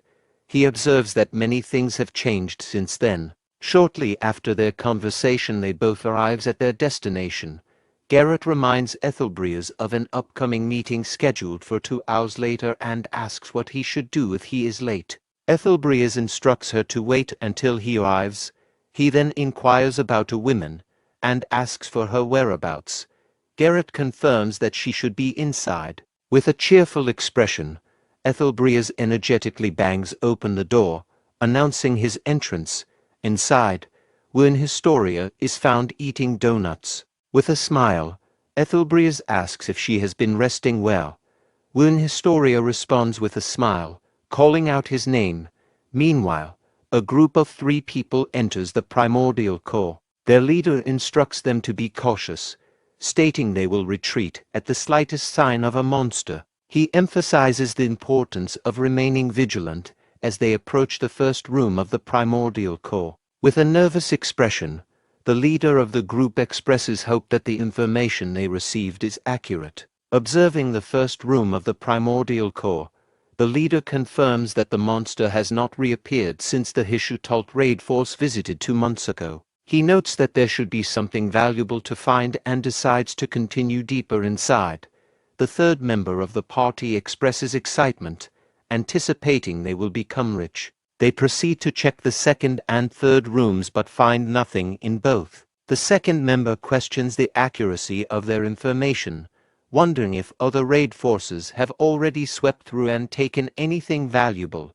The third member insists that it is not possible. The second member doubts whether they are truly in the primordial core, given they have found nothing despite venturing so deep, suggesting there might indeed be nothing left to find. The leader points toward the next room and explains that the fifth room contains an ancient plant monster called the anthropophago, known for its thorny leaves and vines. According to rumors, if its body is treated with a special method and forged, it becomes as hard as ore, making its body parts highly valuable. The leader suggests that retrieving the anthropophago alone would allow them to break even.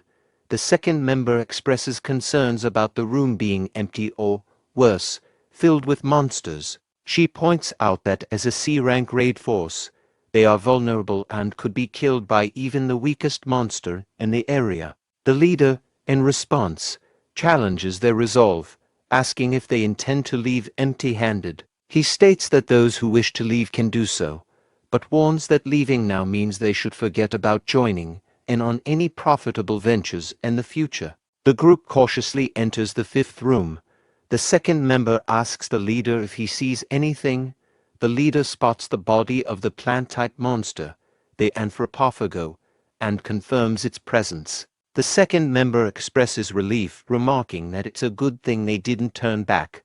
The leader instructs the group to gather the monster's body quickly, so they can leave. As the leader is about to cut the monster's body, he notices something alarming and starts sweating profusely. He shouts away, prompting the third member to turn to him and ask what he said, not hearing clearly.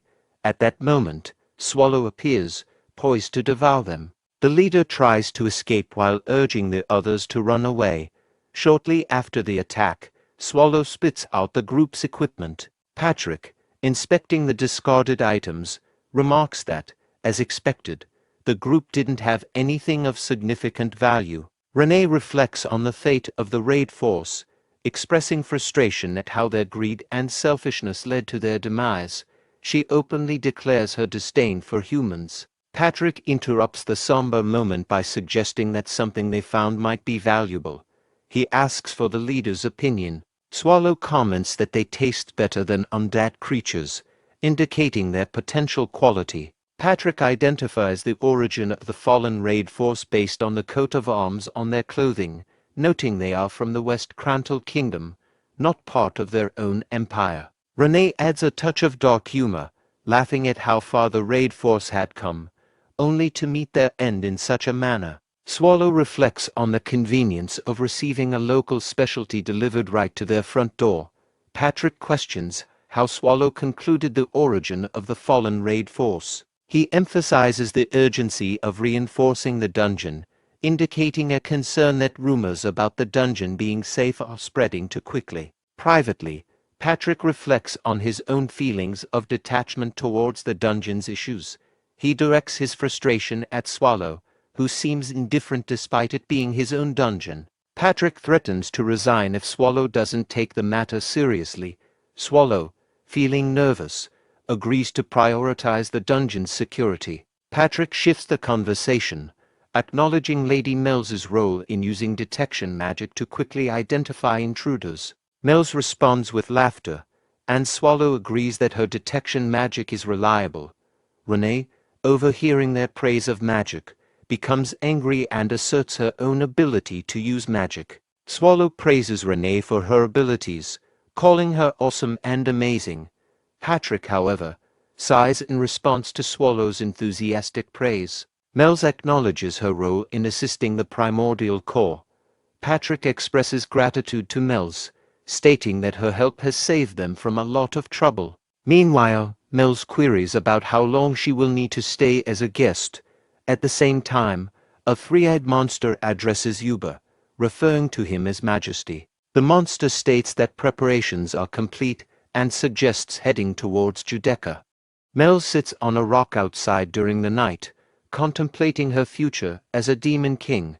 She feels despondent about her lack of wealth and a stable home. She realizes she needs to make a decision soon, especially with an upcoming gathering for demon kings in a couple of days.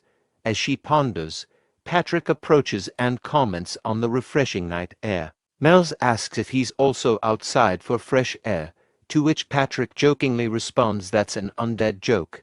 Mel's doesn't find the humor amusing. Patrick then asks Mel's why she's there. She explains she's simply getting some fresh air and inquires about his reason for being outside. Patrick reveals that he doesn't require sleep and spends his time training during such moments. Mel's questions Patrick about whether he has any more improvements to make, to which Patrick replies with a metaphor about swords and rust, implying that continuous practice and improvement are necessary for skill. Patrick reflects on this being the first time he's spoken to Mel's alone like this. Patrick informs Mel's that Mr. Tentacles has nearly finished recovering. He suggests they go together to see him. Upon arriving, Mel's comments that Mr. Tentacles doesn't appear fully healed.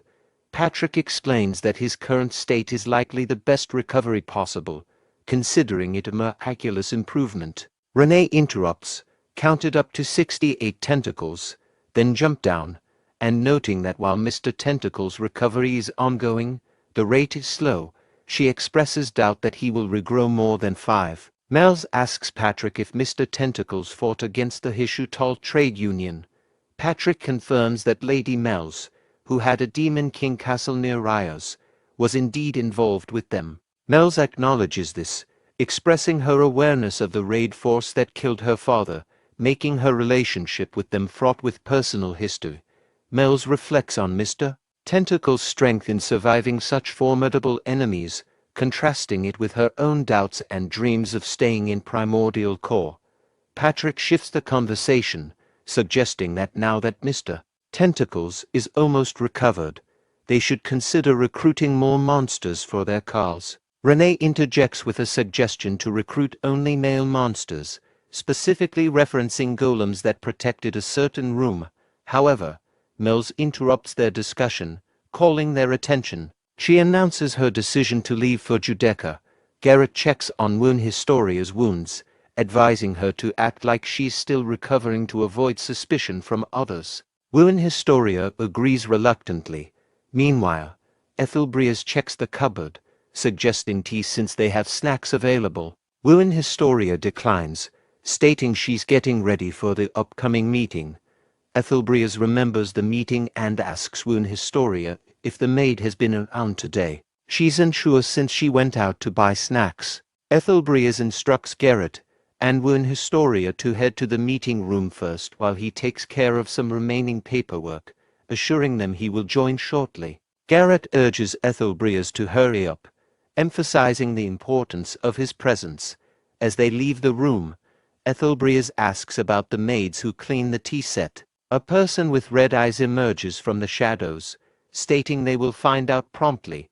Ethelbrias instructs them not to report on their progress, indicating secrecy in their actions. He privately reflects on the thousands of confidential files in his office, concerned that someone may have tampered with them while cleaning the tea set. Ethelbrias decides that the maids involved should be located and removed precisely 4 days from now. Later, at the meeting room, Ethelbrias addresses the attendees, thanking them for their attendance despite their busy schedules. He introduces the purpose of the meeting, to discuss the Black Disaster, a threat jeopardizing the Empire's peace. Squad leader Cart challenges Ethelbrias, stating that the royal courts have announced that the Black Disaster is not Swallow.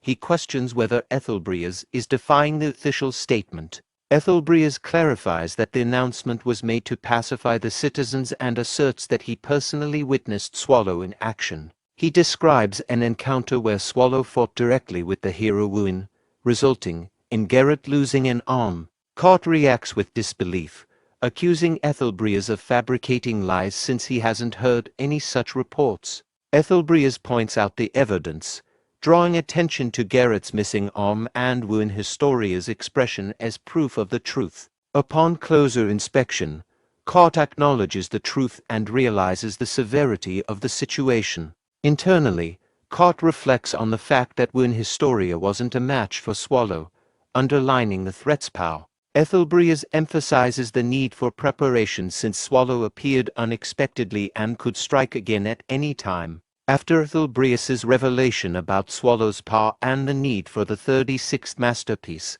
A moment of silence ensues as everyone contemplates the gravity of the situation. Duke Rolthers breaks the silence, questioning the plan to stop Swallow and expressing skepticism about the effectiveness of current defenses, given Swallow's overwhelming strength. Ethelbreas acknowledges the futility of conventional defenses against Swallow and reiterates the importance of the 36th masterpiece. Duke Rolthers notes that efforts to find the 36th masterpiece have been ongoing without success. Ethelbreas privately reflects on the difficulty of finding the 36th masterpiece, citing past failures where even valuable artifacts ended up in Swallow's possession. He emphasizes the disparity in power between Swallow and the assembled talents of the Empire, noting that without the 36th masterpiece, they cannot hope to challenge Swallow effectively. He underscores the necessity of the 36th masterpiece to bridge the overwhelming power gap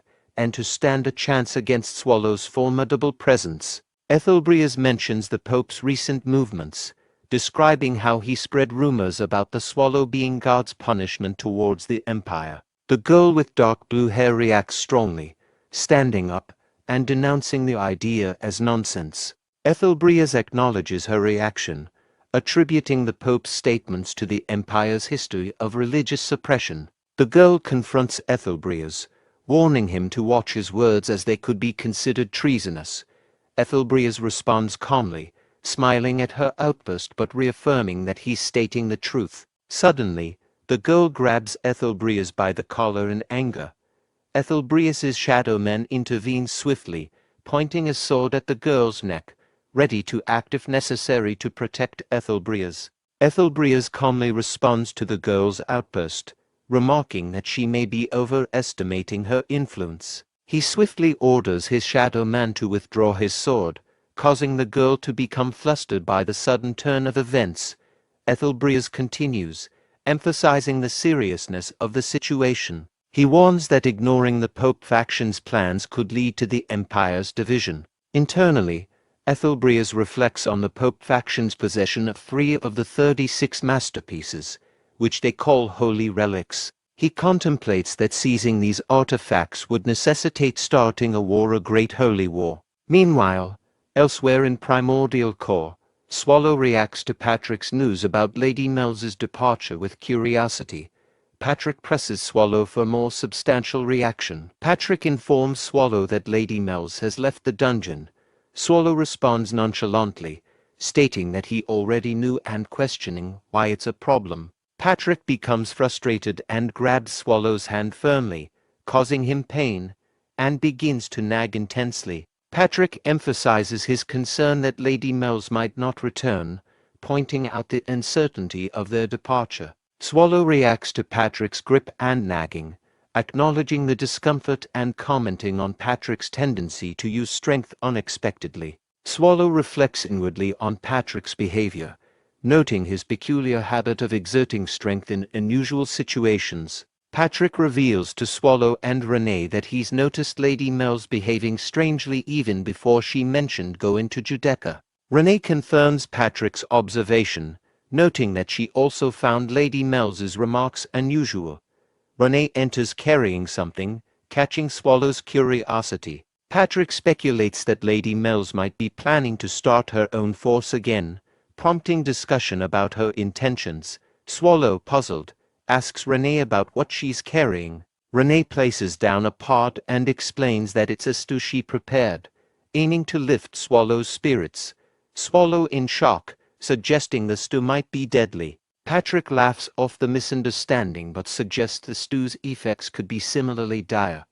Renee, in anger, hits Patrick on the head, causing him to fall to the ground. Swallow, seizing the stew Renee prepared with his tail, questions the purpose of their gathering and asks if there's more they need to discuss. Patrick emphasizes the urgency of replenishing the dungeon's monsters, addressing the issue directly. Renee acknowledges Patrick's point with a resigned tone, indicating acceptance. Swallow challenges Patrick, questioning why he always assigns tasks to him. Patrick responds defensively, asking who's really shifting responsibilities onto whom. Swallow refuses to budge from his position, expressing frustration and questioning Patrick's role as a guardian. Patrick concedes Swallow's point, acknowledging the responsibility that comes with his role. Swallow expressing surprise at his agreeing with him, and Patrick responds assertively, reminding Swallow of their prior agreement regarding Haston and the associated responsibilities. Swallow expresses surprise that Patrick agreed so easily, questioning who else could go if he didn't. Patrick confidently states Lady Renee will handle it. Swallow reacts with concern, mentioning Renee's eye problems and potential suspicion from others. Patrick dismisses the concerns, reassuring Swallow to leave it to Renee. Swallow, feeling outmaneuvered, hears Patrick mention Lady Mel's possibly returning, raising further questions or concerns. Mel's arrives at Mercenary City Nehet, and as she come out of the carriage, coachman remarks on her young age and advises her to take care. Mel's reflects on her journey to such a place, noting its dangerous reputation. Nehet, situated between the Empire and the Kingdom Alliance, is known for its lack of affiliation with any major force and its focus on dungeon raids. Mel's observes the city's unfriendliness and decides to rely on the stars to navigate her way to Judeca, indicating her unfamiliarity and the challenging nature of her surroundings. Mel's arrives at a large building in Mercenary City Nehet, comparing its size to the Demon King's castle. She senses dense mana inside, indicating the presence of about 10 individuals with mage-level strength similar to those she encountered in Rios. The building seems to be a hub for raid requests and information. As another person tries to enter, they show a brown plate to the door guard, who permits them entry. Mel's observes this and wonders if the plate is proof of participation in raids. She realizes that gathering information won't be easy without such proof, implying the strict access control to the building. Mel's follows the trail of demonic mana and arrives at a location where numerous demonic monsters are roaring inside cages. She wonders if these monsters have been captured. Suddenly, a person approaches her and remarks on her presence in such a place, commenting on her appearance as a pretty young lady. He inquires about her reason for being there. Pun from Albright Merchants introduces himself to Mel's and asks if she is looking for something specific. He quickly realizes she might not be a typical noble child due to her presence in such a place alone, deciding not to risk offending her. Mel's introduces herself as Mel's of the Agria family and asks about the purpose of the place. Pun explains that the location is essentially a storage warehouse for dungeon items. These items are typically used as materials for equipment or decorations, and he sells them as they are. This sets the stage for Mel's to learn more about the warehouse and potentially engage in further conversation or activities related to dungeon items and their trade. Mel's decides to explore the warehouse, as she plans to recruit for her army once her castle is rebuilt. Pun invites her to browse their wide selection of items. Mel's notices a lycanthrope in a nearby cage, recognizing it as a strong demonic being that fought bravely as an army commander in a war. She expresses interest in purchasing it. Pun, nervously surprised by her interest, warns her about the danger of such creatures. He mentions that it took sacrificing for B-class raid members to capture this particular lycanthrope, implying both its strength and the risks involved in handling it.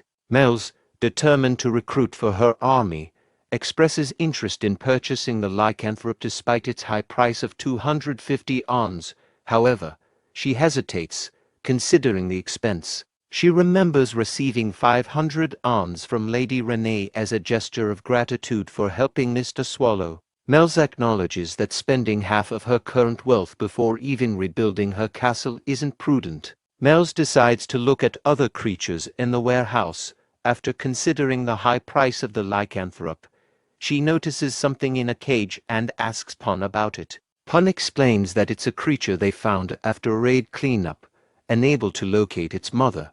Despite its appearance, it hasn't shown aggression, being seen more like a large dog. Mel's empathizes with the creature's situation, likening it to a lost child. Mel's disregards the potential danger and extends her arm into the cage towards the creature, prompting a shocked reaction from Pun, who warns her about its demonic nature. Despite this, the creature doesn't react aggressively.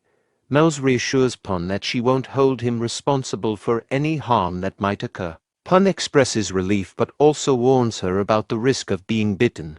Mel's continues to interact with the creature, playing with its face, and eventually decides to purchase it. She remarks that the creature is larger than she initially perceived, attributing it to the dim lighting that concealed its size.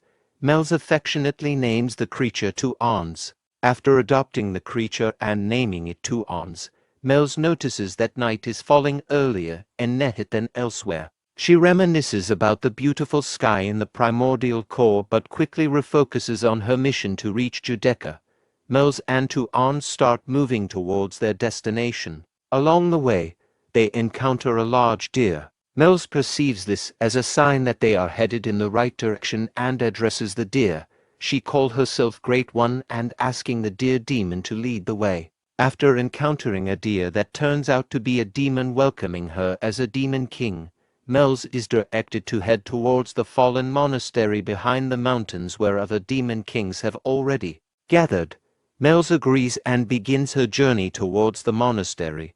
As she travels, she notices that the Two Ons is following her. Mel's affectionately scolds the Two Ons, telling it to stay behind as part of the demonic army and wait for her return.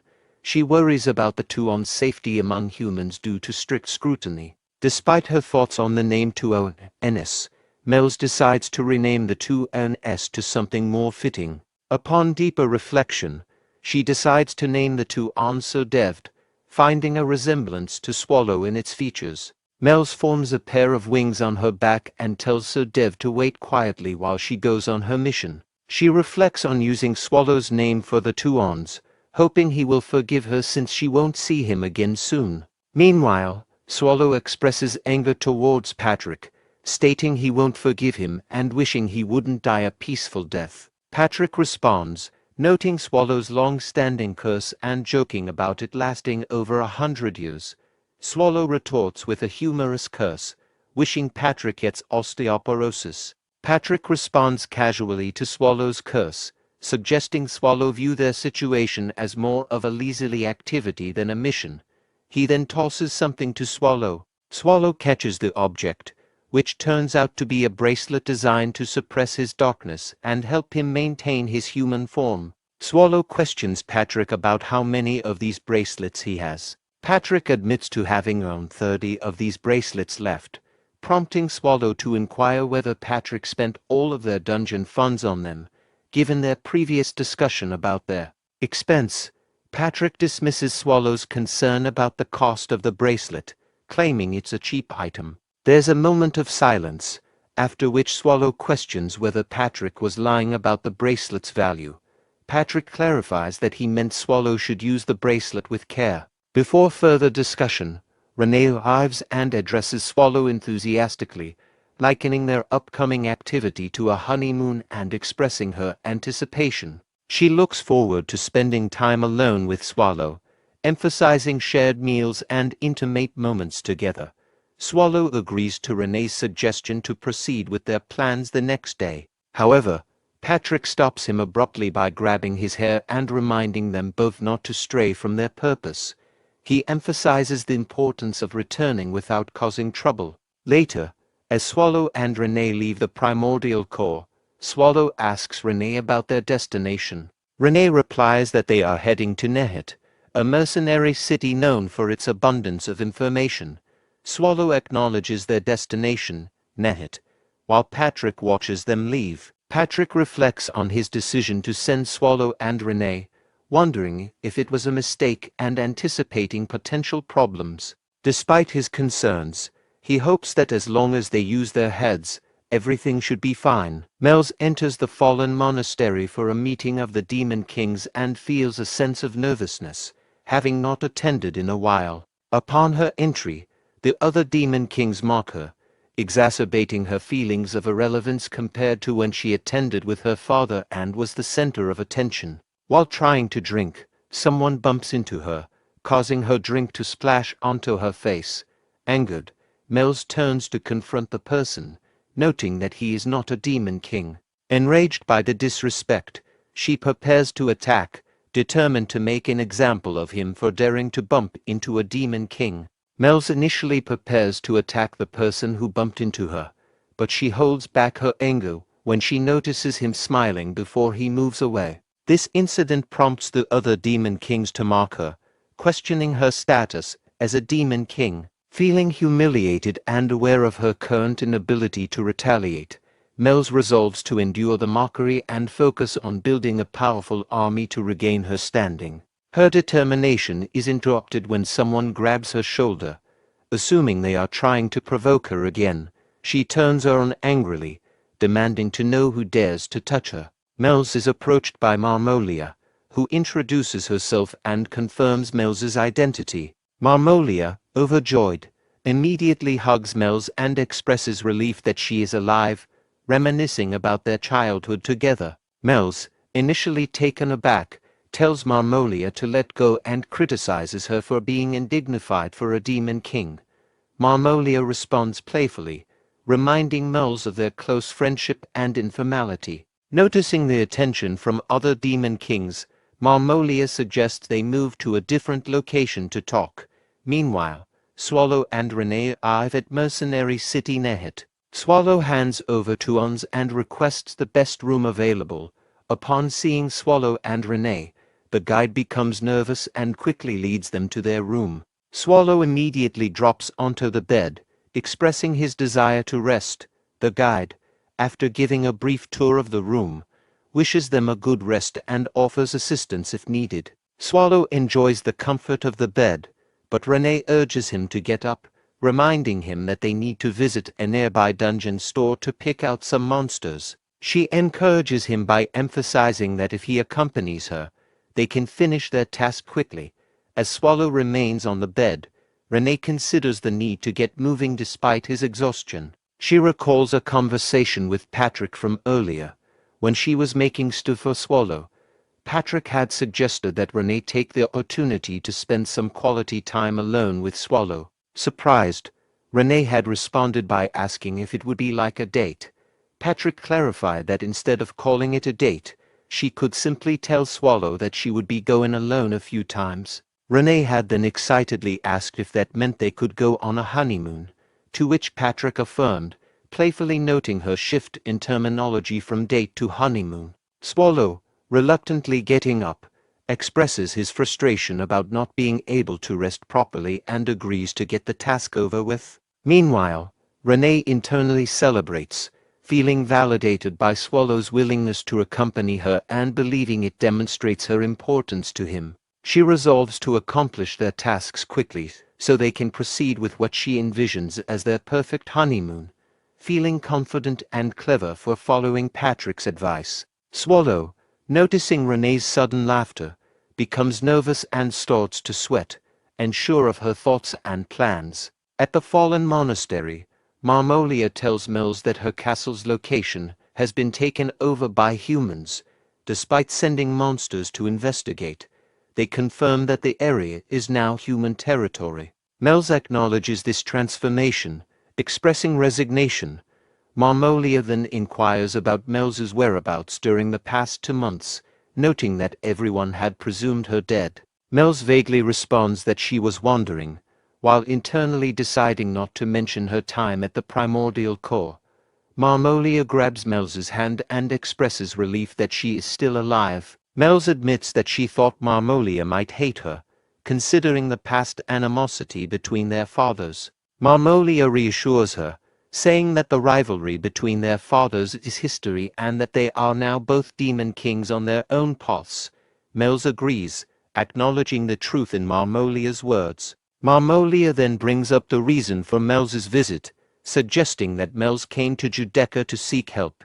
Mels realizes that Marmolia already knew about her situation. Marmolia offers her help, emphasizing that she is doing so as a friend rather than a demon king. She encourages Mels, expressing confidence that Mels can succeed if she puts in the effort. Mels reflects on how Marmolia has matured, feeling a contrast with herself. Marmolia then suggests they return, and Mels thanks her for the support, vowing to rebuild her castle. Marmolia reassures her with a smile, affirming that Mel's will be able to achieve her goal. The scene shifts to Mel's childhood when her father was alive. During this time, Mel's told Marmolia that her father was stronger and the true descendant of Asmodeus. Marmolia retorted that her father was stronger because he had a cooler-looking horn. Mel's reflects that even as children, they were always fighting, not because of differing personalities or outlooks, but perhaps due to their father's influence. Their fathers were always on bad terms, yet they could still be considered friends in some way. Meanwhile, during a significant moment in their childhood, Mel's used her magic for the first time, accidentally blowing away a wall of the castle. This event astonished everyone who witnessed her power. Mel's believes that this incident marked the beginning of a change in their relationship. Returning to the present moment, Marmolia directs Mel's, urging her to follow along. Mel's, sweating nervously, admitted to feeling childish. Marmolia, puzzled, asked why she said that. Mel's dismissed it and asked about their destination. Marmolia explained that rebuilding Mel's forces was too difficult alone, but some demon kings shared their goals. As they entered a room, Mel's expression turned sad, seeing numerous angry demon kings. Before Mel's could question Marmolia, Marmolia bowed to the demon kings, announcing she had brought Mel's. Mel's thought to herself that she was still too young and Marmolia hadn't changed. Marmolia, smiling, called her a loser. Later, Mel sat in the center of a throne room, with Huber on his throne, addressing her by her full name, Mel's de Lymphagria, and expressing disappointment. Marmolia, standing next to Mel's, mocked her, asking if she truly believed a defeated demon king would be welcomed in Judeca. Mel's realized she expected poor treatment but hadn't anticipated such harshness. Huber addressed Mel's as a descendant of Asmodeus, offering her a chance to explain herself. Mel's insisted it was a misunderstanding, claiming she hadn't lost to the humans and was telling the truth. One demon king questioned if being the sole survivor could be considered a victory. Another suggested killing her. The first demon king pointed out her dire situation, challenging her assertion of not having lost. Mel's, realizing she had no rebuttal and that the loss of the army was indeed her fault, admitted it was all her fault. One demon king condemned Mel's as the disgrace of their race, while another criticized her audacity in coming to Judeca. They agreed she should be stripped of her demon king title to prevent further shame. All the demon kings present decided unanimously to kill her, fearing she would tarnish Judeca's reputation. Huber intervened, deciding to defer judgment until the last day of Judeca, ordering Mel's to be imprisoned until then. Meanwhile, Swallow and Renee attempted to enter the massive building Mel's likened to a demon castle. The guard initially stopped Swallow and Renee, citing the area as restricted and requiring an insignia for entry. Swallow asked Renee if she had one. Meanwhile, the guard dismissed them, commenting on their appearance as Swallow resembling a beggar and Renee a maid who seemed unsteady. However, Renee picked out a golden-colored insignia for her bag, which the guard recognized as belonging to a class raid member. Immediately changing his tone, the guard welcomed them inside the dungeon store, expressing gratitude for their efforts in safeguarding humanity. As they entered further, Swallow asked Renee when she had prepared such things. Renee explained that she had kept the clean ones while cleaning the corpses of raiders who ventured into the primordial core. Swallow agreed, noting there should have been plenty lying around. Renee approached a notice board displaying comprehensive dungeon information, remarking on its thoroughness. Swallow expressed concern about whether they could read through all the information in time, asking Renee what they were specifically looking for. Renee replied that they were searching for a powerful monster that humans had been unable to defeat no matter how hard they tried. Swallow pondered aloud about bringing a monster from the great evil dungeons but quickly dismissed the idea, realizing it wouldn't work. Turning to Renee, Swallow suggested considering monsters just below the great evil dungeons level. Renee agreed after a moment of thought, confirming those would be suitable. However, Their discussion was interrupted by a staff member approaching them, requesting them to leave as they needed to start cleaning. Renee asked if they could stay longer, but the staff member explained that everyone else had left, and they couldn't keep the place open just for them. Swallow, frustrated at the idea of having to return tomorrow and potentially disrupt Renee's plans, briefly considers drastic action, but is interrupted when Renee signals to a staff member and inquires about more raid requests. The staff member, noticing the extensive pile of requests already on their table, wonders why they would need more. Renee directs them to a specific set of raid requests. Later, Swallow and Renee sift through the papers but find that most of them lack information on useful monsters, disappointing their search for formidable monsters. Swallow suggested considering an ancient metal slime from one of the raid requests. Renee agreed it sounded promising, but noted the dungeon's distant location as a drawback. Swallow lamented not recruiting Mel's instead. Renee explained she had considered Mel's but envisioned her more suited as a room manager due to her perceived weakness. Renee also speculated that Mel's would reach her limits within 3 years compared to humans who challenged the great evil dungeons. She added that, in her opinion, Mel's appeared the most impressive in her role as a demon king. Swallow reflected on Mel's previous assistance, acknowledging she had been helpful in getting Renee back home. He regretted letting her go so easily. However, he also recalled having destroyed her castle, leading him to question his actions. Turning to practical matters, Swallow asked Renee about the duration of Judecca. Renee informed him it was a 2-day event and emphasized the importance of arriving before it ended. Swallow expressed determination despite the distance involved. Renee mentioned that reading the stars was crucial to finding Judecca's location, a skill traditionally known among demon kings. Swallow confidently stated that he knew how to read the stars. A short while later, the deer demon noticed something in the distance, expressing unease. As Swallow approached the deer demon, ignoring the warning to halt, the deer demon reiterated that only demon kings were allowed past that point, threatening Swallow with his life if he persisted. Swallow continued forward, observing the transformation of the deer demon into his battle stance, declaring himself as Bamat, servant of the great Yuba. He vowed to prevent any intruders from passing alive.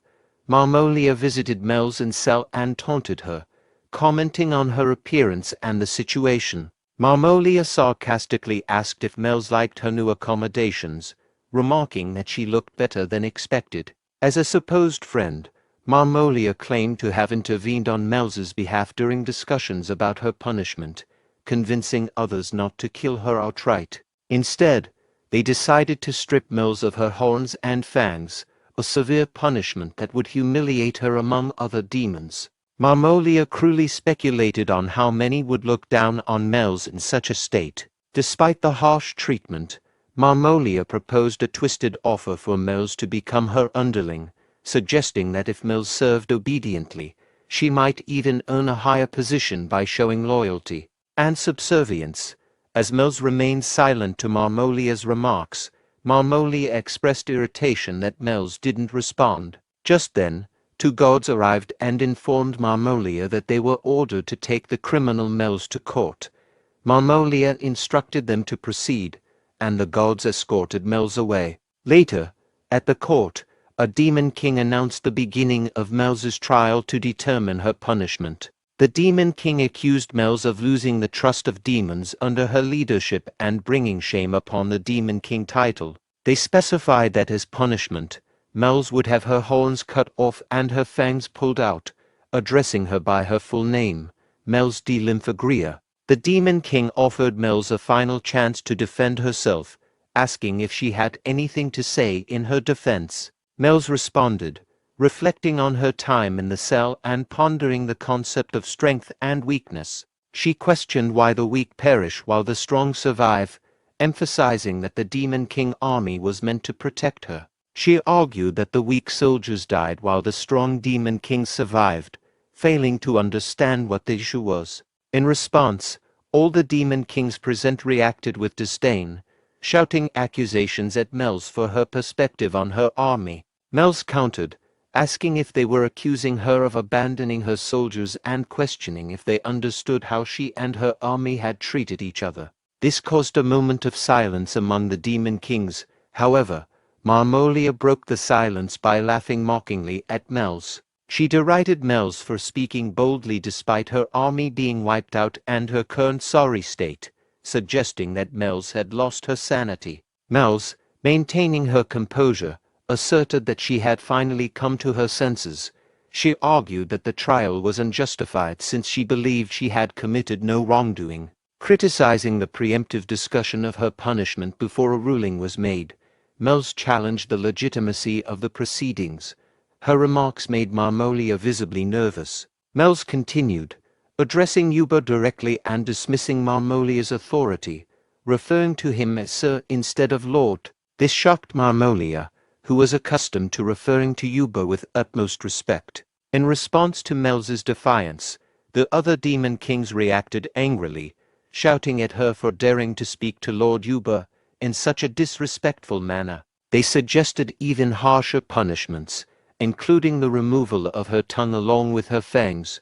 Yuba, however, remained unperturbed by Mel's words. He remarked that someone who had lost everything like Mel's had little impact on him.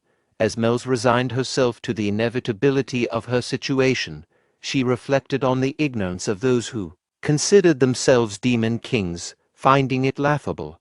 Despite the impending punishment, she felt a strange sense of relief. Just as a demon king announced the commencement of Mel's punishment for insolence, another demon approached to cut off her horn. Laughing cruelly, he taunted Mel's about the pain she was about to endure, sarcastically inviting her to enjoy it to the fullest. Suddenly, amidst the tense atmosphere, they heard a loud noise of dogs barking. Amidst the commotion in the court, a demon king questioned the source of the barking noise, while Marmolia expressed disappointment that the proceedings were interrupted. The demon making the announcement expressed disbelief that dogs would be heard in Judeca, considering it a sacred place. Meanwhile, Mel's wondered if Swallow had indeed come all the way to Judeca. She doubted it but found the thought comforting amidst her turmoil. She hesitated to believe he was there but couldn't shake the hope. As she turned around, her eyes welled with tears. Then, unexpectedly, Swallow addressed Mel's, noticing her distress and asking if she was having a tough time. The scene shifts back to 900 years ago, where Swallow has defeated all the demon kings gathered before him. Swallow, surveying the defeated enemies, expresses disdain for them, dismissing them as insignificant despite their titles. He notices one demon king is still alive and approaches him, commenting on the demon king's horn and age, which is difficult to gauge compared to humans. Swallow demands the survivor lift his head and, after doing so, admires the horn and inquires about his name. The surviving demon king, a child named Yuba, is visibly frightened and sweat-covered as he answers. Yuba, now an older figure, recalls his past encounters with Swallow and becomes visibly nervous and sweaty while observing Swallow, who is seated calmly. Meanwhile, Tuans happily leaps onto Mel's and starts licking him. Mel's, slightly irritated, remarks that Tuans should have waited patiently and implies that it followed Mr. Swallow. Marmolia, seeing Mel's reaction, becomes flustered and turns to Swallow and Renee, questioning which demon king they serve. She expresses concern that their presence is disrupting the sacred process of judgment.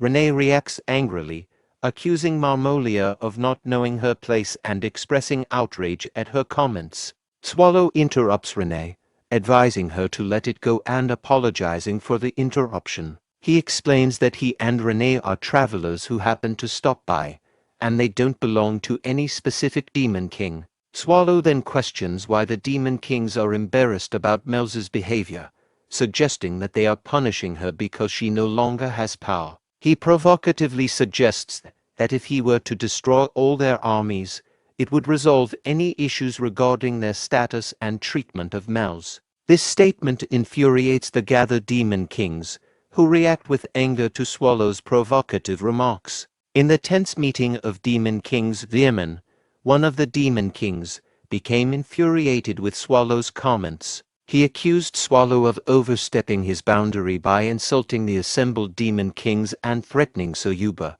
a significant figure among them. Veerman's anger led him to vow to tear Swallow apart, vowing that not even Swallow's corpse would remain.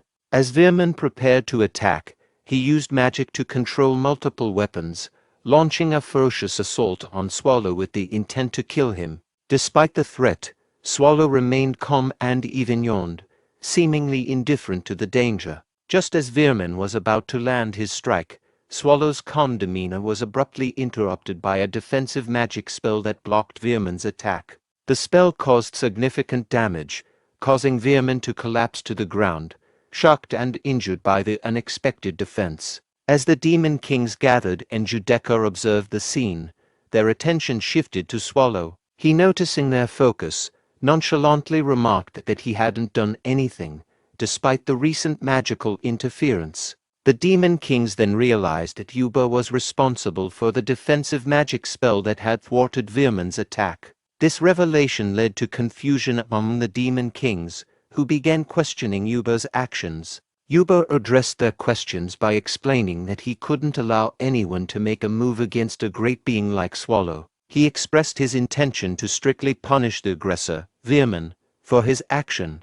Marmolia then showed respect to Swallow, acknowledging him as the supreme being and referring to him as Sir Swallow. This recognition prompted a discussion among the demon kings, who identified Swallow as the Swallow from Primordial Core. As Yuba continued to kneel in deference to Swallow, Veerman, having regained consciousness, inquired why Yuba had intervened to stop his attack. Yuba was internally frustrated, thinking that Veerman's lack of understanding was dangerous. He reflected that if he hadn't intervened, Veerman would have been swiftly killed by the maid in the back, potentially leading to the slaughter of all the demon kings present. Swallow, on the other hand, noticed Yuba and felt a sense of familiarity.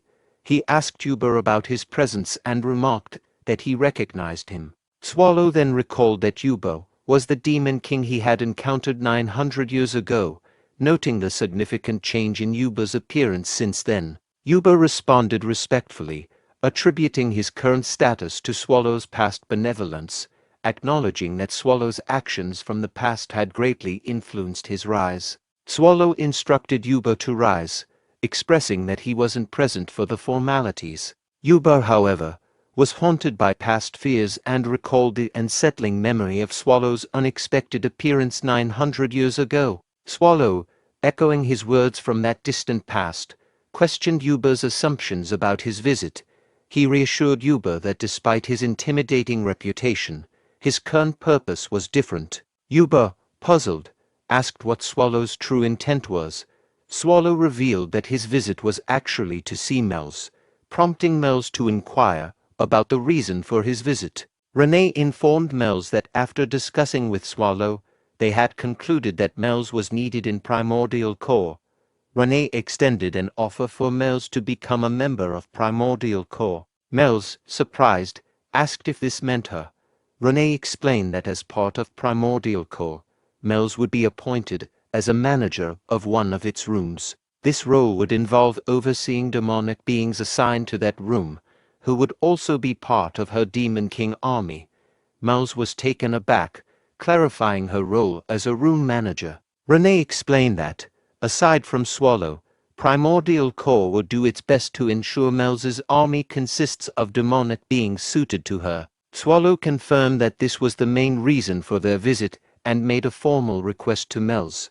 Mel's, moved to tears, agreed to the request. However, Marmolia angrily protested, questioning how someone who failed to manage her own castle could become a manager in Primordial Core. Swallow, puzzled by Marmolia's outburst, asked for clarification on her reaction. Marmolia, frustrated by being compared unfavorably to Mel's, expressed her anger at the opportunity being given to Mel's instead of her. She approached Swallow, claiming that Mel's was unworthy and that she, Marmolia, with her ancient bloodline, was a more legitimate candidate. Marmolia offered her loyalty and service to Swallow, hoping to be chosen instead. As she attempted to touch Swallow, Renee intervened by cutting off Marmolia's fingers, admonishing her for trying to touch Swallow with dirty hands. Marmolia, in pain, cried out about her injured fingers. Yuba apologized for the offense and assured Swallow that he would handle the situation.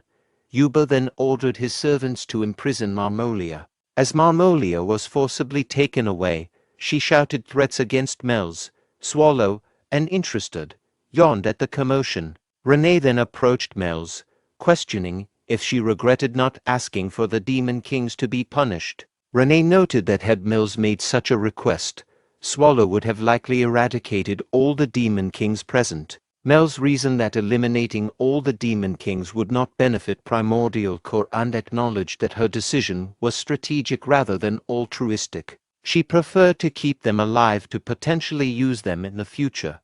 Mel's then inquired how Renee and Swallow had located Judecca. Renee explained that Sir Swallow could read the stars, which guided them to the location. Although they encountered some difficulties due to the gatekeeper's refusal to assist, they eventually followed a demonic being carrying Mel's scent to find Judecca. Mel's embraced two aunts, expressing her gratitude and commitment to fulfilling her role as a member of Primordial Core.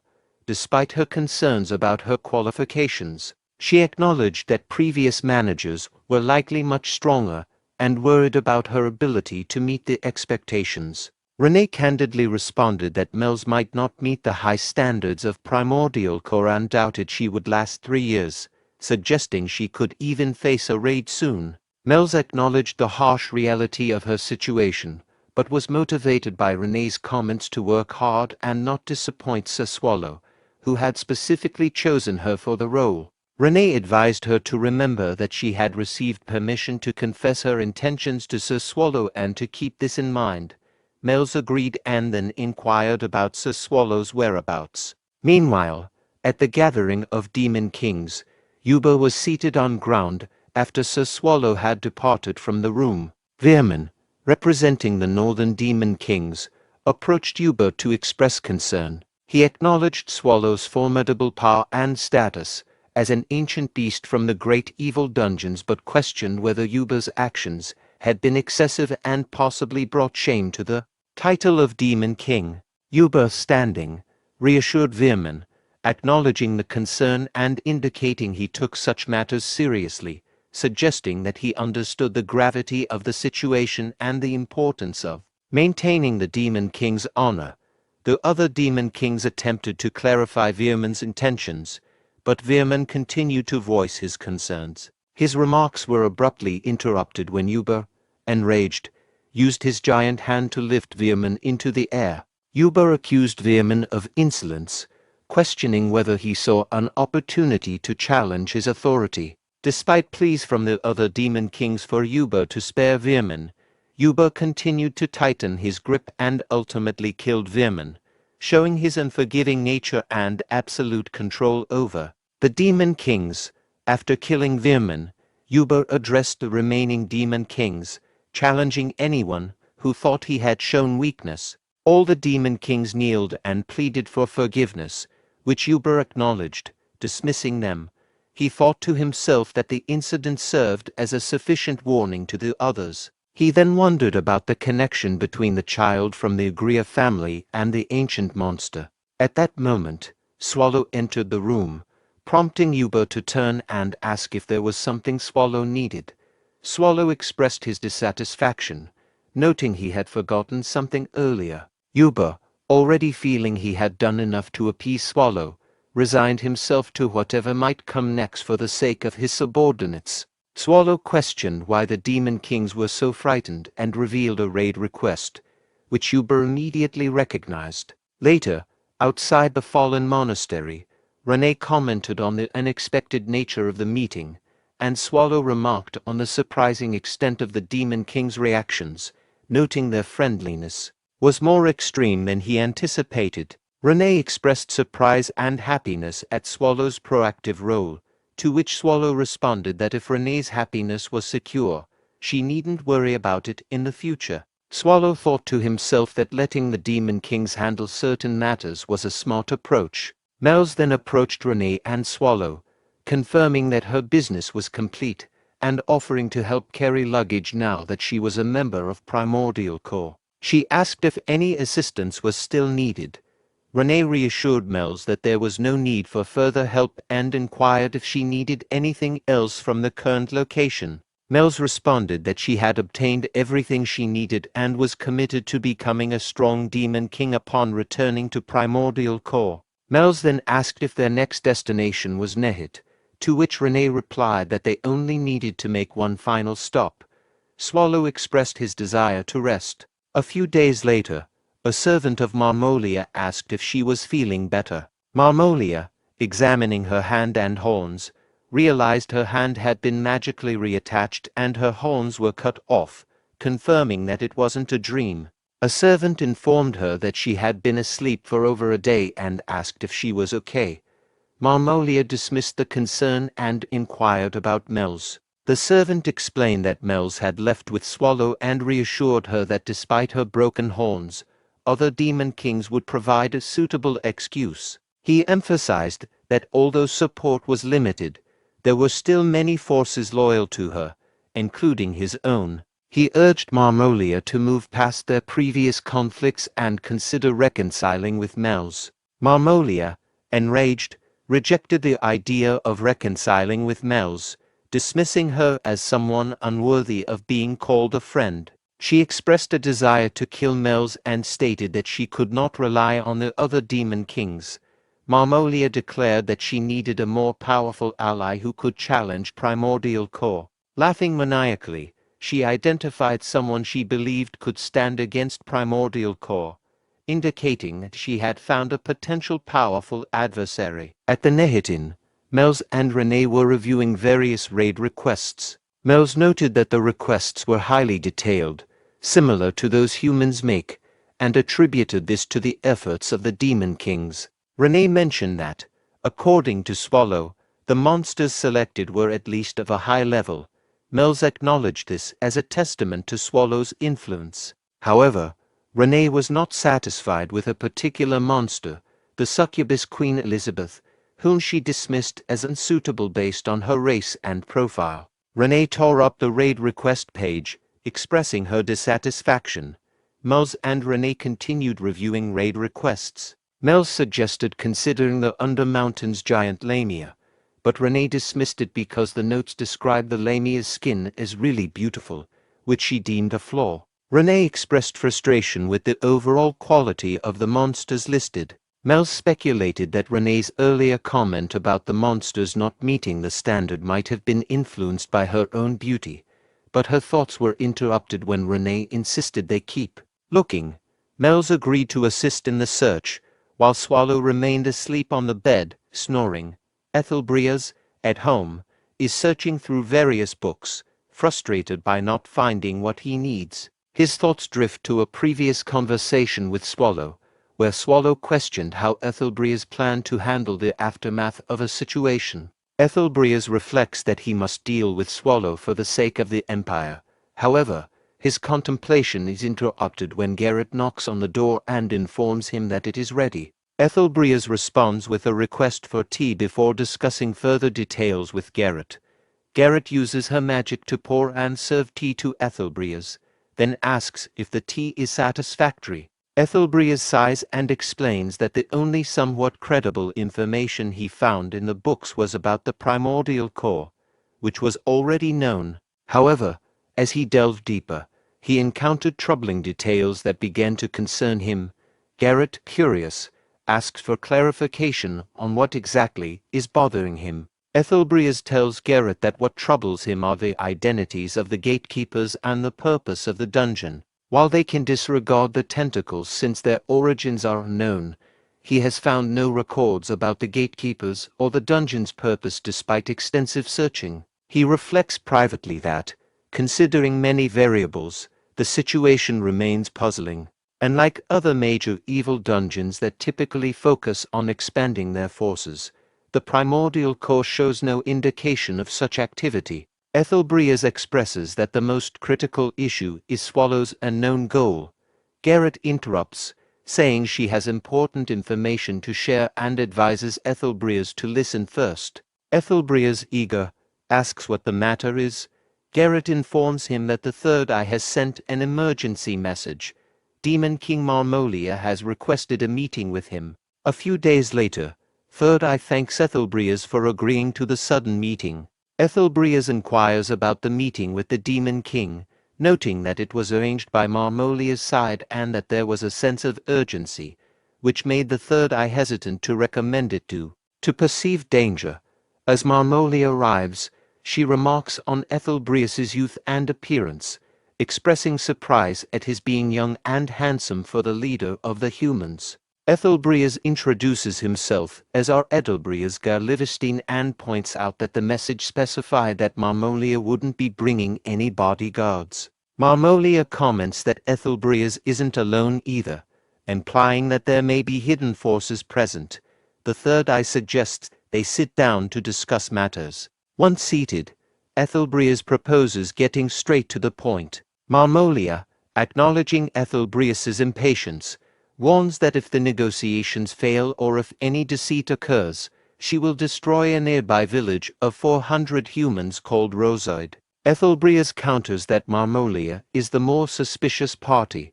Ethelbrias and Garrett then notices something odd in the teacup and destroys it. Ethelbrias declines the tea, expressing hope that there won't be any more tricks. Marmolia praises Ethelbrias for his carefulness, revealing that she tested him because she didn't sense any aura or mana from him, but she acknowledges his skills. Ethelbrias, eager to focus on the main issue, pushes for the discussion to proceed.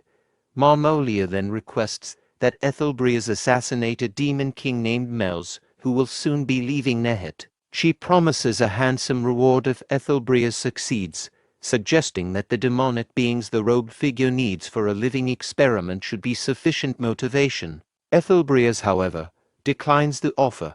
Marmolia laughs at Ethelbrias's refusal, questioning if the issue is with the payment. Ethelbrias clarifies that payment isn't the problem. Marmolia then inquires if there's another reason, suggesting that as the leader of the humans, Ethelbrias must have his own agenda for attending the meeting.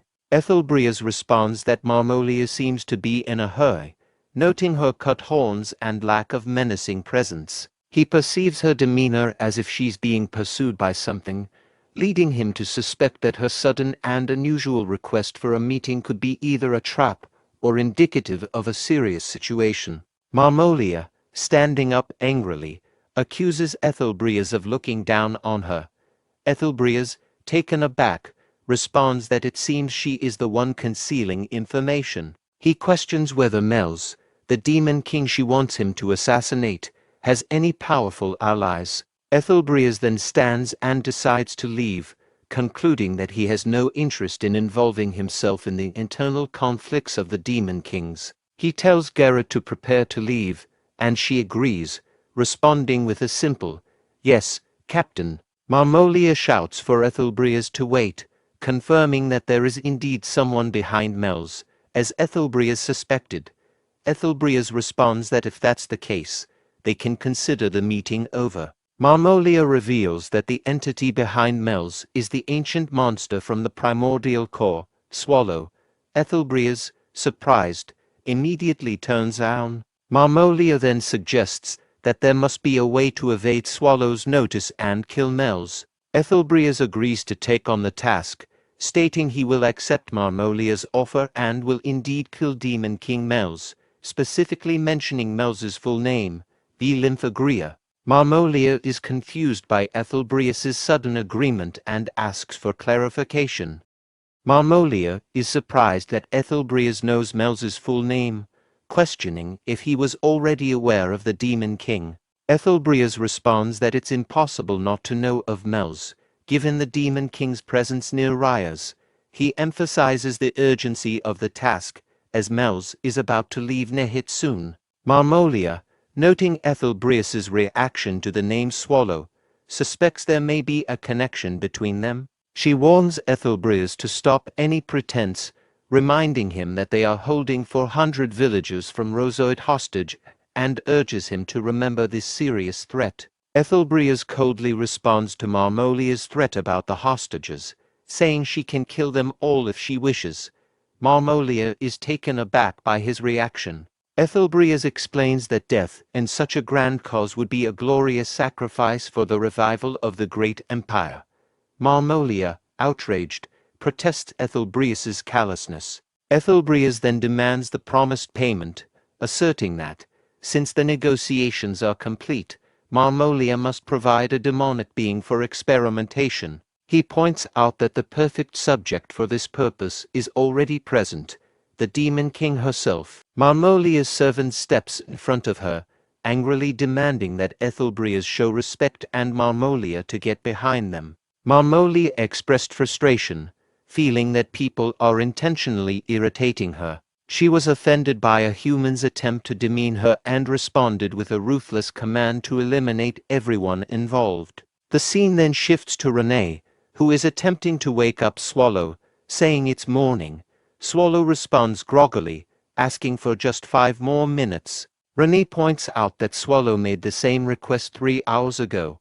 Swallow questions the importance of morning, implying that time of day is irrelevant to them. Renee, frustrated, turns to Mel's and suggests using a powerful and forbidden spell to resolve their situation. Mel's acknowledges the spell's destructive potential and begins to cast it, causing a bright light to shine from her staff. Swallow, now fully awake, asks her to stop the spell, expressing surprise and confusion about the use of holy magic by demon. Mel's clarifies that the spell she is casting, called genocide, is radiant magic, not holy magic. Swallow acknowledges this, but is still surprised. Renee then offers Swallow breakfast, consisting of roasted goat meat and steamed vegetables, which prompts Swallow to comment on the pot's strange appearance, likening it to a homunculus. Renee, puzzled, asks for clarification, but Swallow dismisses it. Renee then informs Swallow that they have received a reply from Mr. Patrick to the messenger pigeon sent on the day they returned from Judeca. Swallow inquires about Patrick's reply, and Renee presents a piece of glass included in the letter. Swallow is puzzled, wondering if it is a mirror for checking appearances. Mel's, observing the glass, explains that it is actually a magical communication tool. She demonstrates how to activate it by pouring mana into it. Once activated, Patrick checked if his communication device was working by asking if he could be heard. Swallow, however, comments on the odd appearance of Patrick's nostrils, presumably due to the communication tool's display. Patrick, speaking through the magical communication tool, questions why Swallow immediately picked a fight, then confirms that they can hear him. He explains that he contacted them because he heard about Mel's hard work from Renee's pigeon and wanted to offer help with monster recruitment. Swallow then asks where Patrick obtained the communication tool. Patrick reveals that he borrowed it from a mirror in Miss Batory's room and that the glass is a fragment of that mirror. Swallow expresses surprise that Bathory lent it to Patrick so willingly. Patrick explains that Miss Bathory demanded blood as part of their deal, but since he is a Death Knight without blood, he offered to provide her with Renee's blood instead. He then nervously asks if Renee is present. Renee, angered, responds that she is indeed there. The communication briefly cuts off, then reconnects with Patrick, introducing himself as the real Patrick. However, before he can continue his message about Mel's, Renee interrupts, declaring that it is too late for negotiations, as she has already prepared her blade to deal with him. Mel's agrees with Renee that it might be too late for Patrick, implying that the situation is dire. Patrick then shifts to the main topic, stating that he reviewed the extermination request Renee sent and agrees that it does not list any particularly noteworthy monsters. He mentions that he compiled additional information on monsters he has prepared and sent it. Renee is surprised, as she doesn't recall seeing such information. Mel's points out that there is something attached to the back of the letter. Upon reviewing it, Renee finds that the attached information includes details about monsters not listed in the original extermination request. Patrick explains that compiling the information on the monsters took him some time. He acknowledges that while the monsters may seem unimpressive individually, they are strong as a group and can use the cave terrain to their advantage. He adds that he has been monitoring them for a long time, then starts laughing. Swallow questions whether Patrick's long time refers to the period before he and Renee began recruiting monsters. Realizing that Swallow might be onto him, Patrick quickly cuts off the communication. Meanwhile, Swallow's frustration and anger become evident. Mel's concludes that Patrick has genuinely disconnected this time. Renee agrees with her assessment. Swallow, determined not to let Patrick evade responsibility, expresses his anger. Meanwhile, Third Eye Organization remarks on the untrustworthiness of demons, noting the large number of soldiers prepared by them. He asks Sir Ethelbreas if he can have a monster that appears to still be alive. Ethelbreas grants permission and then demands compensation from Demon King Marmolia. Marmolia responds with a threat, warning that any harm inflicted on her will provoke retaliation from other demon kings. Ethelbreas dismisses Marmolia's threat and expresses gratitude, stating that their current situation gives them a chance to eliminate Swallow. Marmolia finds this claim amusing and laughs, confusing Ethelbreas. When he asks what's funny, Marmolia responds that she finds the idea of eliminating Swallow absurd. She asserts that it is impossible and implies that Ethelbreas does not fully grasp the threat posed by the ancient monster, Swallow. Third Eye tells Ethelbreas that Marmolia is not worth further attention and expresses gratitude for the valuable material they have. Ethelbreas questions whether it's truly possible to use this material effectively. The Third Eye assures him that they will meet Ethelbreas's demand by creating the ultimate homunculus, based on a demon king. The scene shifts to a mountain range where Swallow, Renee, and Mels are riding on a one-eyed demon summoned by Mels's magic. Swallow reflects on the recent events, realizing they had an enemy within their ranks. He recalls Patrick's advice about the importance of trust between a lord and their vassals, and how he should personally handle recruitment to ensure loyalty. Swallow sighs, feeling deceived by Patrick's manipulation. Mels informs Swallow that they have arrived at their destination. Swallow agrees that it is about time. Earlier, Patrick had indicated that their top recruitment priority is the Guardian Golem protecting Nehet. The Golem's ability to quickly gather and regenerate stones after destruction makes it ideal for a dungeon. Mels identifies the location they have reached as the place where this Guardian Golem is likely found. Renee asks if the golem they are looking at is the one Patrick mentioned. Mels explains that the golem endlessly regenerates, and if it is a magic stone golem, its regeneration is dependent on the core magic stone remaining intact. Swallow suggests that finding and taking the magic stone should solve the problem. Renee raises a concern about whether the golem can fit into the cave. Swallow responds, noting that if he can fit, the golem should be able to as well. Mels observes that the golem appears very strong and decides to restrict its movements, so they can retrieve the magic stone before it regenerates. She begins to cast a spell, but Swallow interrupts her. Swallow thanks Mels for bringing him to the golem and insists on handling it quickly. He then jumps down towards the golem, which attempts to punch him. The golem successfully lands the punch on Swallow.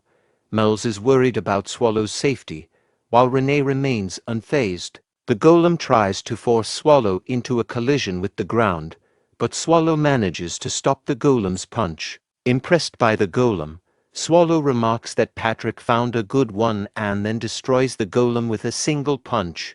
With a smile, he comments, "He is delegated." As the golem's shattered body falls to the ground, Mels is shocked by Swallow's strength. Renee, seeing Mels's reaction, urges her to stop hesitating and find the magic stone. Mels agrees to find the magic stone, and Swallow notes that his clothes are dirty and inquires about the next target on their list. The next day, a Cyclops mentions that the golem from Stone Mountain vanished after the ground shook the previous day. Another Cyclops reports rumors that the Silver Wolves, which once controlled the plateau above the canyon, were also subjugated. A third Cyclops speculates that these events might be the work of humans and expresses concern that they could be the next targets. The Cyclops leader interrupts the conversation, advising against worrying about potential future threats and asserting that their dungeon's location isn't known. At this moment, Mel's comments to Renee about the Cyclops' impressive size, noting their significant presence. Renee expresses surprise at finding them in such a location, praising Patrick's information as highly accurate. The Cyclop leader then turns around and demands to know who they are and how they arrived. Renee explains that they are there to make a proposal and are seeking monsters to work for their dungeon. One Cyclop realizes that they must be responsible for subjugating other monsters in the area, while another Cyclop expresses frustration over their presence. The Cyclop leader asserts that they will not be easily defeated. Renee sighs, acknowledging to Mels that it seems their words won't be effective in dealing with the Cyclops. Later, Renee, flustered, remarks that she didn't expect the Cyclops to be so weak and is surprised at how easily they were defeated. She then asks Mels who is next on their list. Mels checks and replies that the next target is a monster named Yaksha. At that moment, Yaksha, hidden in a tree, comments on their successful arrival and mentions that he has heard about the defeat of the Cyclops. Renee is surprised at how quickly the news of the Cyclops' defeat has spread. Yaksha explains that their ability to remain undiscovered by humans for so long is due to their exceptional information-gathering skills. When Renee asks if Yaksha already knows their purpose, Yaksha confirms that they are indeed being asked to work for the dungeon. Yaksha agrees to the offer, but sets one condition and then addresses Swallow, confirming his identity. Renee is irritated by Yaksha's lack of honorifics when addressing Swallow. Swallow confirms his identity, and Yaksha proposes a sparring match, expressing curiosity about the strength of an ancient monster. Renee, offended by Yaksha's rudeness, tells Swallow he doesn't need to respond and that she will handle the situation. Swallow, however, decides to accept the challenge, stating that since Yaksha asked for it, he feels obligated to comply and is eager to see what Yaksha can do. Yaksha's tattoo begins to shine, and various marks appear on his body as he assumes a fighting stance, urging Swallow to give it his all. Swallow, observing this, acknowledges the challenge. Later that night, Swallow, exhausted, lies in bed and expresses frustration, feeling overwhelmed by the continuous, two-day effort. He reflects on the risks of pushing beyond normal limits, noting that both humans and monsters can be at risk when engaging in unusual activities. Renee offers Swallow some food she bought from the city, explaining that she didn't have time to prepare a proper meal. Swallow eagerly eats the food. Renee then notes that, so far, only the golem has been successfully recruited, while the Cyclops and Yaksha were defeated and sent to the afterlife. Renee and Mels recall how Yaksha was easily defeated by Swallow with just a flick of his finger. Renee mentions that her act has already apologized for rejecting their offer, but they have still gained a lot from their efforts. Mels describes their recent activities as a remarkable conquest, noting that they defeated everyone and took their spoils. Swallow, questioning their attitude, expresses disbelief. Renee, enthusiastic, is eager to see the contents of the boxes they collected, speculating that the monsters must have earned the items from hunting humans as well. Mels expresses curiosity about the contents of the boxes, noting that she didn't have time to examine them properly and confirms that they contain many magic tools. Swallow, intrigued, wonders if there is a tool among them that could inflict serious damage on Patrick. While inspecting the spoils, Swallow finds two red flowers and, puzzled, questions what they are. The scene shifts to a lab where Third Eye thanks Ethelbreas for providing an excellent test subject. Ethelbreas responds that he is doing this for the benefit of the Empire. Third Eye is pleased and remarks on the unexpected quality of the test subject, admiring its condition. Ethelbreas smiles and agrees, observing Marmolia inside a fluid-filled chamber. Ethelbreas acknowledges that the test subject's appearance is not a significant concern since the experiment's main focus is on its outcomes. Third Eye agrees and notes that if the body is removed from the chamber now, it will deteriorate within 2 days. Ethelbreas considers this information sufficient. Third Eye also expresses uncertainty about whether the mental suppression will remain stable. Ethelbreas dismisses the concern about mental suppression, stating it does not matter. Third Eye agrees, assuring Ethelbrias that the effects of the experiment will be observable regardless of the specific application. Ethelbrias contemplates the versatility of the test subject and confirms he has already decided its intended use. Meanwhile, Swallow asks Melz if a particular item is also a magic tool. Melz explains that the item Swallow is referring to is indeed a magic tool, but it appears to have been used and is no longer functional, with only the preservation spell still active. Renee comments on the flower's beauty, to which Melz agrees.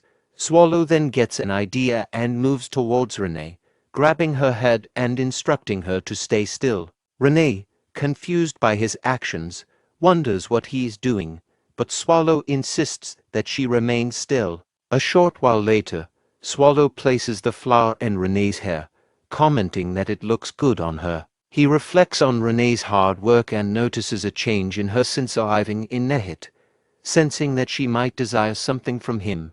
Swallow also realizes he has never given her a gift before. Melz tells Renee that she looks very pretty with the flower. Renee, unsure, asks if it really looks good on her. Swallow reassures Renee that the flower looks good and offers to get her something better later if she prefers. Renee expresses that she is really happy with the flower. Swallow, thinking their work is complete, suggests that they can now rest. Renee informs him that they still need to visit to more places.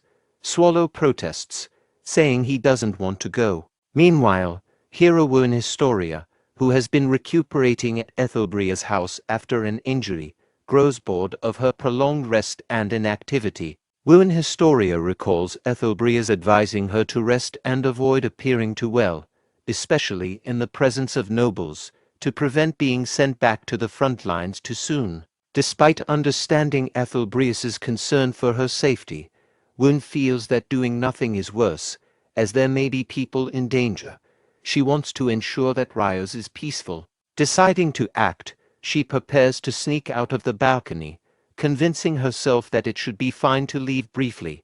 At that moment, Ethelbrias appears behind Wern Historia, startling her. He asks where she thinks she is going and requests to talk. Wern, surprised, remarks that he should have announced himself before entering. Ethelbrias explains that he didn't announce himself because he suspected she might try to sneak out. Wern, taken aback, denies the idea of sneaking out, but Ethelbrias remains unconvinced. Wern Historia admits to Ethelbrias that she was lying about sneaking out and apologizes. She explains that she has been wanting to ask about Garrett, as she hasn't been able to speak with him since his arm was injured. She expresses guilt, feeling responsible for the loss of his arm. Ethelbrias reassures Wern Historia that she shouldn't feel like she has to bear all the burdens of the Empire alone. He acknowledges her noble mindset as a hero but reminds her that everyone in the Black Wolf Knights, including Garrett, is willing to sacrifice themselves for the Empire. Ethelbrias explains that Garrett sacrificed his arm for the Empire, but is not overly troubled by it, suggesting that his concern for her is why he hasn't expressed much distress. He advises her not to feel too guilty. Wern Historia agrees with his perspective. Ethelbrias requests a favor from Wern Historia, asking if she can assist with a matter involving artificial creatures previously studied by the Empire. He mentions that there have been recent reports of incidents at a research facility. Wern Historia asks for more details about these incidents. Ethelbrias explains that the artificial beings and the facility escaped, but since the facility was remote, no one was harmed. Wern Historia suggests that they need to inform everyone about the situation. She then realizes that this incident is something Ethelbrias likely needs to handle discreetly. Ethelbrias explains that the situation must be managed secretly and with minimal personnel involved. He adds that Wern Historia cannot go to the front lines at the moment because it would raise suspicion among the imperial family and their close associates. Wern Historia asks Ethelbrias what he wants her to do in light of these constraints. Ethelbrias informs Wern Historia that he has already arranged with the security at the palace's Westgate teleportation hub and has provided them with the coordinates. He instructs her to arrive exactly in 3 hours. Woon Historia agrees and says she will prepare immediately. Ethelbreas reiterates the importance of arriving precisely in 3 hours. Ethelbreas quickly finished his tea and realized he needed to hurry as 3 hours is a short time. When he opened the door, he was unexpectedly greeted by Pope Euronisia, who warmly remarked on how nice it was for Ethelbreas to open the door and noted that it had been a long time since they last saw each other. Pope Euronisia greets Ethelbreas with a sly remark, asking if he should now address him as officer. Ethelbreas, unimpressed, questions why the Pope has come to visit, pointing out that Euronisia serves not the emperor but someone else. The Pope laughs, acknowledging Ethelbreas' sharp words, and claims he simply wanted to check on the hero of the empire. Ethelbreas retorts that the imperial hero, Woon Historia, has never met the Pope, making the claim of concern for her well-being seem dubious. Declining the conversation, Ethelbreas attempts to leave. However, Euronisia stops him, asking for a moment of his time and implying that his visit was actually to see Ethelbreas. Later, after their meeting, Ethelbreas reflects on the encounter, puzzled by Euronisia's proposal and the suspicious timing. He wonders about the Pope's underlying motives, sensing a scheme at play. As he contemplates, Ethelbreas observes a celebration in honor of the return of the Diana Silver Deer Raid Squad. Nihit, the mercenary city where the celebration takes place, has a significant portion of its population registered in raid squads. Ethelbreas knows that the ancient monster, the swallow, is hiding somewhere in the city. Determined to eliminate the creature, Ethelbreas concludes that he will need more information and must take a risky approach to achieve his goal. As Ethelbreas reflects on his plan, he is approached by Stormen, who informs him that the preparations are complete and they are awaiting his orders. Ethelbreas thanks him, and another person, referred to as the Third Eye, arrives, also confirming their readiness. The Third Eye inquires about Ethelbreas' strategy to locate the Demon King, rumored to be hiding in the city. Ethelbreas explains that as an ordinary human, he has no unique method for such a task. This surprises the Third Eye, who presses for more details. Ethelbreas reveals that someone else is already searching for the Demon King more desperately than they are, and he plans to use that person's efforts to their advantage. He then asks Stormen how much time remains before the hero arrives. Stormen reports that there are 78 minutes left. Ethelbreas decides to start their operation early, giving the order to proceed. As they move forward, Ethelbreas reflects on the Demon King's ability to summon other Demon Kings, believing this will lead them to their target, Mel's, and ultimately to Swallow. He hints to his companions that they are about to witness a rare and extraordinary event. While the members of the Diana Silver Deer Raid Squad celebrate their successful mission in a pub, they enjoy drinks and share stories of the day's adventures. One member remarks on the dangers they faced in the dungeon, expressing gratitude for the miracle that everyone returned safely without casualties. Amid the revelry, Barchis, another squad member, excuses himself to go outside for a moment. As Barchis steps out, he reflects on how he feels nauseated, regretting how much he drank that night. Suddenly, he hears a commotion nearby, leading him to wonder if someone else is also feeling the effects of too much alcohol. Curious, he approaches the source of the noise, but quickly covers his nose due to a foul odor. Upon closer inspection, he discovers a monstrous creature devouring a person. Shocked, Barchis draws his sword and exclaims in disbelief at how a monster could have infiltrated the city. As the monster lunges at him, Barchis tries to defend himself, but he realizes that the creature is far stronger than he anticipated, causing his sword to crack under the pressure. Just as he processes the immediate threat, he notices a horde of similar monsters approaching him, leaving him stunned and panicked as he contemplates the dire situation unfolding before him. Chaos erupts in the city due to the onslaught of monsters. The Mage Tower Master expresses his outrage and disbelief at the destruction unfolding before him. He questions the reasoning behind the order for such reckless action, stating that even as an officer of the Empire, he finds it excessive and troubling. The Third Eye warns him to be cautious with his words. The Mage Tower Master reflects on the inhumane alchemical experiments conducted by the Third Eye and realizes that he underestimated their potential for causing widespread devastation. Nearby, Ethelbreas, sitting calmly, reassures him that the city will not face total annihilation. Confused, the Tower Master asks for clarification, but before Ethelbreas can respond, the sound of a collapsing building draws their attention. Ethelbreas rises from his seat, declaring that a significant entity has finally arrived. The Tower Master, upon seeing a massive, rampaging homunculus in the streets, panics and questions Ethelbrea's earlier claim that the city would remain intact. He fears for the safety of the residents, suspecting that this devastation may have been part of a larger plan. Ethelbreas coolly responds that the chaos is merely a small sacrifice. He contemplates that the ancient monster, known as the Swallow, does not aim to destroy Nihit entirely. Instead, its restraint from causing further destruction suggests a different motive, possibly leading it to confront the homunculus threatening the city. As the Tower Master watches the mayhem, he realizes the depths of Ethelbrea's madness, concluding that the officer is completely insane for finding beauty in the suffering and sacrifice of the Empire's citizens for the sake of their nation's development. In a nearby forest, Mels marvels at the size of a tree, comparing it to the renowned Graphenia forest, noting its age. Swallow, feeling weary, expresses his desire to rest now that they have finished recruiting monsters. Renee playfully agrees, suggesting they return and have a good rest. Suddenly, two awns begins to bark, alerting Mels to something amiss. A strong wind sweeps through the area, and the group notices that the city is ablaze. Renee realizes that the fire is near their inn, prompting panic from Swallow, who exclaims that he is worried about his bed. Renee reassures him, offering her lap for him to rest on instead. As the chaos unfolds, Mels detects a powerful demonic energy and wonders if it belongs to Marmolia. Swallow dismisses the disturbance as someone foolishly scattering their mana. Mels then expresses her desire to investigate the situation, asking for permission to see what is happening.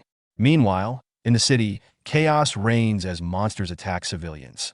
Barchus, a member of the Diana Silver Deer Raid Squad, intervenes heroically, slaying one of the monsters threatening a civilian life. Barchus urges that civilian to hurry and find a hiding spot, receiving a grateful response before the person flees. He then turns to face the horrific scene unfolding in the city, where numerous grotesque monsters are rummaging through the streets and attacking people. Overwhelmed by the sight, Barchus exclaims in disbelief at the sheer number of these creatures. Just then, a member of the Ursus Red Lion Raid Force approaches him, thanking him for his cooperation and inquiring about his status as a raid member. Barchus recognizes the Ursus Red Lion as a prestigious A-class raid force known for its elite members, realizing their presence could be crucial in the current crisis. The Red Lion member informs Barchus that they have cleared the surrounding area and asks if he has any information about the monsters. Barchus admits he knows little, except that the creatures appear to be artificial.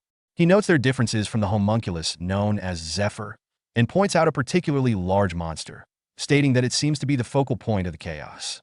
The Red Lion member confirms this, indicating they are also headed toward that monster. Barchus insists he will follow them, asserting his status as an A-class member despite his earlier hesitation. However, the Red Lion member warns him against this, stating that they would likely die if they got too close to the monster. He emphasizes the danger, mentioning that he heard a voice searching for Barchus on his way there. As he places a hand on Barchus' shoulder, Barchus notices the member's apparent fear and realizes he is the one who is shaking from the overwhelming situation, not the Red Lion member. The member of the Ursus Red Lion Raid Force advises Barchus to prioritize his own safety and that of those around him, suggesting he leave the situation to their elite team. Barchus, recognizing the urgency, agrees and hands over the responsibility, allowing the Red Lion squad to take charge. The squad member smiles in acknowledgement and rushes towards the large monster wreaking havoc in the city. Once they depart, Barchus falls to his knees, overwhelmed and sighing at the gravity of the situation. Meanwhile, the Ursus Red Lion Raid Force gathers in front of the massive monster, preparing for battle. One member complains about the noise, stating that his ears are ringing, while an older member expresses concern over a strange sensation in his eardrums, suspecting it may be magic. As the members assess the situation, they collectively wonder about the nature of the monstrous creature before them, with the older member pointing out that it is responsible for the chaos in the city. He warns them that the amount of mana emanating from the monster is substantial, indicating they cannot afford to underestimate it based on its appearance alone. Suddenly, multiple magic circles form around the creature, prompting the older member to instruct everyone to take a step back. A high mage from their ranks clarifies that the circles indicate a simple detection magic reaction, not an offensive spell. The older member queries whether the monster is searching for something, to which the high mage responds that if they intend to eliminate it, they should do so quickly and decisively. The high mage, along with other mages from the squad, begins casting various spells aimed at the monster. As the spells make contact, the creature emits a piercing scream, The High Mage of the Ursus Red Lion Raid Force confidently declares that their attacks are effective and urges his team to continue their assault on the monster. However, the older member, sensing something amiss, realizes that their attacks aren't having the intended effect. Before he can warn the others to retreat from the monster's range, a squad member rushes forward, sword drawn, and strikes the creature. This reckless action provokes the monster, which redirects its focus towards the Ursus Red Lion team and retaliates with a devastating attack. The force of the attack caught them off guard, resulting in casualties and injuries across the entire squad with a single blow. As the dust settles, the injured old man lies on the ground, coughing blood and recognizing the monster's overwhelming power. He grimly concludes that such a creature is beyond human capability to handle. At that moment, Mel's arrives at the scene, calling out to the monster by its name, Marmolia. The old man, witnessing her, marvels at her presence and momentarily thinks of her as an angel. Marmolia, now aware of Mel's presence, shifts its attention towards her. Mel's assesses the situation and comments on the monster's disheveled state, implying a shared history of resentment. Determined to resolve their conflict, she prepares to cast a high-level magic spell known as the Black Annihilation. The scene shifts to a flashback of Mel's flying towards the demonic energy she sensed earlier. She reflects on the recent events following the end of Jadika, noting that there shouldn't be a reason for Marmolia to remain in Nihit after what happened to her. However, the demonic power she detects unmistakably belongs to Marmolia, compelling her to investigate. Returning to the present, Mel's confronts Marmolia, stating that she is aware of the turmoil the demon has faced, but will not offer pity. She then casts a high-level spell known as the Black Annihilation, directing its destructive force at Marmolia. Observing this, the High Mage of the Ursus Red Lion Raid Force expresses surprise at a Demon King attacking the monster, questioning why a Demon King would target it. He notes that, fortunately, Mel's appears uninterested in the raid force, suggesting a tactical retreat as they are not in a position to fight. Meanwhile, Mel's begins to doubt the effectiveness of her magic, pondering whether such a powerful spell would be sufficient to kill Marmolia, especially given that the A-class raid members had only just retreated from the earlier confrontation. Suddenly, the body of the monster stirs, catching the attention of the High Mage. As mana begins to emanate from the corpse, he realizes that the properties of the mana are changing. In a startling revelation, Marmolia emerges from the dead monster's body in her homunculus form. The High Mage from the Ursus Red Lion Raid Force halted his comrades' retreat, realizing that the massive monster they thought was dead was still alive. As Marmolia emerged from the monster's body, she wasted no time using her mid-class magic, Mute Dagger, which struck and killed several members of the raid force. Before they could respond, she closed the distance and unleashed a powerful magic explosion, obliterating all remaining members. With the chaos settling, Mel's approached Marmolia, who was in agony, claiming her body was melting and that she felt she might die, yet was still determined to kill Mel's before succumbing to her pain. Marmolia laughed maniacally, embodying her chaotic state. In response, Mel's cast Whim Piercing Ground, summoning sharp structures from the earth to impede Marmolia, but Marmolia was unfazed and smashed through them, rushing towards Mel's. When Mel's attempted to cast another spell, it failed to impact Marmolia, who leaped into the air, seized Mel's wand, and remarked that Mel's finally appeared to embody a true Demon King. Their fierce battle continued, watched from a distance by Ethelbrias and the Third Eye. The Third Eye asked Ethelbrias if he was satisfied, to which Ethelbrias affirmed that he could now understand the Third Eye's confidence. The Third Eye teased that an even more captivating spectacle was yet to come. Ethelbrias watched the battle between Mel's and Marmolia with anticipation, thinking everything was unfolding according to his plan. Meanwhile, Mel's and Marmolia continued their intense confrontation. Mel's, feeling her mana dwindling, attempted to freeze Marmolia's feet in hopes of gaining an advantage. She believed that if she could just hold her ground a little longer, she could secure victory, as Marmolia's body was on the verge of failure. However, to Mel's shock, Marmolia managed to extend her arm from the frozen spot and pierced Mel's stomach. This sudden attack caused Mel's to lose focus and release her frost spell, allowing Marmolia to quickly close in and seize her by the neck. With a sinister laugh, Marmolia declared, "My dear Mel's, this one will hurt," before unleashing the spell Sylphid's Rejection. The spell sent Mel's flying backward, crashing to the ground in agony. As Mel's coughed up blood, she reflected on her dire situation, recalling a previous time when she had similarly fallen after trying to protect a teleportation hub under Mr. Swallow's orders. With her strength fading, She placed a hand on her bleeding wound and lamented the thought of dying, expressing regret that she hadn't yet completed the task entrusted to her by Mr. Swallow. She whispered an apology before succumbing to the ground.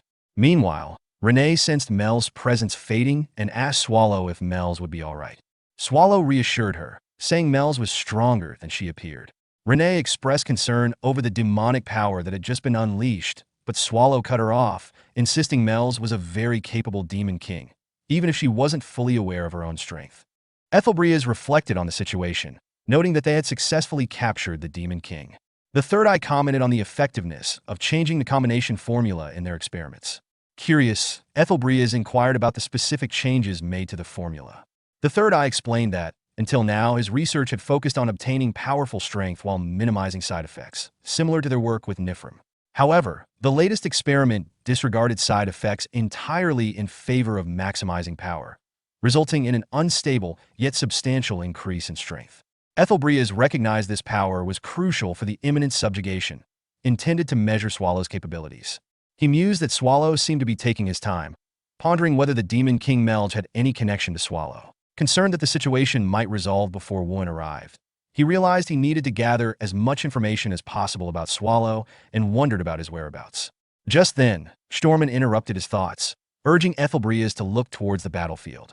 Ethelbreas turned his attention to the scene unfolding where Mel's had regained consciousness. To her surprise, she found herself surrounded by a swirling black mana that resembled Swallow's energy. Marmolia was struck with fear as she sensed the black mana surrounding Mel's, feeling it pierce into her very soul.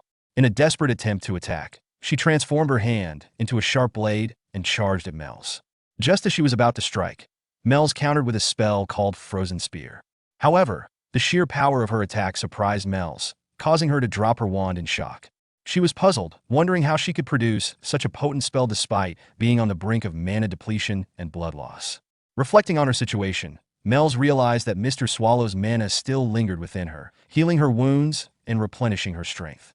This led her to suspect that Swallow had intervened in some way during her previous encounter in Rie's. Before leaving, she decided to check if Marmolia was truly dead. Using a life detection spell on Marmolia's frozen body, she found no signs of life, declaring it finally over.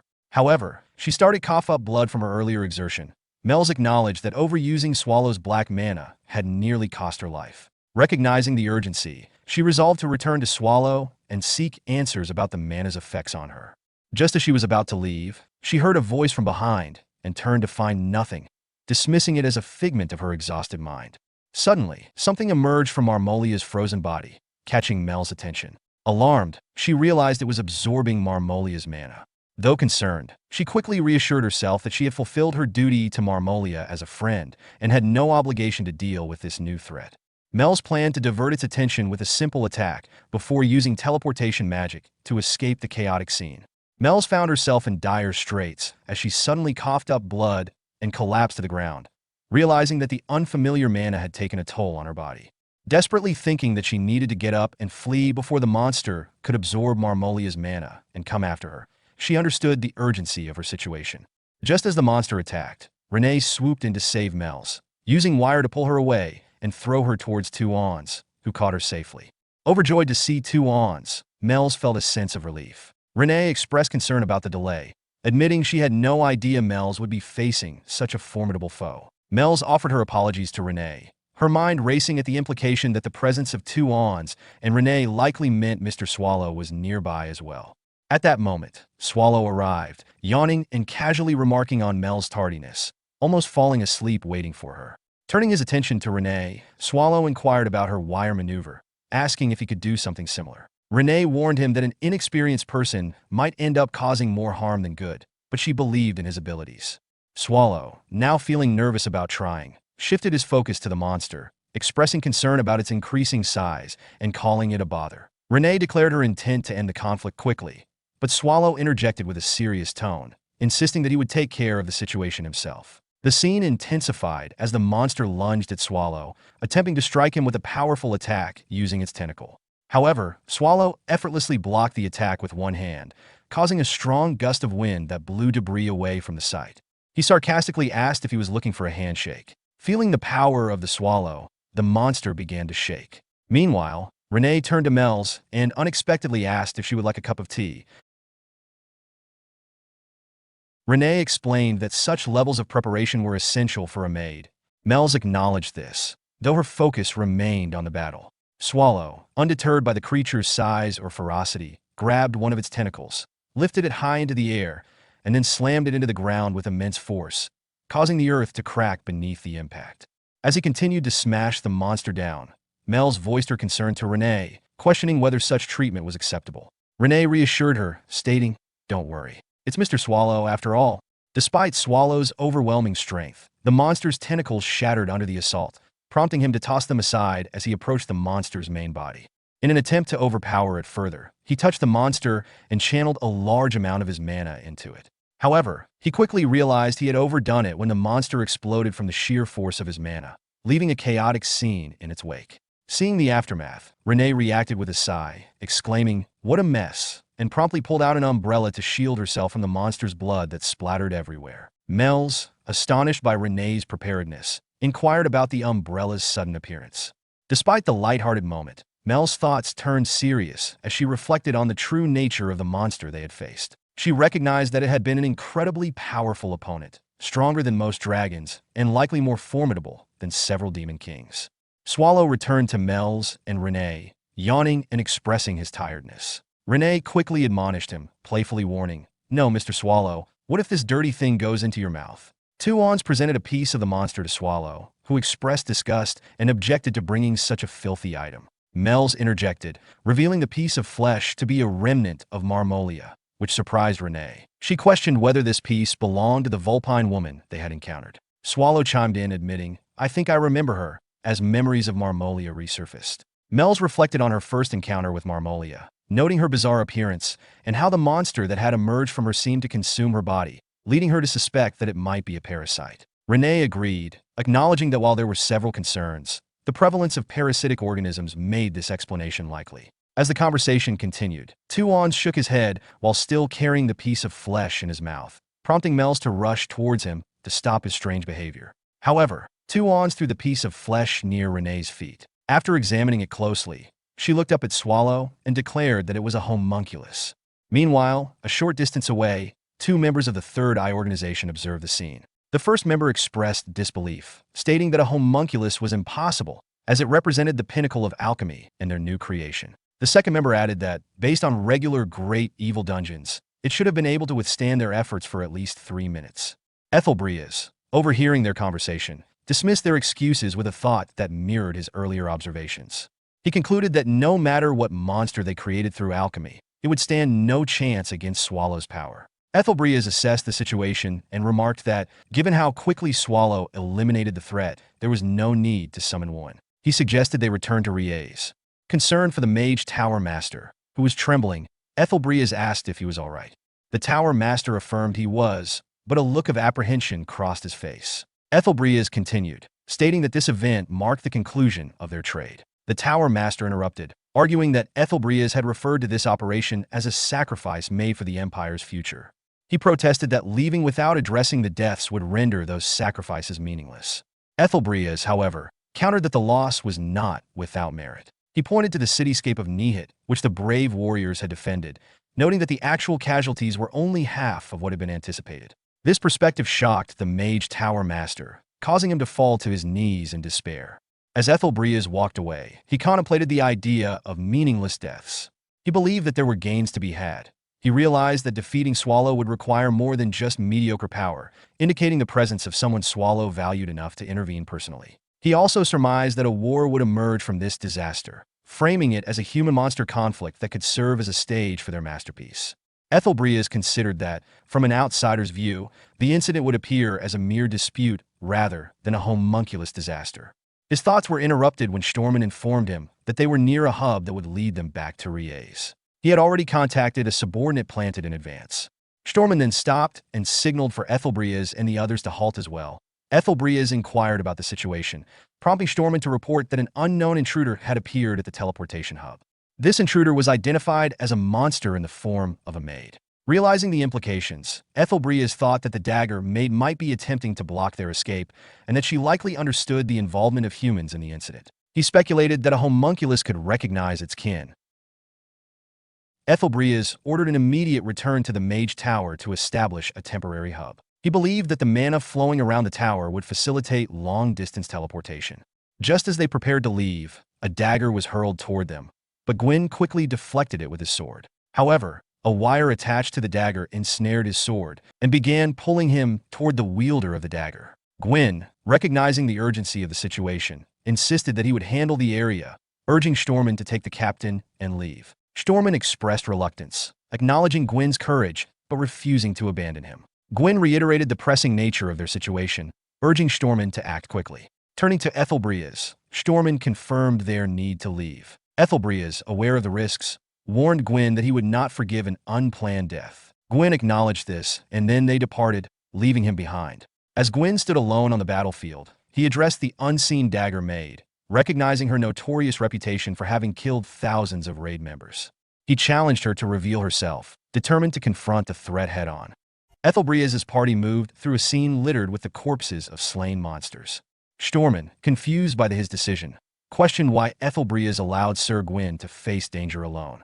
Ethelbreas responded cryptically, suggesting that Gwyn wasn't truly alone, which Stormin acknowledged. Ethelbreas then reassured Stormin, pointing out Gwyn's unique capabilities, explaining that no additional night would have been helpful, as they would have only distracted him. He revealed that Gwyn had been blessed by his spirit, an advantage that made him more than capable of handling the situation on his own. Meanwhile, at the teleportation hub, the battle between Gwyn and Renee raged on. Renee unleashed powerful attacks that Gwyn narrowly dodged, causing nearby buildings to collapse with the force of her strikes. As the dust and debris settled, Renee focused her gaze on Gwyn and revealed that her orders were to destroy the teleportation hub and eliminate all suspicious humans, including him. Gwyn, realizing he was the last human left, sarcastically asked if she planned to mess around with him. Renee confronted Gwyn, accusing him of running away to buy time for the other humans to escape. In a flash, she closed the distance between them and attacked. Seeing that Gwyn raised his sword in defense, but Renee cutting through Gwyn's sword with ease. She complimented him on his efforts despite being alone, but Gwyn's response was a sinister smile. He then summoned powerful greenish mana, prompting Renee to step back, realizing that Gwyn was no ordinary swordsman. As he gathered the mana, he summoned two spirits, one fiery and rock-based, the other elf-like, enveloped in blue mana. The rock and fire spirit launched an attack, forcing Renee to dodge, while the water spirit redirected the rocks toward her. Though she skillfully cut through the smaller projectiles as she was doing that, a large rock was hurled toward her, and before she could react or slice through it, it struck her, sending her crashing to the ground. Despite the blow, Renee emerged unharmed, only to find Gwyn's spirits preparing another attack, a wall of wind and stone closing in. Gwyn, determined to show his strength, thought to himself that this was revenge for underestimating humans. Renee recognized the immense mana controlling the storm, realizing that Gwyn had cast a high-level spell to seal off the area.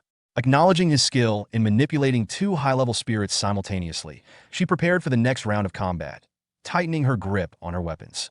At Nihit's temporary shelter, Barchis entered the tent of the Diana Silver Deer raid squad, visibly frustrated. A girl confronted him, reminding him that the Ursus raid force was wrong in their actions. Barchis, determined, asked if that meant he should do nothing, expressing his desire to take action and check the city himself. The girl questioned what he could do alone, but Barchis insisted that he couldn't just sit still. His resolve was interrupted when he noticed the captain of the squad. The girl turned to the captain, urging him to stop Barchis, as he wasn't fully healed yet. Barchis, however, remained adamant, claiming he was fine. The captain, however, overruled him, stating that they couldn't risk it and explaining their plan. Since there might be survivors, the squad would head to the raid location and the magic tower to clear a path for people and push back the monsters that had destroyed the city. At that moment, one of the squad members noticed the arrival of the Guardian and pointed it out. It was the Guardian Golem from the Nihit mountain range, likely brought by the raid force to assist in saving the city. The girl, seeing the massive golem, saw it as a powerful asset to their efforts. Barchis, upon seeing the Guardian Golem arrive, gritted his teeth in frustration, exclaiming, "Why is that thing here?" The girl, puzzled, asked what was wrong, but Barchis, recognizing the danger, urgently shouted to his team to run away. Just as he spoke, the guardian golem launched a devastating attack, causing massive destruction. Meanwhile, earlier, Swallow had given a brief account of recent events. Patrick, speaking through a communication glass, questioned Swallow's story, suggesting that he might have fabricated it to cover up his inability to control the situation. Swallow, annoyed, retorted in defense.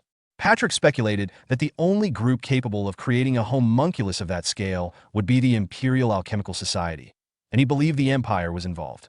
He theorized that the demon King Marmolia had made contact with a human, leading to a conflict and ultimately the Demon King's defeat. Swallow, uninterested, yawned, dismissing the lengthy explanation. Patrick, however, continued, pointing out that when a human defeats a Demon King, the head is either sent to the Demon King's army or displayed in a public area, often as a morale-boosting symbol, though it was cruel. Swallow asked why this was done, and Patrick suggested that if the Empire had abandoned the Demon King's head to create a homunculus, something more sinister must be happening. Swallow agreed with the suspicion, recalling his encounter with a flying homunculus during his search for Renee. He noted that the homunculus he saw was vastly different from others and that the research data should be destroyed, as he had previously destroyed the materials associated with it. Patrick, observing the situation, pointed out that if the Empire's homunculus research continued, they could produce beings on the level of Renee within a few years, which he found concerning. Swallow, feeling the weight of the situation, admitted that it was scary, then placed the communication glass down in exhaustion, expressing his desire to give up on the search and destroy the village instead.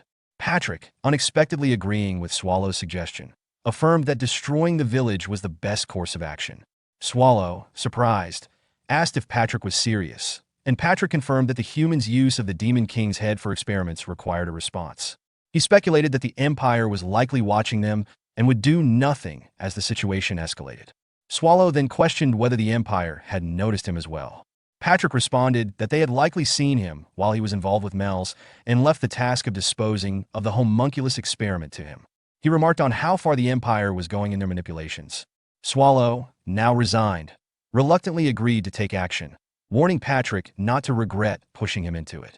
Patrick, closing the conversation, agreed, stating that if necessary, they would destroy the entire city to deal with the situation.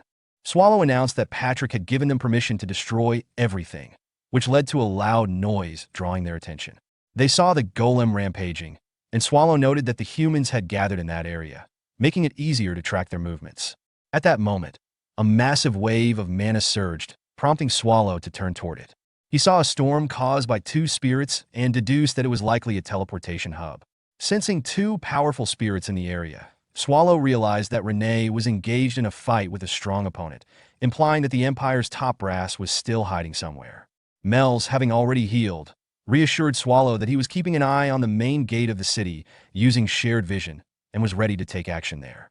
Swallow, noting that the main gate was on the opposite side, began surveying the area. He spotted a large bell under the rubble and, with one hand, lifted it into the air. Deciding to take action himself, he threw the bell at a nearby tower, causing it to collapse.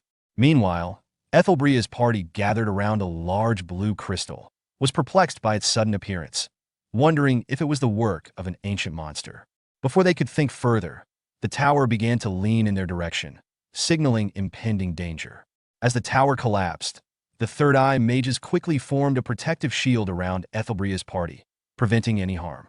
One of the mages informed Ethelbria's that they needed to accumulate mana in the temporary hub, similar to how the main hub gathered it into the crystal. But with the tower's collapse, it would take an additional 10 minutes to stabilize the system. Ethelbria's asked Stormen how much time was left until Wuin's arrival. Stormen replied that it would take about 5 more minutes. Ethelbria's, deep in thought, recalled the destroyed hub, realizing that the coordinates to Nihit might still be intact despite the device's ruin. He feared that if Wuin encountered the dagger made and faced the eve of the Swallow without the completed apocalypse, they would all be doomed. Stormen interrupted his thoughts, asking for permission to return to the teleportation hub, assuring Ethelbria's that he would bring Wuin Historia back. Meanwhile, at the teleportation hub, Gwyn contemplated the situation. He knew the spirit's power was not limitless, and summoning them took a significant amount of time and mana. The longer the battle dragged on, the more disadvantageous it would become for him. However, as long as the storm he had summoned continued, he still held the upper hand. He could block Renee's path with the Earth Spirit if she broke through. Gwyn's objective was not victory, but to hold out for 3 more minutes until his mana was fully drained. Suddenly, Gwyn began to fall, and before he could react, he saw Renee's weapon hovering above him. He reflected on the story he had read as a child, where he had once admired the herd. He recalled that the blade, initially small in the sky, grew larger as it descended, resembling a guillotine. Confused and alarmed, he wondered why a monster possessed one of the 36 masterpieces, the fangs of the guillotine. In a split second, the weapon struck him, cutting him in half. Severely injured and on the brink of death, Gwyn collapsed to the ground as the spirits he had summoned faded away. Before he could comprehend what had happened, Renee spoke, revealing the power of her weapon. She explained that her blade and wire could extend up to tens of meters, easily piercing through Gwyn's storm. She also noted that Gwyn possessed the blessing of spirit's protection, but since he was now split in half, even healing wouldn't save him. As she prepared to finish him off, Renee picked up Gwyn's sword and approached him. Just before delivering the final blow, Stormin appeared, momentarily halting Renee's actions.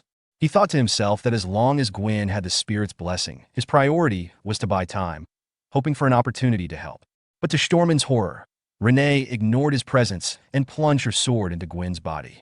Enraged, Stormin charged at her, but Renee casually responded, saying she'd get more out of dealing with him than finishing off the corpse before her.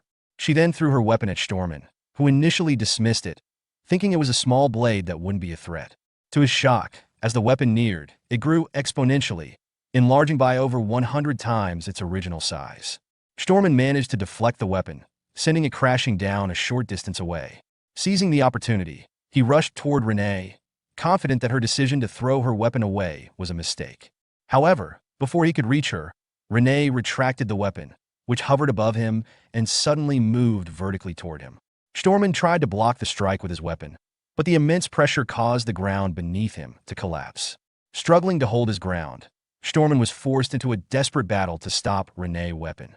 As Stormin continued his struggle, Renee demanded information about Marmolia and the homunculus, threatening him with her weapon if he didn't comply.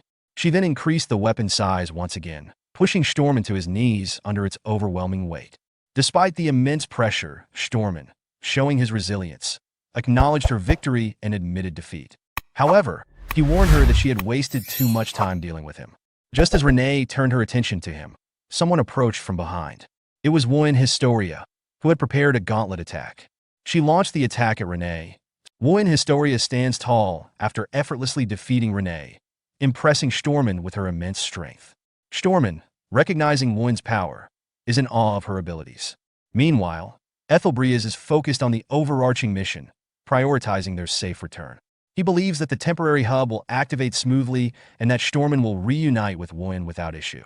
Ethelbreeze is confident that there will be no more setbacks and that even if Renee had recognized the homunculus, the Empire's citizens would never learn of it.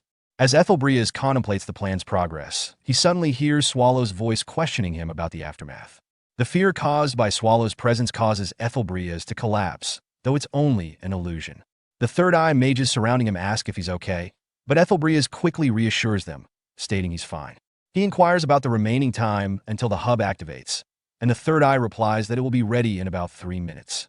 Despite the lingering fear, Ethelbreeze urges them to continue with their work, acknowledging that the fear Swallow instilled in him previously will likely never fade. Garrett, the Black Tiger's executive tracker, arrives at the scene and remarks on Ethelbreeze's state, mocking the captain for his apparent mistake. He informs Ethelbreeze that Polaris, the master of the Magic Tower, had sent an official request for assistance to the Imperial family. Fortunately, Garrett had intercepted it, preventing the incident from being exposed. Ethelbreeze, realizing the situation, acknowledges that Polaris must have caused a mess.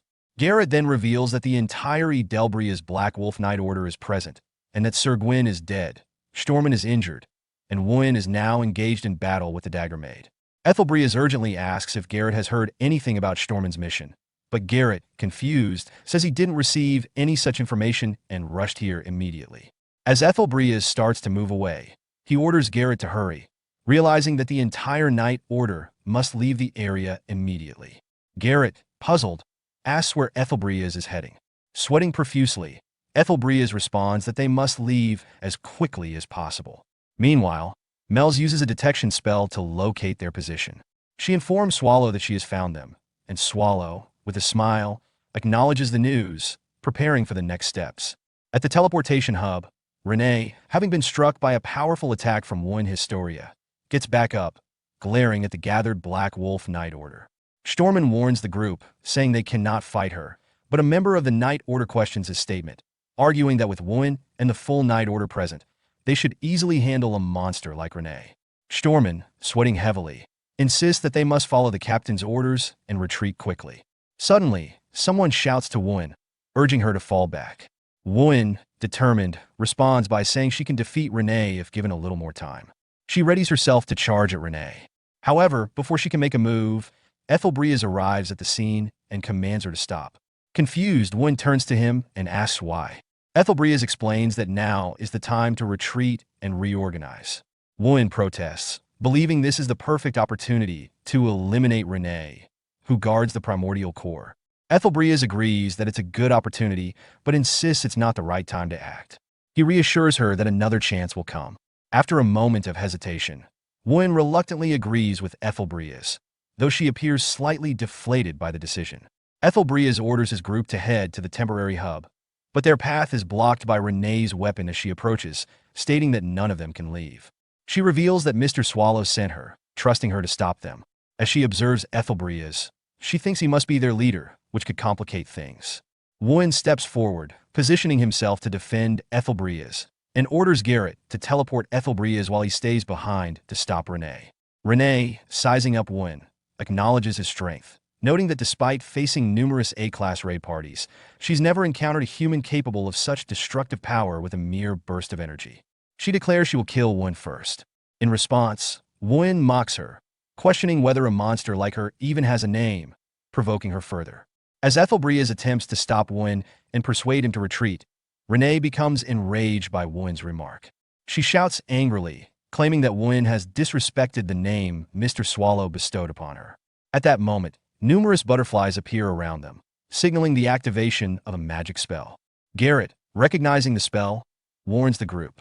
Then, the voice of Swallow resonates across the battlefield, announcing his arrival and stating that he came searching for Renee. Ethelbreeze is visibly shocked when he sees Swallow, the ancient monster. Swallow notices Ethelbreeze and remarks that it's surprising to meet him again, acknowledging their past encounter despite the short lifespan of humans. He finds it interesting that, out of the countless humans in the Empire, they're meeting once more. Ethelbreeze realizes that if Swallow had come here to investigate rather than simply destroying the city, there must be a specific reason. In respect, Ethelbreeze kneels before Swallow and greets him, expressing his honor at being remembered. Swallow dismisses the greeting, bluntly stating that this must be Ethelbreeze's doing. Ethelbreeze denies any involvement, claiming that the incident is unrelated to them. Swallow, aware of their connection to the Empire's capital, presses Ethelbreeze, implying that they must have come for a reason. Ethelbreeze insists they're only here to resolve the situation, offering their cooperation if Swallow wishes to find the true culprit. Swallow, seemingly uninterested, turns to leave, telling Renee that they should return, as he is tired. Renee agrees with Swallow immediately. Swallow becomes unexpectedly surprised when he notices that Renee is bleeding. However, Ethelbreeze, sweating profusely, wonders internally if his plan had worked. As Swallow begins to move away, Ethelbreeze smiles, thinking his strategy succeeded. To his surprise, Swallow notices the smile, and in an instant closes the distance, whispering near Ethelbreeze's ear to ask why he is smiling.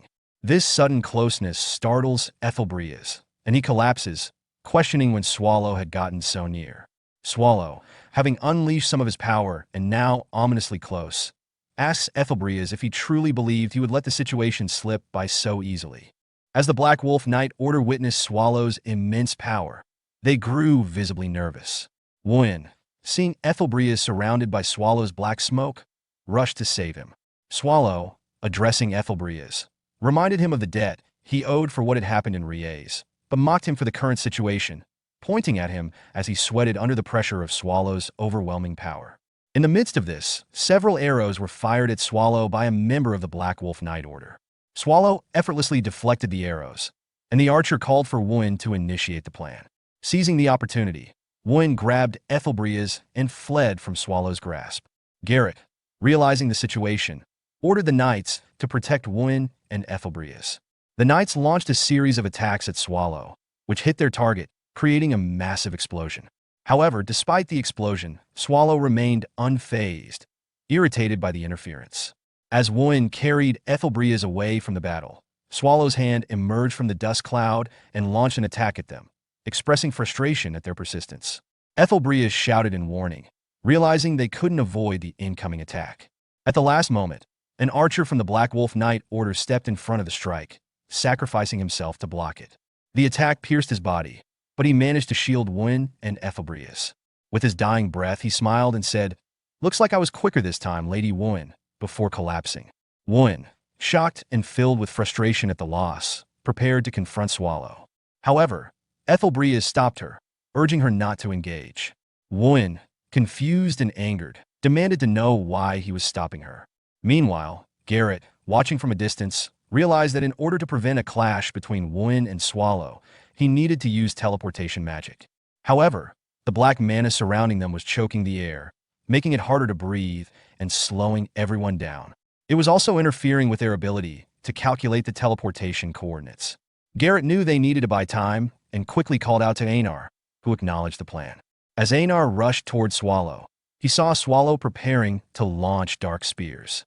Realizing the urgency to push back the black mana and focus on the teleportation magic, Einar planned to block Swallow's energy. He deployed his shield, the Walled Heart, one of the 36 masterpieces.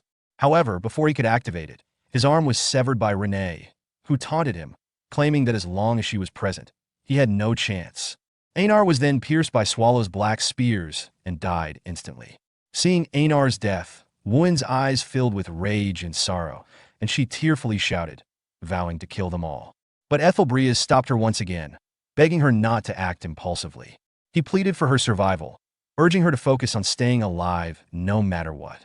Swallow, observing their exchange, questioned their actions. Meanwhile, Stormin retrieved Einar's shield and activated the Walled Heart, creating a golden barrier around them.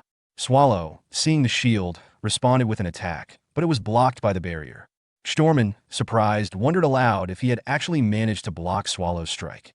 Swallow, noticing that his attack was blocked by Stormin's shield, expressed surprise at its resilience, but then decided to get more serious. He transformed into his original, more powerful form, which made Stormin nervous. Swallow opened his mouth, forming multiple attack circles that rained down on his enemies. Garrett, focused on completing the teleportation spell, prayed for more time, knowing the magic circle would soon be ready. She hoped the shield, one of the 36 masterpieces, would hold up against Swallow's magic. However, as Swallow's attack hit the shield, it shattered in a massive explosion. The dust cleared to reveal Stormin, who had shielded Ethelbreas and Wuin with his body. In his final moments, Stormin urged Ethelbreas to flee, telling him to leave him behind and that Wuin would take over the responsibility of the empire.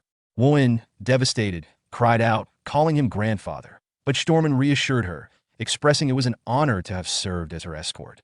As Ethelbreas and Wuin were unharmed, Swallow was surprised that they had survived.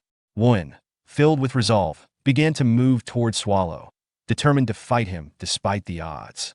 Ethelbreas tried to stop her, warning that she was no match for Swallow, but Wuin, unwavering, declared that it didn't matter because she was a hero, someone who could protect everyone. After the battle concluded, Renee carefully gathered the shattered fragments of a blue crystal that had been broken during the conflict. She placed the pieces, along with other valuables, into a carriage as they prepared to return to their dungeon. Admiring the crystal's beauty, Renee remarked to Swallow how sparkly and pretty they were. Swallow responded with a nonchalant and Renee reflected on the mission's results, pointing out that, while the crystal wasn't their primary goal, they had still gained plenty. Swallow agreed, noting that the battle had gone relatively well. He explained how he had unleashed a golem on the village to test its destructive potential, acknowledging that it completed its purpose before exhausting its mana. He suggested they recharge it once they returned. Renee teased him, saying it had taken him longer than usual to show his true nature during this mission. Swallow shrugged off her comment, revealing his calculated mindset. While he could have killed their enemies immediately, he had deliberately prolonged their suffering, viewing a quick death as unworthy of the trouble they had cost him. The focus shifted to a graveyard, where hero Wuin Historia stood solemnly, placing a blue flower on the graves of her fallen comrades who had died in the same battle. She was overwhelmed with sorrow as she reflected on their loss. Marizik, a member of the Black Wolf Knights Order, tried to console her, reminding her of a similar past tragedy, the burn raid force that had challenged the Primordial Core. He highlighted that this time, they had lost only 4 members in a masterpiece, avoiding complete annihilation thanks to her leadership. Despite his reassurances, Woon was consumed by guilt. Closing her eyes, she admitted she understood his words, but could not shake her feelings of failure. Garrot approached, commenting on the flower's beauty and suggesting that Woon's comrades would surely be grateful. However, Woon bitterly disagreed, convinced they resented her. She lamented her perceived inadequacies, blaming herself for not arriving sooner or being stronger. She agonized over her inability to defeat Renee, kill Swallow, and save everyone. Her grief escalated, and she began to cry uncontrollably, overwhelmed by guilt and anger. Garrot stepped forward and hugged her, offering words of encouragement. She assured Woon that she would one day be strong enough to defeat Swallow and that everyone was fighting for that eventual victory. Garrot urged her to move past what had already happened, and though Woon continued to cry, her pain was momentarily softened by Garrot's support. The perspective then shifted to a dimly lit room, where Ethelbreas sat alone, deep in thought. Troubled by his survival, he questioned why Swallow had spared him during the fight.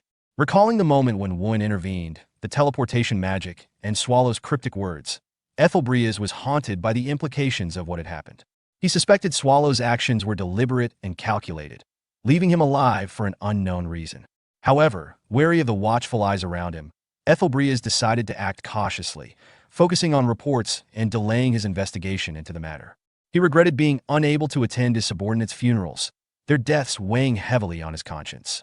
As he moved toward his desk with a candle stand in hand, a sudden, searing pain struck him, his vision going dark as though his head might explode. Startled and confused, he wondered if it was merely exhaustion, though the intensity of the pain suggested otherwise. Looking into a mirror, he was horrified to see Swallow's eyes staring back at him. Terrified, he dropped the candle stand and collapsed, losing consciousness. Garrot later found him and woke him up, concerned for his well-being. Ethelbreas groggily asked how long he had been unconscious, only to realize he was bleeding. Alarmed, Garrot called for medics, while Ethelbreas pieced together the truth. Swallow had not spared him out of mercy. Instead, his survival was intentional, and Swallow's words from the fight, that he having only 6 months left to live. As the medic tended to Ethelbreas' bleeding wounds, Garrot noticed shattered mirror fragments scattered around the room. Letting out a sigh, she asked him if the hallucinations were worsening. Ethelbrea admitted that while they were getting worse, he had become accustomed to them and was grateful he could still perceive humans as he once did. While they spoke, Garrot used her telekinesis to gather the broken mirror pieces and discard them into the dustbin. She noted grimly that it had been 4 days. The cure wasn't working, the symptoms weren't improving, and they hadn't even identified the root cause. Ethelbrea acknowledged that this affliction likely wasn't something modern medicine could resolve. He deduced that the being responsible for leaving the condition was the enigmatic Swallow, and he suspected it might be incurable. Resigned to his situation, Ethelbrea issued a direct order to Garrot. No one, not even Woon, must learn of his condition. He was determined to complete Apocalypse before his death, prioritizing the restoration of the masterpiece and the recovery of the Black Wolf Knight Order's lost forces. Garrot assured him she would handle the Knight Order herself, actively recruiting the individuals Ethelbrea had been monitoring. Some teams had already left and might have even contacted their targets. Surprised by how quickly this had unfolded, Ethelbrea questioned why she hadn't reported it to him earlier. Garrot, preparing a teleportation spell, explained that she saw no point in burdening a superior already in poor condition. She promised to provide a detailed report once everything was finished. She also informed him she needed to leave briefly since she had spotted his least favorite person on her way in. Before Ethelbrea could finish reprimanding her for using magic in the room, she teleported away. Moments later, a knock came at the door. Ethelbrea invited the visitor in, revealing Pope Euronisia. The Pope expressed his condolences, claiming he had come to offer comfort. However, Ethelbrea, with a sharp expression, accused him of lying and stated he was only there for an answer. The Pope admitted as much. Euronisia explained that he wanted the Black Wolf Knights, one of the Empire's strongest forces, to ally with the religious institution. He described how religion in the Empire was merely a tool to maintain ties with the Holy Kingdom, and the clergy were quietly oppressed, with his life valued less than that of a common noble. Ethelbrea dismissed the idea that doctrines were suppressed, asserting that the empire's only god was the emperor. The Pope conceded but warned that blessings would soon spread across humanity's lands, allowing them to escape oppression and expand their doctrines. Ethelbrea interpreted this as preparation for a holy war, but the Pope denied it, insisting he was too weak to fight. Euronisia then excused himself, stating that since Ethelbrea was unwell, he would leave without an answer, for now. As the Pope departed, Ethelbrea brooded over the impending decision, vowing to respond differently next time. Meanwhile, the scene shifted to the primordial core, where Swallow and his group had arrived. Patrick guided Mel's to the fourth room, explaining that she and the demonic dog, two Ons, would manage it. Mel's, thrilled by the opportunity, leaped with excitement and declared her love for the space, imagining how they could decorate it. Patrick, relieved by her enthusiasm, noted to Swallow how worthwhile it had been to destroy Nihit for this. Swallow and Patrick discussed the demonic dog, with Patrick pointing out its value in guarding the room and noting Mel's talent for recruiting despite her questionable naming sense. Swallow admitted that Mel's wasn't yet aware of the dog's true identity, though Patrick believed she would discover it in time. Renee then entered, reporting that she had completed dispatching the golem in the third room and had securely hidden the magic stone, the power source, in the walls, ensuring it was undetectable to ordinary humans. Swallow praised her for her hard work, but Patrick, clearly frustrated, interrupted, complaining about the repetitive nature of their interactions. He insisted on moving to the main point.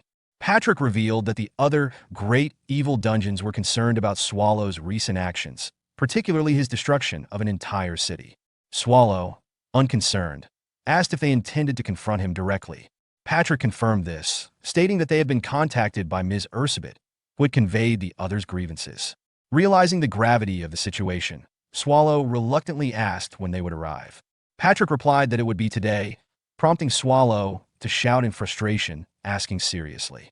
Swallow, in his original form, returns home and expresses a casual, almost carefree attitude with a yawn and the remark, "Home sweet home."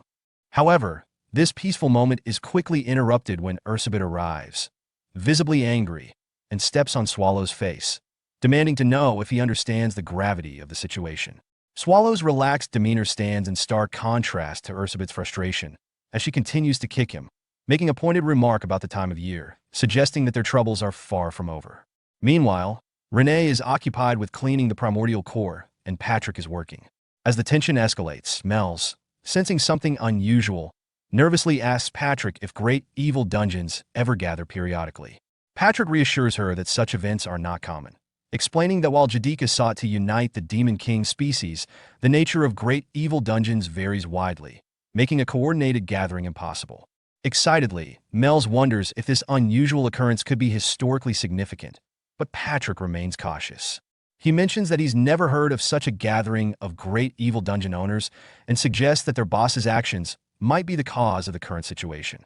He also points out the unsolicited letter they received, which announced a visit to the primordial core without asking for permission or explaining the purpose. Patrick and Mel's both express frustration over the lack of respect shown in the letter, which Patrick crumples and tosses aside. The scene takes a more serious turn when Mel's detection spells go off, signaling an intruder. Patrick instructs Mel's to inform Swallow and Renee, while he prepares to confront the intruder himself to figure out who they are and why they've arrived at the primordial core. The scene transitions to the past, in the Great Desert, which once served as the primary trade route across the 5 kingdoms. A carriage is crossing the desert when the ground shakes, and something monstrous emerges from beneath the earth, devouring the carriage. The desert, now under the control of a dungeon, had turned into a deadly wasteland. The 5 kingdoms' elite forces quickly mobilized to reclaim the desert, believing the dungeon's inhabitants to be little more than oversized insects. However, as they enter the dungeon and engage in battle, the monsters, led by a formidable force, decisively defeat the elite soldiers, overwhelming them with sheer numbers. The commander, fatally wounded, realizes the impossible odds, muttering about the monster's larger army before dying. The monster at the heart of the desert is revealed to be the mother of all insects, also known as the ruler of the desert, and despair that engulfs the 5 kingdoms, a terrifying force of nature that had consumed the desert. The scene shifts back to the present at the primordial core, where Patrick is rushing to confront an intruder. The intruder is revealed to be Mother Hexable, the boss of the great evil dungeon, Sandhell. She casually comments that not all monsters have been restored yet. Patrick, sensing something off about her voice, reflects on how insect-type monsters can imitate human voices after consuming them, suspecting that Hexable might be testing the strength of the primordial core. Patrick prepares for a confrontation, assuming an attacking stance. Swallow, arriving on the scene, humorously questions their actions, asking if they are making out or something. Renee and Mel's also arrive, prompting Patrick to urge Swallow to stay back while he handles the situation. Swallow, however, is puzzled and asks why he should stay away. At that moment, Hexable greets Swallow, referring to him as her teacher and expressing pleasure in seeing him again. Swallow, surprised by her appearance, comments on how much she has grown. Hexable responds with playful teasing, noting that Swallow should be more careful with his remarks to a lady. Swallow acknowledges that he's heard about her recent rise to fame, and they share a brief exchange, with Swallow introducing Hexable to the others as the former gatekeeper of the primordial core. Hexable formally introduces herself, explaining that she was the gatekeeper of the Blue Path before Patrick's arrival. She also clarifies her earlier remark about the restoration of monsters, revealing that her concern was for the safety of the dungeon. She admits that her hesitation during the earlier confrontation was because she was shy, which Patrick summarizes. Swallow, unbothered, jokingly asks if her earlier behavior was a result of being shy. Patrick, frustrated, scolds Swallow for not informing him about Hexabel's past relationship with him. Swallow, with his usual laid-back attitude, simply admits that he forgot to mention it. Patrick, cautious due to Hexable now being the owner of a different great evil dungeon, reminds others that they can't let their guard down. Hexable, seemingly unfazed, compliments Patrick on his swordsmanship and the title of Death Knight, stating it's an honor to meet him.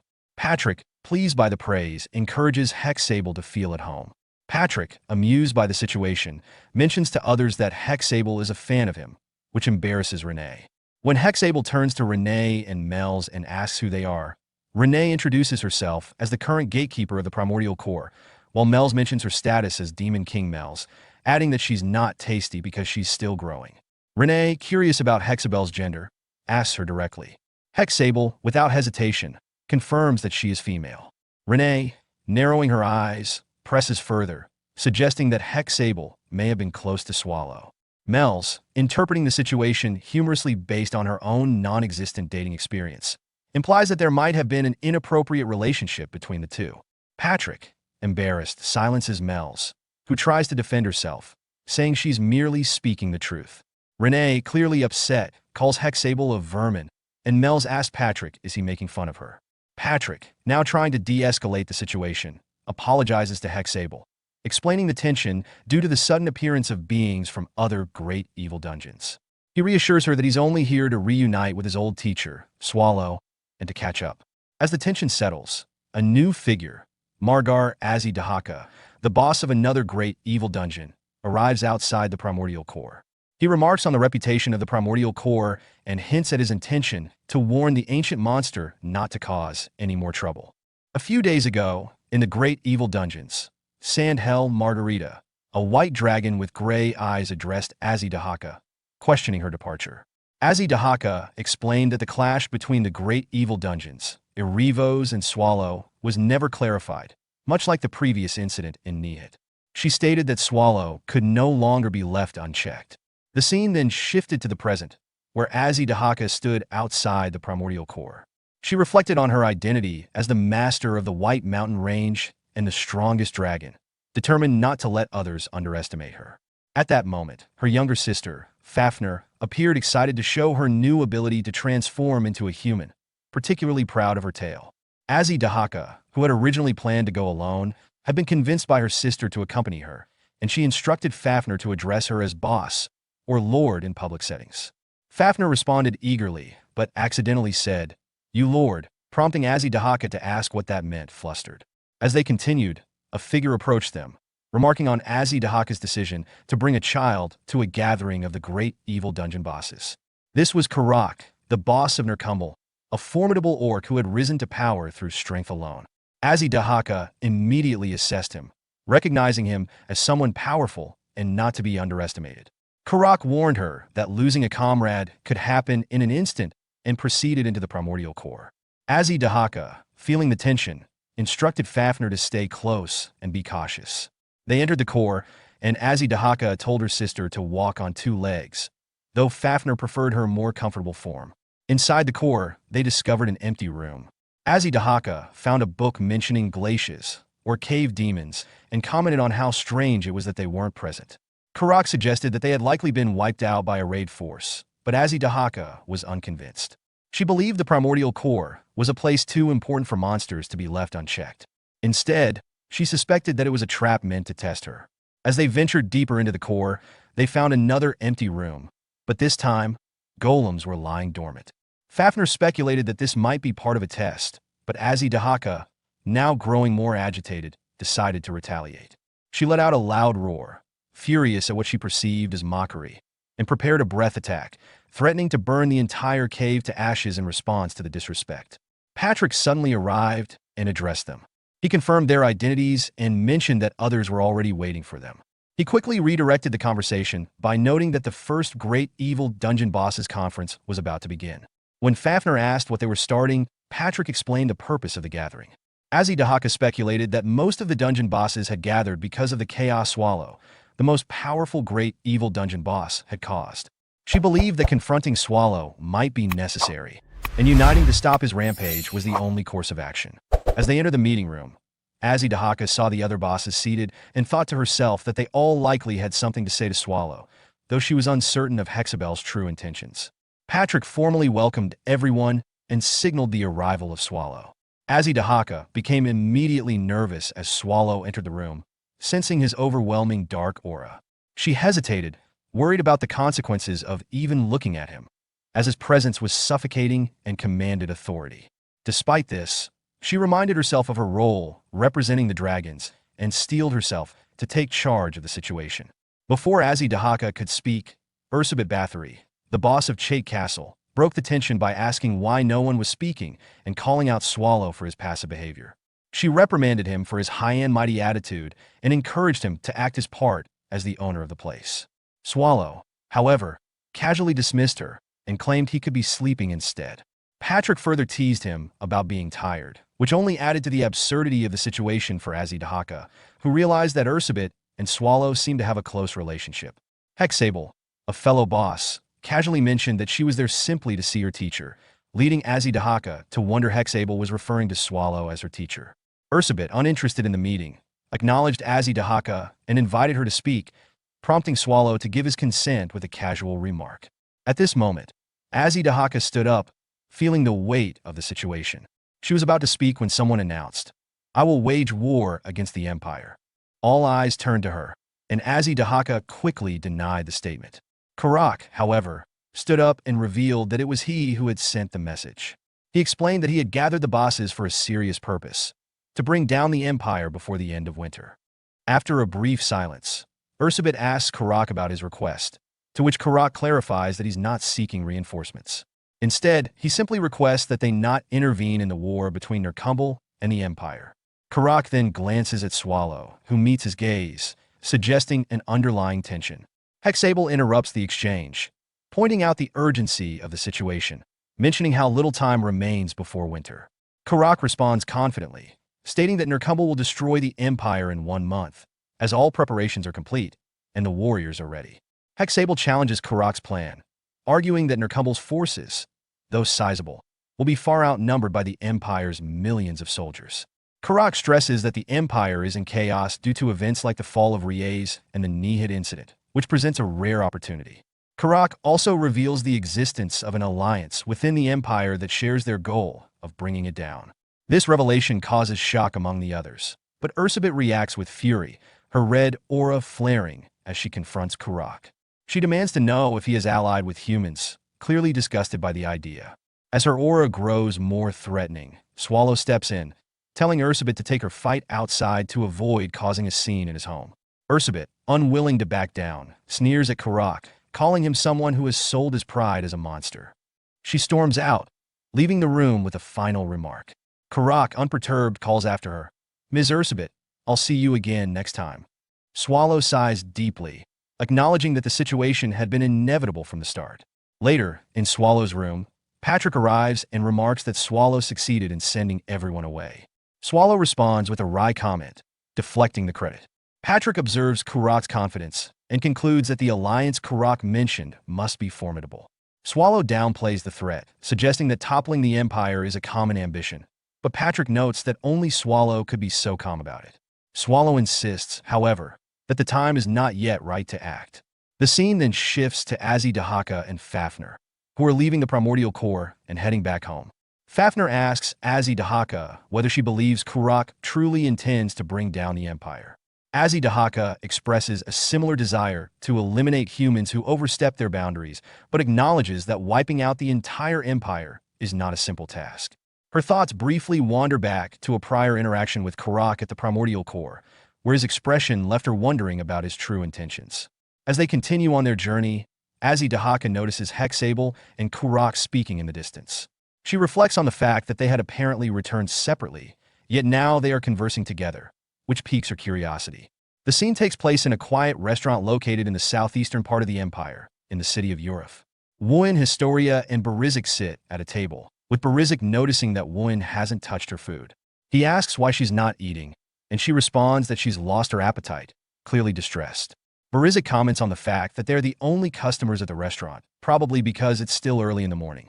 He also points out that not eating won't bring their comrades back, and suggests that Garrote must have sent him to accompany Wuin because the others are off searching for Sion. Wuin, still brooding, narrows her eyes as Barizik continues to speak. He teasingly suggests that she's interested in Sion because he mentioned another hero like herself, implying that Sion is likely hiding somewhere in disguise. Wuin then asks whether it's even possible to bring their comrades back, to which Barizik responds that if they can find them, they might be able to communicate with them. He adds that their mission could be more difficult than they thought. Before leaving to do his work, he orders Wuin not to leave the table until she finishes her meal. Barizik approaches the restaurant's chief, a middle-aged man with golden hair and blue eyes, and inquires if he has seen someone they're looking for. The chief, after looking at the poster Barizik shows him, says that he doesn't recognize the person in question. He explains that he may have seen the person before, but he can't remember every face of his customers. Unexpectedly, Barizik draws his sword and attacks the chief, but the man quickly blocks the strike with a kitchen knife. Barizik, unfazed, accuses the chief of looking suspiciously similar to the person they are searching for. He then reveals that the chief is actually the former hero Rashmare, who is apparently hiding in plain sight as a chef. The chief denies this accusation, feigning ignorance. Barizik pushes further, noting that the chief's skill in blocking the sword strike with a kitchen knife suggests otherwise. He demands that the former hero cooperate, but Rashmare refuses, physically pushing Barizik back. Barizik responds that he hasn't even told the chief what he wants from him, but Rashmare retorts that the Empire likely has enough chefs and that he's being sought out to return to the battlefield. Barizik laughs, his face suddenly flushed with red veins as he activates the aura surrounding his weapon, Bloody Mary, one of the 36 masterpieces. He reveals that Garrote had predicted this encounter and provided instructions for how to deal with Rashmare if he refused. Barizik's red aura intensifies, signaling his readiness for a more violent approach. Rashmare, remaining calm, denies being the person they think he is. Barizik, holding the weapon Bloody Mary, which emits a loud steel-grinding noise and fills the room with a red aura. He introduces himself as a member of the Black Wolf Knights Order. In response, the former hero Rashmare, now known as the Chef, dismisses the sound, unsure of its meaning, and prepares for the upcoming conflict. Barizik charges at Rashmare, but Rashmare effortlessly lands powerful blows to Barizik's stomach, sending him crashing into the wall. As dust fills the air, Rashmare remarks on his unexpected strength and his difficulty controlling his power. He's relieved he didn't destroy the wall with the strike. Barizik, though hurt, is caught mid-air by Wuin Historia, who had moved quickly enough to save him. Barizik, recovering, complains about the rough catch. Rashmare, observing Wuin's swift movement, notes her speed with approval. Wuin, undeterred, approaches Rashmare and introduces herself respectfully, stating it is an honor to meet a hero from the previous generation. Rashmare responds sarcastically, mocking her for seeking a has-been. Wuin then states the reason for their visit. The Empire is in crisis, particularly due to the death of Sir Vern. Rashmare, darkening in expression, acknowledges the truth of the rumors. Wuin presses on, asking if Rashmare will join them. Rashmare hesitates, explaining that he now wields a kitchen knife instead of a sword because they live in an era of peace. He criticizes the Empire's greed for sending young people to die in dangerous dungeon raids, claiming the country of Riez is more prosperous than ever. Wooin questions whether he's rejecting the Empire's noble mission of dungeon raiding. Rashmare mocks her for her sharp gaze, wondering if she plans to arrest him. Wooin removes her cloak, revealing new gauntlets, and states that since Rashmare has rejected their request, she'll have to subdue him and bring him to the Empire. She launches an attack, but Rashmare easily dodges, commenting on the energy of youth. Wooin intensifies her assault, but Rashmare continues to evade effortlessly, causing her strikes to shatter nearby tables. Wooin begins to question why her attacks aren't landing. Barizik watches from a distance, noting that Rashmare is treating Wooin like a child. Wooin, frustrated, speeds up, but Rashmare counterattacks with his wooden kitchen knife, sending her flying back. He explains that her straightforward attacks are hindered by her rigid personality and that such patterns will only fail against opponents of equal or greater strength. Wooin becomes anxious, recalling her earlier struggles in battle. Before the fight can escalate, the communication device Wooin had left behind activates, and Ethelbriez's voice is heard. Rashmare inquires about the speaker, and Ethelbriez introduces himself as the acting commander-in-chief of the Dungeon Raid Union headquarters. He reveals he was the one who sent Wooin and Barizik to speak with Rashmare and requests a private conversation. Wooin steps out of the room, leaving the device behind.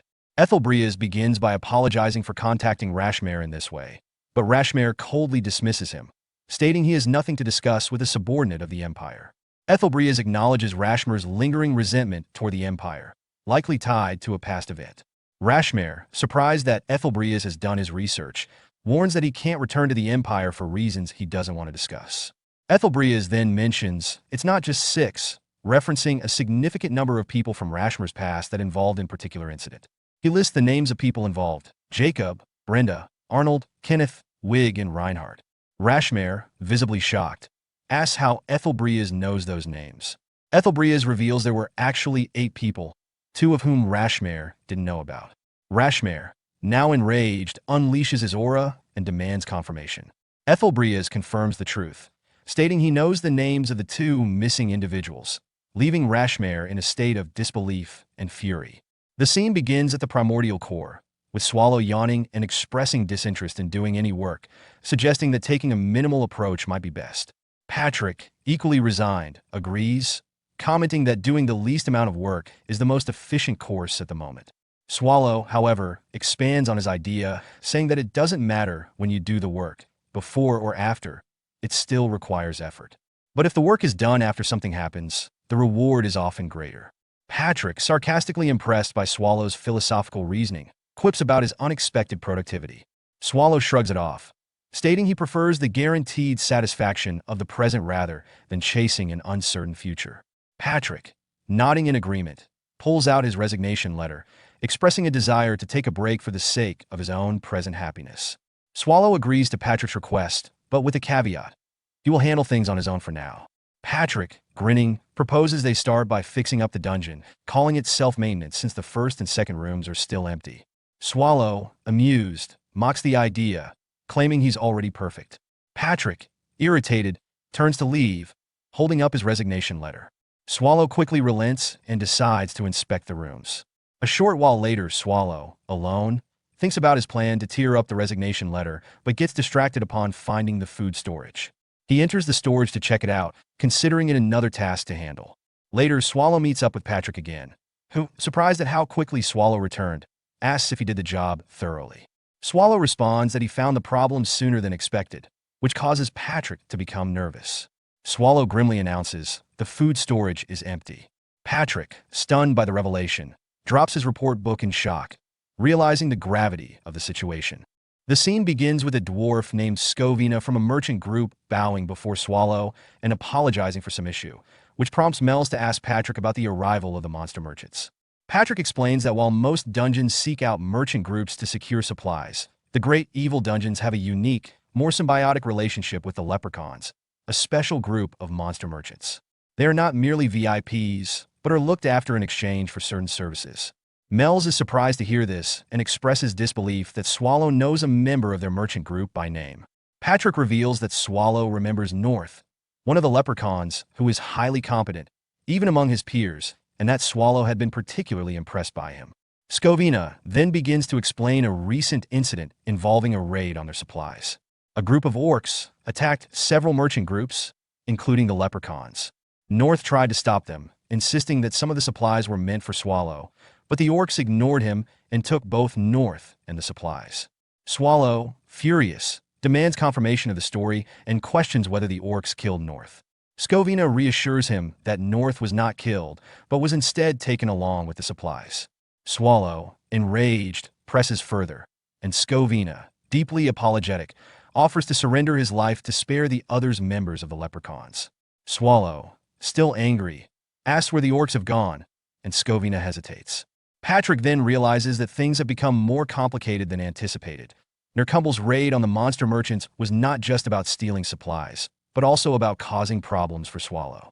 Swallow agrees with Patrick and demands Scovina guide them to the orcs.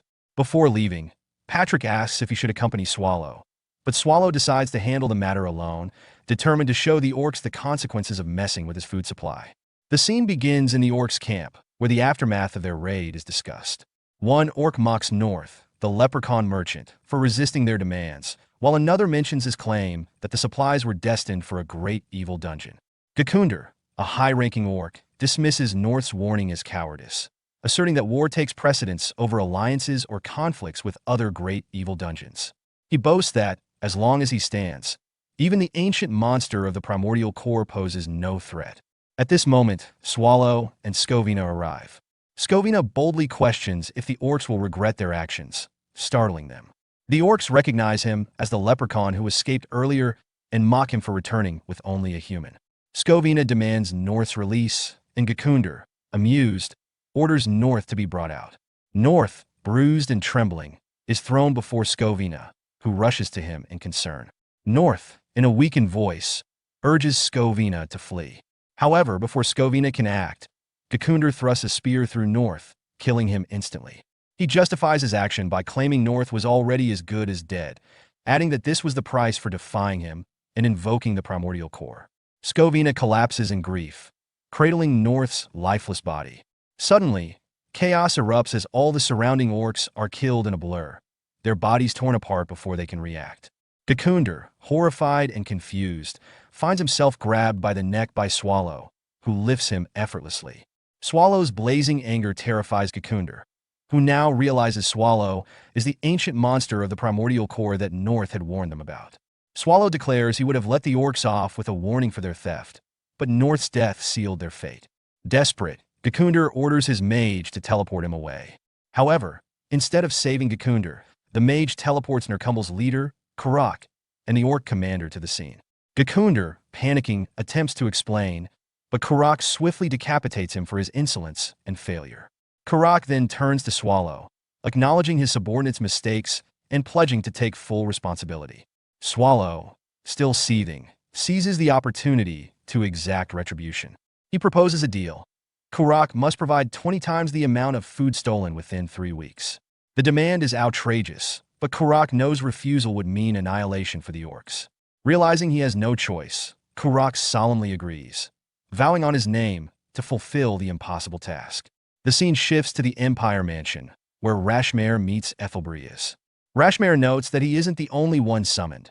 As Ethelbreeze reveals, he has important matters to discuss with both Rashmare and Dame Sion. The narrative then transitions to a more lighthearted setting, where a woman scolds a person named Lancerer for sleeping until noon. Annoyed, she reminds him of his promise to go foraging with her, prompting Lancerer to groggily agree as he reluctantly gets out of bed. The scene transitions to a forest cloaked in twilight, where Karak, the great orc commander, broods in silence. His thoughts drift back to a conversation he had with Swallow not long ago. 3 weeks, Swallow had said, calm and composed. I'll give you exactly 3 weeks. Karak had narrowed his eyes at that. And if I failed to meet the deadline? Swallow had smiled faintly. Then I won't need to lift a finger. I've got other methods. I'll unleash the black tentacles in Nerkumble. Witness it, the child of the Creator. He will devour you all. Don't look away. The end of your glory is destruction. Remember this, carnage has already begun. Applaud for your return not to death, but to your origin. Karak's hand clenched into a fist as he recalled the ominous words. This isn't my story, he muttered to himself. You realize that now, don't you? You know what I'm referring to. At that moment, an orc stepped into the command tent and bowed deeply. I bow before the mighty commander. There's no need for ceremony, Quarry replied, his tone flat but firm. How did the research go? It's all true, the orc said with urgency. The legends, the myth of the ancient black tentacles, it's real. If they were unleashed at Nokumble's core, they'd wipe out everything. Not just the orcs. All life. Quarry's eyes hardened. That's all I needed to hear, he said, rising from his seat with resolve. He stepped out of the tent, eyes scanning the war camp. Another orc called out, Commander, all of Nokumble awaits your orders. Quarry's thoughts were simple. Orcs don't need long speeches. Facing the assembled warriors, he shouted, To war! Kill them all! Leave no human alive! His heart thundered in his chest, a sensation he hadn't felt in years. It feels good. It's been so long since I felt this alive. Quarry will see this through. There is no doubt in my mind. Nokumble will prevail. We will raise the empire to the ground and rebuild our new home atop its ashes. The scene shifts to a grand imperial mansion, where Ethelbria stood before Rashmare and Dame Sion with grim urgency. There will be war, he announced. Rashmare blinked in disbelief. What? Why? Out of nowhere. To be specific, Ethelbria's clarified. A civil war. One that won't be easily subdued. Rashmare scoffed. You summon 2 heroes, then drop a civil war on us? Is this some kind of joke? Got proof? I do, Ethelbria said calmly. Or something close to it. Are you messing with me? It's Pope Euronisia, Ethelbrias explained. He never used the word war, but twice, alone, without guards, he essentially declared it to me. Rashmare frowned. That could have been a misunderstanding. You can confirm it yourself, can't you, Sir Sion? Ethelbrias gestured toward the hero. I already did, Sion replied. He's telling the truth, Rashmare. I verified it with magic. Behind them, Garat, Ethelbrias' silent attendant, watched Sion with narrowed eyes. When did he get here? I didn't sense him use any magic at all. Still stunned, Rashmare asked. So you want us to act as peacekeepers? Ethelbrias shook his head. Of course not. I love the Empire. I didn't call you for that sort of work. Angered, Rashmare stormed forward, grabbing Ethelbrias by the collar. You little shit. I didn't come all this way for your boring jokes. But then his eyes locked onto the cursed scar on Ethelbrias' right eye. He paused, tense. That mark, was it Swallow? Ethelbrias gently pried Rashmare's hand away. Please calm down. I haven't forgotten what I promise you. Here, these are the 2 names you couldn't find. The letter contains everything you need. Judge for yourself. Rashmare accepted the letter, exhaled, and gave a short bow. I lost my temper. My apologies. It's all right, Ethelbrias said. I understand. Sion broke in with a firm voice. Can we get to the point now? What do you want us to do? Ethelbrias answered. As I said, the war is already set in motion. I want you to fight for the Empire during this civil conflict. Sion frowned. But the Pope's faction doesn't seem strong enough for a coup. I agree, Rashmare added. Ethelbrias thought silently. He won't even look me in the eye. Aloud, he said. He may have allies. Based on what we know, it's likely the Holy Kingdom, but we don't have proof yet. Rashmare asked. If it's treason, why not just kill the Pope? Because we don't know who his backers are, Ethelbrias replied. If outside forces are involved, his death might change nothing. Sion sighed, turning away. As he activated a teleportation circle, he said, So you're just asking for more firepower. Understood. I'll be going. Rashmare watched him vanish. That guy always leaves just like that. I'll never understand him. You 2 aren't close? Ethelbrias asked. Not really. He always worked alone. We rarely crossed paths. After things settled for me, I was busy mentoring that kid, Byrne. I'm sorry about Sir Byrne, Ethelbrias said softly. Rashmare shrugged. It's fine. He died during the Swallow's subjugation. It was bound to happen. There's something else, about Swallow. Ethelbrias continued. I have a favor to ask. Rashmare immediately stiffened. Don't tell me you want to kill him. No, Ethelbrias said. But for humanity's future, I want you to train hero Historia. She'll never beat him. Rashmare replied coldly. I know, Ethelbrias said. But she must still grow. Even if it's impossible, she has to try. Because I love the Empire. Later, Ethelbrias walked down a candlelit corridor with Garrett's support. In the end, Garat said, "You got everyone to join as planned?" "War is coming," Ethelbrias replied. "Is there truly no way to stop it?" "There isn't. So we must win." Garat hesitated. "Sir Rashmare got that list too easily. Will he still help us now that he has it?" "We have to earn his trust now," Ethelbrias said. "If we withheld the truth, he would have dug it up himself. We can't risk that, not in Liège." They reached a grand chamber where a coffin lay enshrined. Ethelbrias stepped forward and knelt. "Please," he whispered, "I pray for the coming war, for the future, and for the peace of the Empire." Elsewhere, at the primordial core, Patrick stared intently at Swallow. "What?" Swallow asked. "I haven't done anything wrong." "Yet." Patrick scratched his chin. "It's nothing. Just, my ears feel itchy." "You don't have ears." "And yet they itch," Patrick insisted. "Feels like someone's calling for me. Maybe the mana inside me is waking up?" "But you already know magic." "Yes," Patrick said. "But if I could cast huge spells like Mel's, it'd be more fun. I might just become the next Arivos." Swallow rolled his eyes. "Want me to crush your skull before that happens?" The scene transitions to a dimly lit experiment room. A patient, bound and bruised, muttered, "I envy your freedom." One of the doctors frowned. "What? Did it just say something? Probably a hallucination." Another doctor muttered, "Ignore it. Let's keep going." A voice echoed in the patient's mind, "Do you envy freedom?" "Who's there?" "Freedom is beautiful, but dangerous." "Still, do you desire it?" "I do." "Then let's make a deal. For the sake of your freedom."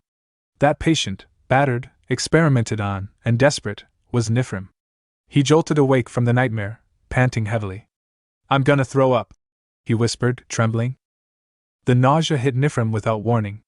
He stumbled outside, bracing against the cold earth as memories surged through him. The forest around him was quiet, but in his head, there was only noise. Screams. Blood. Bone. And Patrick's voice, unrelenting. "How much can you regenerate?" Patrick had asked coldly during their fight. "If your limbs are severed, can you just eat and heal?" "What are you doing?" "Eat up. There are still 2 people left." "Go on." Nifrim squeezed his eyes shut. "I ran. After abandoning my allies." "No, after eating them." His stomach twisted. Cannibalism. That word gnawed at him worse than hunger ever had. Anything but that. "I never wanted to commit that." But a voice inside him, the one he hated the most, responded coldly, "You ate to survive. That skeleton tortured you. You had no choice." "I had no choice!" Nifrim screamed, his voice hoarse. But even he didn't believe it. He collapsed to his knees. Vomit splashed onto the soil. Tears followed. "I'm sorry," he whispered, over and over, face buried in the dirt. "I'm sorry. I'm sorry, everyone." Time passed. The scent of warm food drew him from his misery. Inside the cabin where he now stayed, an old woman set down a bowl before him with gentle hands. "Eat a little," she said softly. "Even if you throw it up again, you need to eat something." Still seated at the low wooden table, Nifrim nodded faintly, his face pale. "Yes. Thank you for the food." The woman smiled and picked up her shawl. "I'll head out to the fields. Eat slowly and come when you're ready." She hadn't stepped far when the front door burst open. A sharp gust of wind followed a girl into the house as she kicked it open with unnecessary force. "There you are, Lancelot!" she shouted, hands on her hips. "The sun's already high, and now you're eating? I told you, we've got to dig up the mountain herbs before the fire's lit today." She turned to the old woman. "Grandma, where are you going? Did you swallow a funnel?" The old woman snapped. "My ears still work just fine. I'm going to the field, so stop bothering him and come help me instead." "But what about the mountain herbs?" "Mountain herbs?" The woman snorted. "You only bring back weeds. I know you go into the forest to play around." "Play around?" Purcell scowled. "I'm getting real herbs this time. Come here, you little brat." The woman grabbed her by the arm. "Where do you think you're going? You're helping me first." As she was dragged away, Purcell turned back toward Nifrim and yelled, "Eat fast and come out." "I'll be there," he replied quietly, watching her vanish in a flurry of energy. Later, the two walked through a narrow mountain path. Sunlight broke through the canopy in golden shafts. Purcell glanced at him. You really don't remember anything? Your name, your past, anything? Nifrim shook his head. No, you were weird when Grandma found you. Armor, sword, you looked like a mercenary. Maybe, Nifrim said. I don't remember. But maybe something like that. It's fine, she said brightly. You'll remember eventually. As they continued climbing, a villager passed them on the path, dragging a freshly hunted deer over his shoulder. Hey! What are you two doing out here? Purcell gasped. Whoa! Mister, did you just catch that? Yup, the man grinned. Thanks to the guardian god, hunting's been real easy lately. The animals are pouring out of the woods. Guardian god? Purcell asked curiously. Yeah. Ever since the monsters stopped coming near, it's been like a blessing. Even that big troll that used to hang around the barrier, dead. Don't know who or what killed it, but everyone's saying it was the guardian god. He winked. But don't tell your grandma I told you that. Really? Okay, Purcell said eagerly. The man continued down the trail. Come down before we light the fire, both of you. I'll be going first. As Nifrim watched the man disappear, his gaze wandered to the treetops, and he felt it. The faint, heavy pressure of monsters nearby. He didn't see them, but he knew they were there. Purcell looked up at him. Should we keep going? Purcell, do monsters usually come this close to the village? She blinked. Not really. It's dangerous around here, so they usually avoid us. But recently? I guess there's been a lot more movement in the woods. Still, like Mister said, I haven't seen any for a while. That's a relief, Nifrim muttered. What? You remembering something from your mercenary life? I'm not sure I was a mercenary, he replied. Then don't worry about it. Let's go back, you glutton. The scene shifted. Back at the village field, flames rolled across the dry earth. Nifrim stood at the edge of the burning field, watching in quiet awe. A villager noticed his expression and walked up beside him. You look surprised, Lancelot. Never seen a burn like this before? No. I haven't. The villager nodded. We do this after every harvest. It's not efficient, but for people like us, it's the only way. We burn the ground, and the ashes feed the next season. Nifrim looked at the smoke rising into the sky. Do you leave every time the soil dries up? We do. We move to a new area and start again. The man paused, then added with a warm smile. Say, even if your memories come back, how about staying with us? Staying? Yeah. You're already one of us. You work like the rest of us. And Purcell, well, that tomboy seems pretty fond of you. Even if she nags. Nifrim smiled faintly. I'm the one being helped all the time. The man chuckled. Her energy's her charm. Talking, though, she never shuts up. Speaking of which, here she comes again. Purcell was sprinting toward them from the village, waving her arms and yelling something indecipherable. The villager gave Nifrim a light pat. I'll be off. Good luck. As he walked away, Nifrim stayed where he was, watching the flames crackle across the field. My name here is Lancelot, he thought.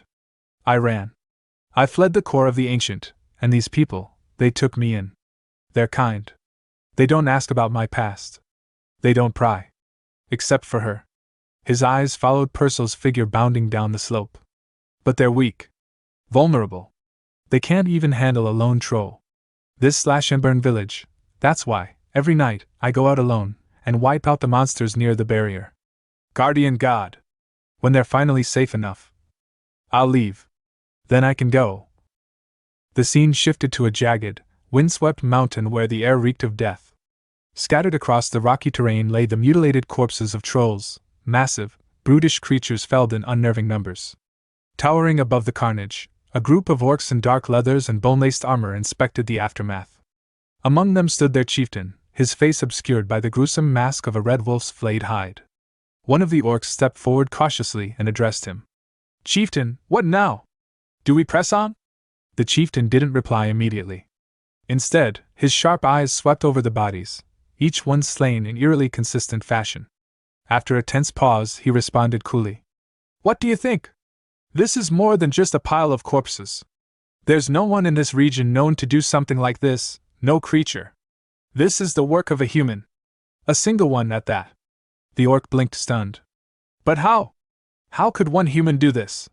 Kneeling beside a troll corpse, the chieftain studied the wounds with a discerning eye. They're smaller than the average troll, but each was taken down with precision. Bladed weapons. Dual wielding, perhaps. The attacker went for the legs first, crippling them, then let them bleed out before finishing them with a single, clean strike. Every wound was deliberate, efficient, methodical. This wasn't a rampage. It was a hunt. And all of them were taken down the same way. The orc straightened, hesitant. The great general ordered us to continue marching forward. We will, the chieftain said, rising. But not in a straight line. We'll take a slight detour. He turned then, just as dark smoke billowed into the sky in the distance. The chieftain narrowed his eyes, watching the column rise from a burning field. There, he said with quiet certainty. We've found him. Elsewhere, Nifrim was patrolling the forest, his senses alert. He crouched on a high ledge, scanning the tree line and the faint trail of smoke rising far beyond it. His thoughts were heavy. I expected the smoke from the burning field to attract more monsters, he mused silently. But it's been quiet. Too quiet. I don't sense anything nearby. This area's clear, but lately, the monster activity has increased. It's too much for a mere search for food. Especially in winter. Then, his eyes caught another plume of smoke, this one rising from the mountainside. His gaze sharpened. That smoke, what's going on up there? Later, back in the village, he asked one of the men about the smoke he had seen earlier. Probably nothing, the man said casually. Maybe the village down the mountain? There's a village there? Nifrim asked. The man nodded. 3 times the size of ours. If there was that much smoke, maybe they're holding a festival. We're planning one too. Before he could finish, 2 nearby villagers quickly silenced him, slapping hands over his mouth. Anyway, it's nothing serious, one said with forced cheer. Smoke from a village? Happens all the time. Nifrim gave a polite nod. Right. Thanks. Good luck on your hunt today. The man grinned. We're just picking up what we already caught. Left it to drain. Get ready, Lancelot. Big feast tonight. Oh, Purcell was looking for you. Okay, Nifrim replied, though the unease in his heart remained. It was just ordinary smoke. When he arrived at Purcell's place, the children swarmed him, tugging at his hair and giggling. Lancelot's hair is so soft. He's cute. Amused and confused, Nifrim asked. What's going on? Purcell rolled her eyes and crossed her arms. It's your welcome party, dummy. We couldn't throw one before since everyone was busy. The adults wanted it to be a surprise, but now you know, so if you snitch, I'll kill you. That's an order. I won't. Nifrim smiled. One of the kids piped up. Sister and Lancelot are getting married? Purcell turned red. What? Where did you hear that? Mommy and Auntie said it. The child replied innocently. They said if you like someone a lot, you have to marry them. Purcell flailed. No! It's not like that. Another child tugged on Nifrim's sleeve. Are you getting married to Purcell? She loves you lots. Blushing, Purcell barked back. It's not like that, you brats. But her face betrayed her words. See? One kid grinned. We're right. Purcell grumbled, brushing her hair aside. I mean, his face is, whatever. Maybe kind of cute? But don't get the wrong idea. I'm just saying your face is fine, that's all. Nifrim blinked, bewildered. What, exactly did I misunderstand? Trying to change the subject, Purcell frowned. They said they were just getting what they already caught. What's taking them so long? Let's go check. Outside, the villagers stood in tense silence, eyes fixed on thick smoke coiling up from the mountains. Purcell's brow furrowed. That smoke, it's coming from the mountains. What's going on? Nifrim narrowed his eyes. Just as I thought. That smoke I saw yesterday wasn't normal. Seeing Purcell tremble, he gently took her arm. Let's go inside. The children are watching. Inside, the kids looked up. Is Daddy not back yet? When's he coming home? Purcell gave them a brave smile. They're getting more food. They'll be back soon. Nifrim met her eyes. I'll go find them. Stay here and watch over the others. What about you? She asked, worried. He smiled faintly. Don't worry. I'll be back. Not long after, Nifrim reached the mountaintop camp. What he found there stopped him cold. Blood soaked the snow. Not a single villager in sight. But orc footprints, dozens, led deeper into the woods. Following them at speed, he eventually came face to face with the orc raiding party. They charged. Steel flashed, bodies fell. In moments, the snow was painted red. Nifrim stood amidst the silence, breathing heavily. Then, a scream echoed from the village. His blood ran cold. "They've already reached the village," he whispered, and bolted downhill. When he arrived, chaos had swallowed the peaceful hamlet. Orcs were everywhere, homes burning, the sky thick with smoke. Then, a massive orc stepped into view. He wore the wolf mask of a chieftain. "Welcome, warrior," he said, voice like thunder. "I am Kaltum of the great tribe Karim. Don't worry, we won't harm you." "Not yet." Nifrim's eyes scanned the surroundings. "Where are the villagers?" Kaltum chuckled. "Ah, your skill is just as we were told. My special operations unit completely destroyed." "Impressive." Nifrim's tone sharpened. "I asked you where they are?" Kaltum gestured to his subordinates. "Bring them." One orc stepped forward with a heavy sack, its contents leaking blood. Others followed, dragging villagers, tied and battered, but alive. Among them, Purcell. "I wish to fight you," Kaltum said with a grin. "If you defeat me, I will free them all.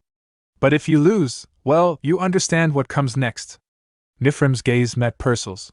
She was wounded, but conscious. He steadied his breathing. "Wait a little longer, Purcell." He drew his weapons and stepped forward.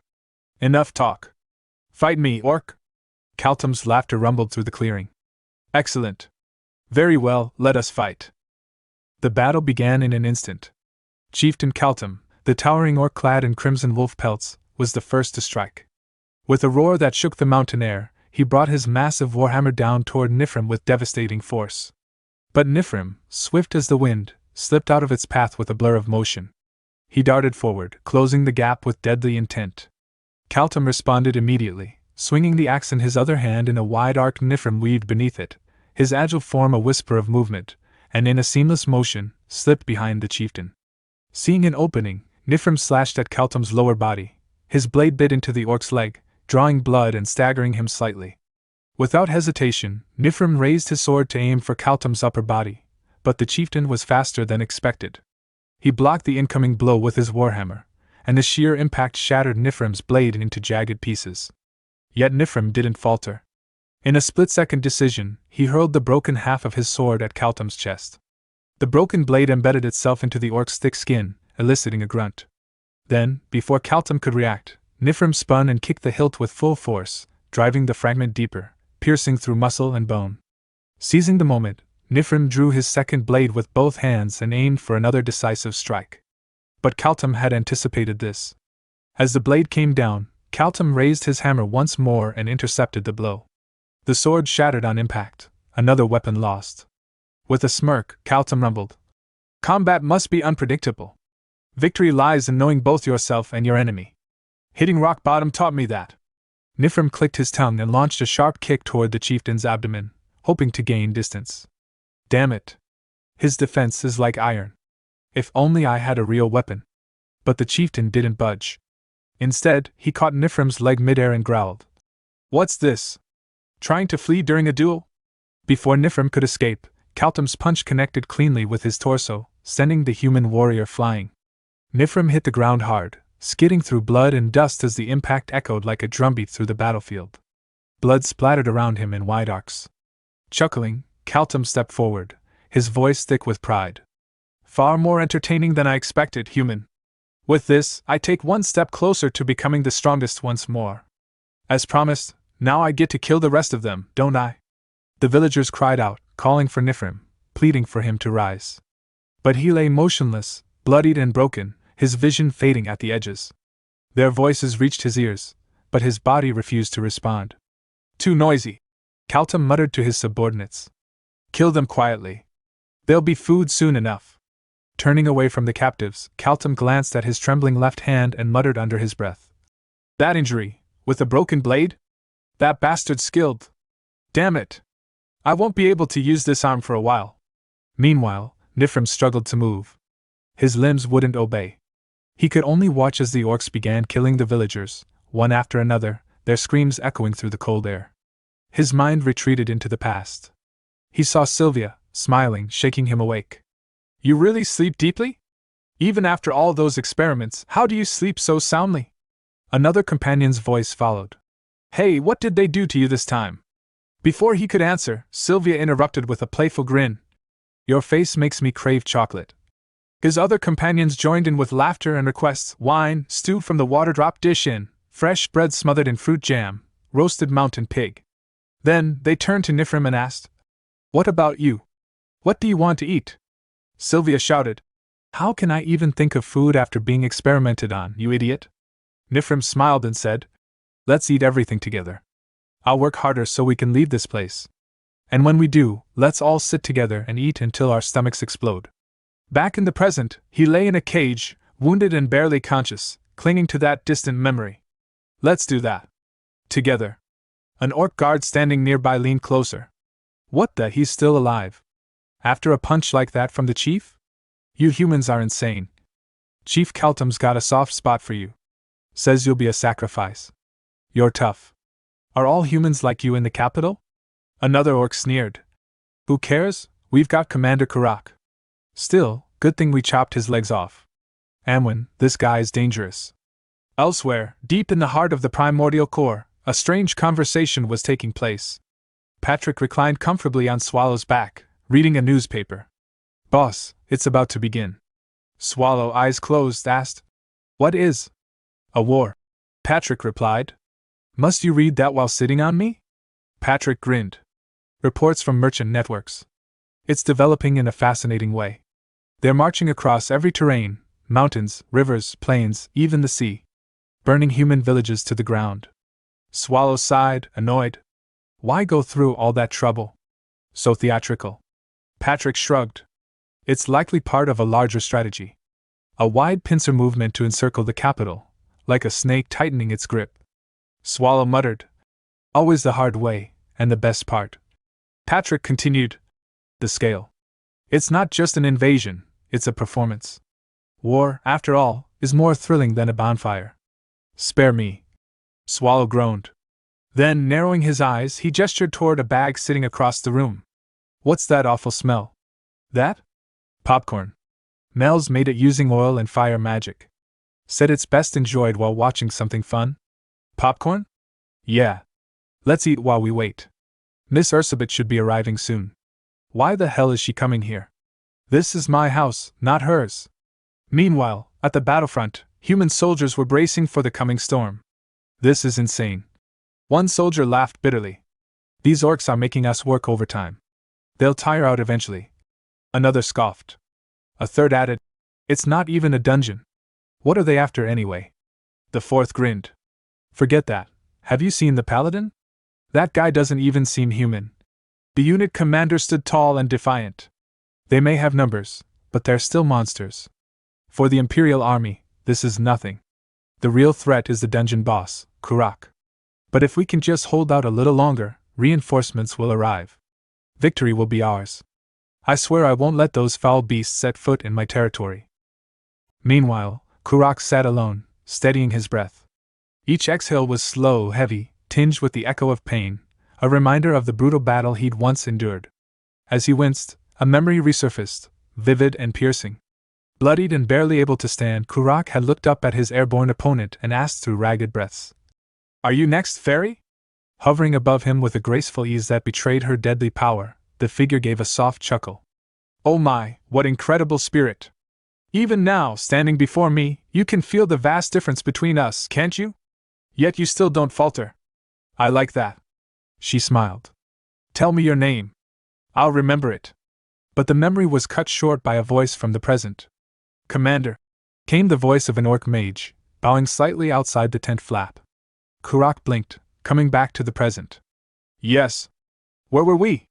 You seem exhausted, sir, the mage said. Would you like to rest for a while? Kurak waved the concern off. I'm fine. What's the update on Kaltum? The mage bowed again. Kaltum will join us shortly. He reported that he's currently tracking down a peculiar human, one he intends to present to you personally. Kurak raised a brow. A peculiar human? Humph, forget that for now. What about the provisions? We've raided several human villages. The mage answered. Our troops successfully secured live captives for rations. Kurak's voice hardened. Slaughter them the moment they arrive. Make sure the meat is evenly distributed. As you command, my lord. Kurak turned away and added, Summon Kadachi. Moments later, Kadachi entered Kurak's tent. You called for me, Commander? Kurak nodded. I have something to discuss. Come closer. Kadachi complied, stepping in as the tent flap closed behind him. Far from the orc camp, at the Empire's military command post within Pelstein Fortress, the Lord addressed a group of armored paladins. It eases my heart to have your order here beside us, he said with a small bow. When all of this is over, I will personally ensure the Empire honors its debt to the Holy Order. One of the paladins stepped forward. What serves the Empire also serves the Order. We are honored to lend what strength we can. On behalf of His Holiness, thank you for your kindness. Suddenly, a messenger burst in, breathless and pale. My lord! Urgent report, regarding the current battlefront. The Lord gestured for him to speak. The orc horde outnumbers us by dozens of times. Judging by their numbers, this is almost certainly their main force. But, our siege experts believe that, due to the enemy's limited siege equipment, they may struggle to press their advantage. The Lord exhaled, relieved. Do we have enough food to last? Yes, the messenger confirmed. We were preparing for winter. Supplies are ample for both soldiers and civilians. And conscription? All conscripts have arrived without dissent. Both soldiers and citizens are furious over the orc attacks. Their morale is high. Good, the Lord said firmly. We must uphold that morale. We only need to hold for 1 week. Reinforcements from Ro are coming, led by the Red Spear herself. Let's show the orcs what true steel looks like. A knight seated beside him scoffed. Do we really need to wait? Just look at them. He gestured toward the battlefield. That shoddy armor, poor formation. They don't stand a chance. Maybe, the Lord replied. But they might be relying on magic. Our intelligence says their sorcerers can overpower our mages. The knight frowned. But we have the paladins. They'll neutralize any enemy sorcery. The knight leaned closer and whispered. Still, doesn't it seem strange? When did the Holy Order start helping the Empire? I trust them less than I trust those orcs. Don't, the Lord said sharply. Our enemies are the orcs of Nirkumble. If we begin to doubt our allies, we invite chaos. Yes, my lord. Suddenly, the knight pointed to the battlefield. Something's moving. The Lord narrowed his eyes. So, that's Kurak. But wasn't he supposed to have red hair? Who cares? The knight muttered. That aura, that's the leader of the great evil dungeon, no doubt. He rose to his feet and barked. Everyone, stay alert. The orcs are advancing. Archers to your marks. Mages, prepare to cast at command. Raise your shields, protect our lord at all costs. As Kurak approached, the knight whispered. My lord, something feels wrong. Only one orc stands beside him. Then the orc mage raised his staff, casting a sound amplification spell. Kurak's voice echoed, not through the air, but directly into the minds of every soldier. Do you hear me, humans? A wave of pain shot through the troops' heads as Kurak's voice reverberated like thunder in their skulls. Your spirit is admirable, but futile. You cannot stop our vengeance. Did you truly believe you could hold us here, trap us like animals? It is because humanity refuses to awaken from its wretched dream that it races toward extinction. In half a day, I will awaken you. Through death. A soldier scoffed loudly. Half a day? What's this idiot orc talking about? He's dreaming. But the Lord's face had gone pale. That voice. That conviction. He's serious. There's something I'm not seeing. He shouted. Be on your guard. The enemy leader is no fool. Something's. A sudden spear impaled him from behind. One of the paladins had driven it through his back, lifting him into the air. His Holiness was right. The paladin muttered coldly.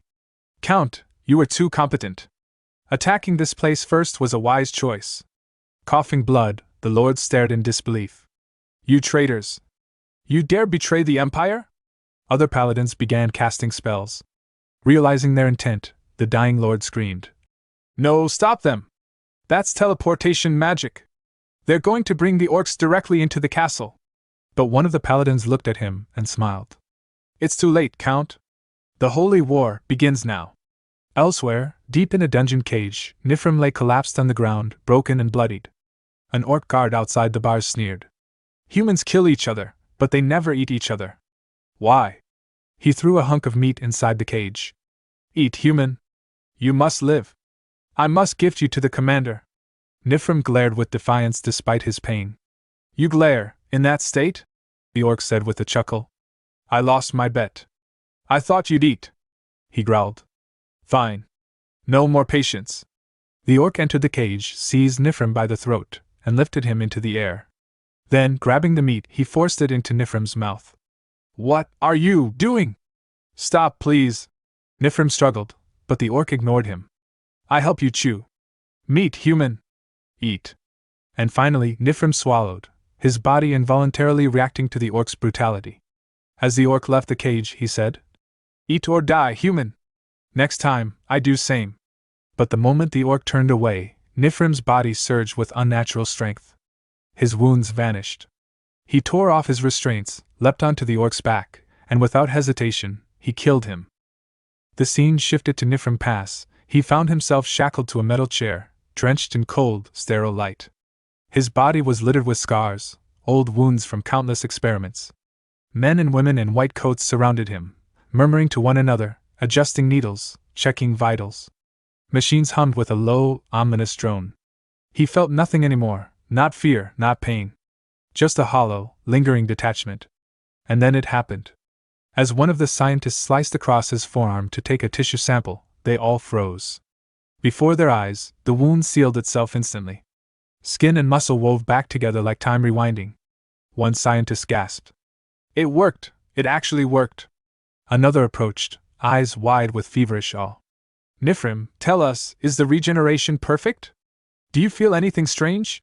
Still dazed, Nifrim looked down at the stump that had once been his arm, now completely regrown. My severed arm, it came back. Instantly. Their reactions were euphoric. Yes, shouted one of the scientists. This is it. With this breakthrough, we can mass-produce invincible soldiers. A few days passed. But perfection came with demands. When they handed him a slab of raw meat, pale and veined with something unnatural, he shook his head. I won't eat it, he said. Without hesitation, they beat him to the floor. Again. And again. You damned brat! One screamed, kicking him in the ribs. Just eat it! Why do you make us do this? Another added, frustrated. He has to intake to activate the ability. Don't you get it? For his self-repair to function, he must eat that meat. As blood trickled from his lips, Nifrim thought in silence, why does it have to be that? The memory shattered. The orc's corpse hit the ground with a loud, final thud. Blood pooled around it. The other orcs turned in alarm. What the hell? One barked. That human, his legs were gone. Another shouted. Impossible! I crushed them myself, I smashed them to pulp. But Nifrim was already gone. A sudden howl echoed through the camp as Nifrim appeared amidst them like a phantom. His fist collided with an orc's face, the impact snapping bone and sending the beast flying, howling in agony as blood sprayed into the air. The orcs roared in unison and charged him, weapons raised. He weaved between their strikes, effortless, fluid, like death given form. One orc's head snapped sideways under the weight of Nifrim's spinning kick. Another's throat was opened by a punch so sharp it was as if he wielded a blade. The air filled with panic as orc after orc fell, cut down in swift, brutal movements. An orc tried to flee, running toward the distant encampment for reinforcements. But Nifrim hurled a dagger, and with a sickening thunk, it pierced the back of the orc's skull. The body dropped like a sack of meat, never reaching the alarm. From the edge of the skirmish, the vice leader of Kaltum's forces narrowed his eyes. He studied the human, watched how his wounds sealed on their own, how the fire in his eyes never faded. This is no human, he muttered. That has to be an undead. A cursed abomination, no human can do that. Then, barking to the mages behind him, he ordered. Prepare sorcery! Do not waste soldiers here, not without Kaltum's orders! The orc sorcerers scrambled into formation, arcane glyphs forming beneath their feet as they began their incantations. Nifrim, panting slightly, clenched his fists. Damn it, he thought, the effect is wearing off. I couldn't even avenge them properly. Just then, the vice leader turned to one of his warriors. What about the rest of the humans? The ones captured earlier? All sent, the orc replied. To the main force. The vice leader's eyes darkened. Purcell, he whispered. A voice echoed in Nifrim's head, one buried deep, from the lab. Remember, the head scientist had said, voice grave. Never eat the flesh of other demi-humans. Your regeneration responds to the essence of your own kind. If you consume another species, it won't restore you. It'll corrupt you. You won't die immediately. But you'll wish you had. Launch it! The vice leader roared. Cackling with delight, the orc mages unleashed a barrage of fireballs. Flames rained down upon the spot where Nifrim stood. The explosions scorched the air, smoke and embers dancing skyward. The vice leader exhaled in relief. Good. It's done. We cannot waste more time here. Move the troops. But one mage froze, eyes wide. He's still standing. The mage stammered. He's alive. Even after that. How can he still be alive? Through the smoke and fire, a shadow emerged. It was Nifrim, burned, bloodied, but walking forward, munching on raw orc flesh. His body rapidly regenerating. Well, he thought grimly, the scientist wasn't wrong, it doesn't kill you immediately. And that's more than enough. Seeing him still alive, the vice leader shouted in fury. Don't let him reach the main force! Kill him now! One orc, backing away in fear, cried out. He's eating our kind's meat! The vice leader paled. Everyone, attack! He's just one human! Kill him! But Nifrim burst from the flames like a reaper of vengeance. His flesh knitted itself together with every bite he took. I'm coming now, Purcell, he thought. Moments passed. The battlefield was silent, except for the gurgles and gasps of dying orcs. The vice leader fell to his knees, trembling as he looked around. His entire unit slaughtered. No, impossible, he muttered. We're the Kaltum clan. Strongest among all. How can one human? Nifrim stepped toward him, his eyes hollow, burning. The vice leader held up his hands. Wait! Let's talk. What do you want? I'll speak to our chief, I swear. Nifrim raised the bloodied axe. No need. And with a single swing, he ended him. A short time later, the blood had begun to dry. Nifrim walked among the wreckage of the orc war camp. Then he found the carriage. He opened its door, and froze. Inside were the mangled corpses of the villagers, piled like cattle. He dropped to his knees, overwhelmed. So that's what they meant by humans in transit, he whispered. Their food supply. Tears mingled with the dirt on his face. I'm sorry. I couldn't save you. I should have been the only one to die. Only me, I'm sorry, Purcell. A faint voice called his name. He looked up, heart thudding. There, slumped near the edge of the carriage, bloodied and barely breathing, was Purcell. Her eyes fluttered open. Nifrim. Amidst the bustling activity of people moving supplies and equipment, Mel's observed the scene with a nostalgic gleam in her eyes. She turned to her companion, the creature named Tuons, and said with a theatrical sigh. Do you see that, Tuons? Look at those strapping men lugging things around like loyal underlings. You know, I may look like this now, but once, I was a demon king, with servants just like them hanging on my every word. Someday, I'll reclaim the glory of those times, don't you think? Tuons barked once in response. Mel's narrowed her eyes and, while grabbing a tuft of Tuon's hair, continued in a mock scolding tone. Lately your responses have been so dry. Is that it? Do you see me as a burden now? This time, Tuons gave 2 short barks. Mel's frowned. And now you're talking back? Just then, Patrick approached the two of them. What are you doing? He asked casually. Mel's turned toward him. Is it really alright to have this many outsiders walking around inside the dungeon? Patrick shrugged. I'm not too comfortable with it either, but it's not like they're from a rival faction. And besides, no one dares to complain to the boss of the great evil dungeon. Mel's mused aloud. Sometimes I forget this place is one of those great evil dungeons. Patrick exhaled. That's not something for you to worry about. That's the boss's concern. Mel's tilted her head. No, that's not what I meant. I was talking about how easily you got your hands on a mythic-grade magical tool. Patrick blinked. Oh, that's what you meant. Mel's thought back to the earlier moment, when Patrick had left her beaten and sprawled on the ground, and said, I'm so bored I could watch a war. Do you have any magic tools that let you do that? Or maybe a spell or two? Still lying flat, she added dryly. That's a very cruel thing to say after pummeling me, Sir Patrick. Patrick replied. I found some useful tools in Ms. Ursabet's collection. Mel's raised an eyebrow. Good to hear. Though, I barely stopped you from stealing and using the crystal orb of Obscuritas. You know, the second strongest demon king's relic? At that moment, Ursabet entered the chamber. You didn't have to trouble yourself coming all the way here, she said smoothly. My servants could have handled the moving. Or, were you perhaps here to welcome me personally? Her gaze drifted to Mel's. Well, hello there, little miss. It's been a while, hasn't it? Mel's gave a polite nod. Good to see you, ma'am. Ursabet looked at her with a sly smile, slowly sliding her tongue across her lips. Mel's blinked, confused. Patrick averted his gaze, muttering, Ms. Mel's, I'm very proud of you. Mel's tilted her head further.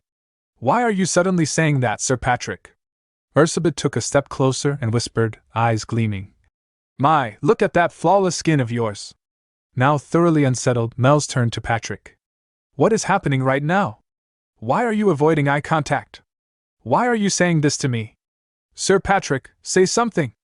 Before he could respond, Ursabet moved swiftly, wrapping her arms around Mel's and pulling her in. Skin this immaculate must mean that what's underneath is just as refined. All right, Patrick, this one's mine. That was the deal, wasn't it? Mel's voice wavered. Wait, what deal? Taking this one? Patrick? Ursabet continued. Just a mirror to the Devourer, and the rest of the items go to room 4. I'll be staying here for a few days.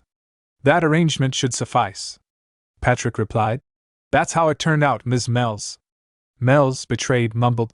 But I even made popcorn for you. Ursabet giggled, holding her tighter. And she smells so sweet too. I'm looking forward to these few days together. We'll have so much fun. As Ursabet began to walk off with Mel's in tow, Mel shouted. You shameless bonehead! Curse you, Sir Patrick! May your entire life be plagued with misfortune! Ursabet called back. Oh, and by the way, you need me near the mirror to activate it, remember? I'll be right there. Just as soon as I've had my taste of this one. Two Ons looked sadly at Patrick. Seeing this, Patrick muttered with a heavy sigh. Don't look at me like that. I'm sad too.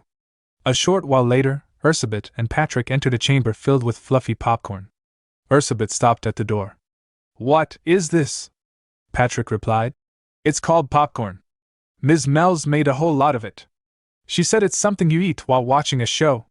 Ursabet looked around. Where's your little project? Patrick pointed toward a heap in the popcorn, where a few hands slowly emerged. Right there. That's Swallow. Ursabet smirked. You really have it rough, Patrick. Swallow's voice emerged from the heap. You again? What are you doing here? I came because Patrick asked, Ursabet said sweetly. Swallow replied. What about your own dungeon? Who's protecting that? Ursabet scoffed. You've got it backward. The dungeon exists to protect me. Swallow grunted. That makes no sense. Though, maybe it makes a little sense. Ursabet leaned closer. So, you're just going to sit back and do nothing? Swallow replied. The Empire's been bothering me lately with their raids. I don't like Karak either, so it's in my interest to let them clash. Ursabet narrowed her eyes. I heard you imposed a time limit on resolving the Merchant Guild's supply raid. What was that about? Swallow replied coolly. Is there anything I haven't told you already? I thought it'd be more fun. Ursabet pressed. Is that really the only reason? Swallow paused, then answered. I was curious too, how far Karak would get. Ursabet looked unconvinced. Is that so? Swallow turned to Patrick. Where's Renee? Patrick answered. She went to comfort Ms. Mel's. Swallow blinked. Comfort her? For what? Ursabet thought to herself, I can't read this guy. Was all that chaos over food just for fun? Is he really this detached, or is there something more? Patrick interrupted her thoughts. So, how's the popcorn? Swallow replied. It's fine. Just smells weird. Ursabet suddenly turned to the magical screen that flickered on nearby. It's starting. She leaned back and thought, if all of this has been set up for something, then what exactly are you planning, Swallow? Swallow muttered. Let's see how well he's holding up. Ursabet exhaled and rubbed her temples. Whatever. It's all too much of a headache to think about. Meanwhile, in the Empire's central strategy chamber, tension gripped the air. The doors flew open, and a breathless messenger stormed in, shouting, Urgent report.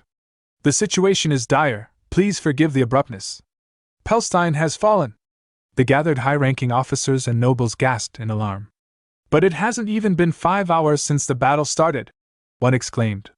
At this pace, they'll reach Liège in no time. All eyes turned to Ethelbreaz, who sat in silence, deep in thought. Suddenly, a voice rang out from the entrance. I will go. A figure in crimson armor stepped forward, Quarry, commander of the Red Dragon raid force. Quarry stepped forward without hesitation. I will lead the raid force myself. Ethelbreaz turned his gaze to him, the weight of the moment pressing on his shoulders. I cannot allow that, he said, his voice calm but firm. To speak plainly, the battle situation is grim. This isn't about doubting your ability, far from it, but with the limited manpower we can mobilize, all you'll manage is to buy time. Even if they're just orcs, they're still part of the great evil dungeon's ranks. If the Red Dragon raid force is annihilated by them. Before he could finish, one of Quarry's subordinates interjected sharply. Officer, with all due respect, watch your words, stand down. Quarry cut in, his tone authoritative yet composed. I'm speaking. Yes, Captain. The subordinate relented, stepping back. Quarry turned to Ethelbreaz and addressed him by his full name. A.R. Ethelbreaz Gar Livestein. You may not trust me, but I trust you. I believe things will unfold just as you've calculated. Ethelbreaz gave a short nod. Yes, very likely. So I will go, Quarry replied, his voice unwavering. For the future you've envisioned. Those words made Ethelbreaz flinch slightly, as if an old wound had been reopened. He sighed. You're bringing up something ancient. Fine. Dragon Slaver Quarry. I authorize the deployment of the Nixer Red Dragon raid force. Quarry smiled, a spark of fire in his eyes. That's more like it. He turned on his heel, cloak fluttering as he walked out. Nixer Red Dragon raid force, prepare for battle. Yes, sir. His subordinates echoed in unison. As they departed, Ethelbreaz remained silent for a moment, then whispered to himself. Come back safely, Quarry. Some time later, Ethelbreaz stood under a hot shower, letting the steam wash over his tired body. After dressing and sitting on a velvet couch in his quarters, he leaned back, deep in thought. Pelstein isn't the kind of fortress that collapses in mere hours, not even with a vast difference in troop strength. That means he must have started moving. The Pope? I nearly feared he'd hesitate. But no. The stage is now set, so perfectly that I almost feel faith I never believed I had. To think he's willingly stepped into treason, just for the sake of power. What a blessing. But why? Why are we still alive? Why is he doing nothing? At that moment, a voice called from outside his room. Officer. I'm from the Magic Academic Society. The door is open. Come in. Ethelbreaz replied, composed. A man in blue robes entered. Preparations are complete. I've come to escort you. Very well. Lead the way. The pair walked down dim, labyrinthine corridors, eventually reaching a hidden facility. As they arrived at a vast chamber glowing with arcane light, the robed man said, You may remove your hood from here. No one here is your enemy. Come, look. We've succeeded in mass production, just as you requested. Ethelbreaz stepped forward and scanned the room filled with rows of black obelisks, pulsating with restrained energy. Excellent, he said simply. The man gave a respectful nod. Thank you. By the way, how would you like us to deal with the infiltrator from the Pope's faction? We've extracted everything of value. There's nothing left for us to gain from him.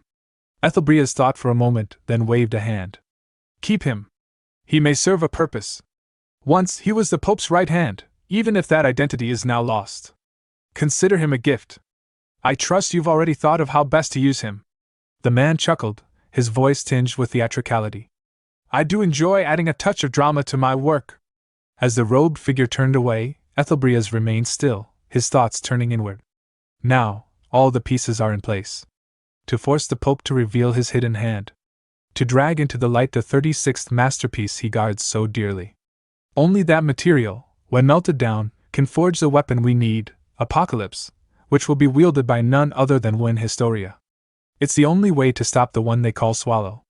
And it was I who orchestrated this entire war. Suddenly, a sharp jolt of pain coursed through him.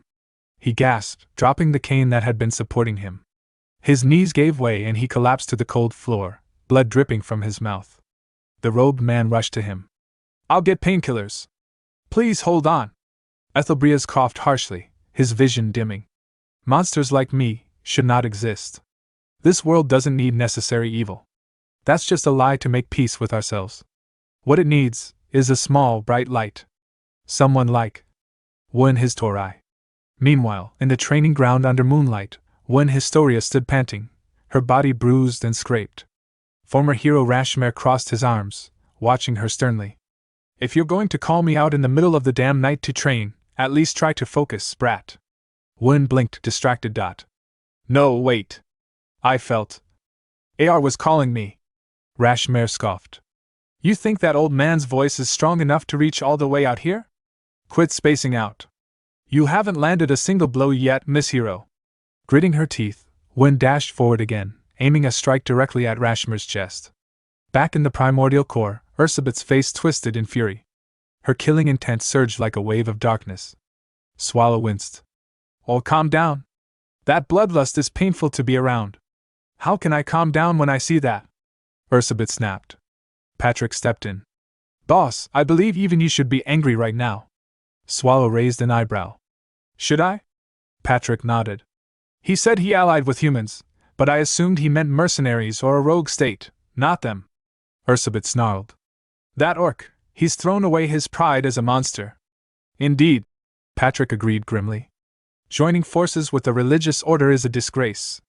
A line that should never be crossed. Swallow glanced forward. Kurak stood there, shoulder to shoulder with shining knights, paladins. Aren't they all just humans anyway? Swallow muttered. The scene shifted to the frozen realm of Margar, the ice palace of one of the great evil dungeons. Azidahaka, the Frost Dragon Lord, returned to her court after attending the meeting at the primordial core. Her loyal dragonic attendant bowed. Welcome back, my lord. We have all awaited your return. Did the meeting proceed smoothly? We got plenty more where that came from. Hit the subscribe button and stay tuned for even more amazing content.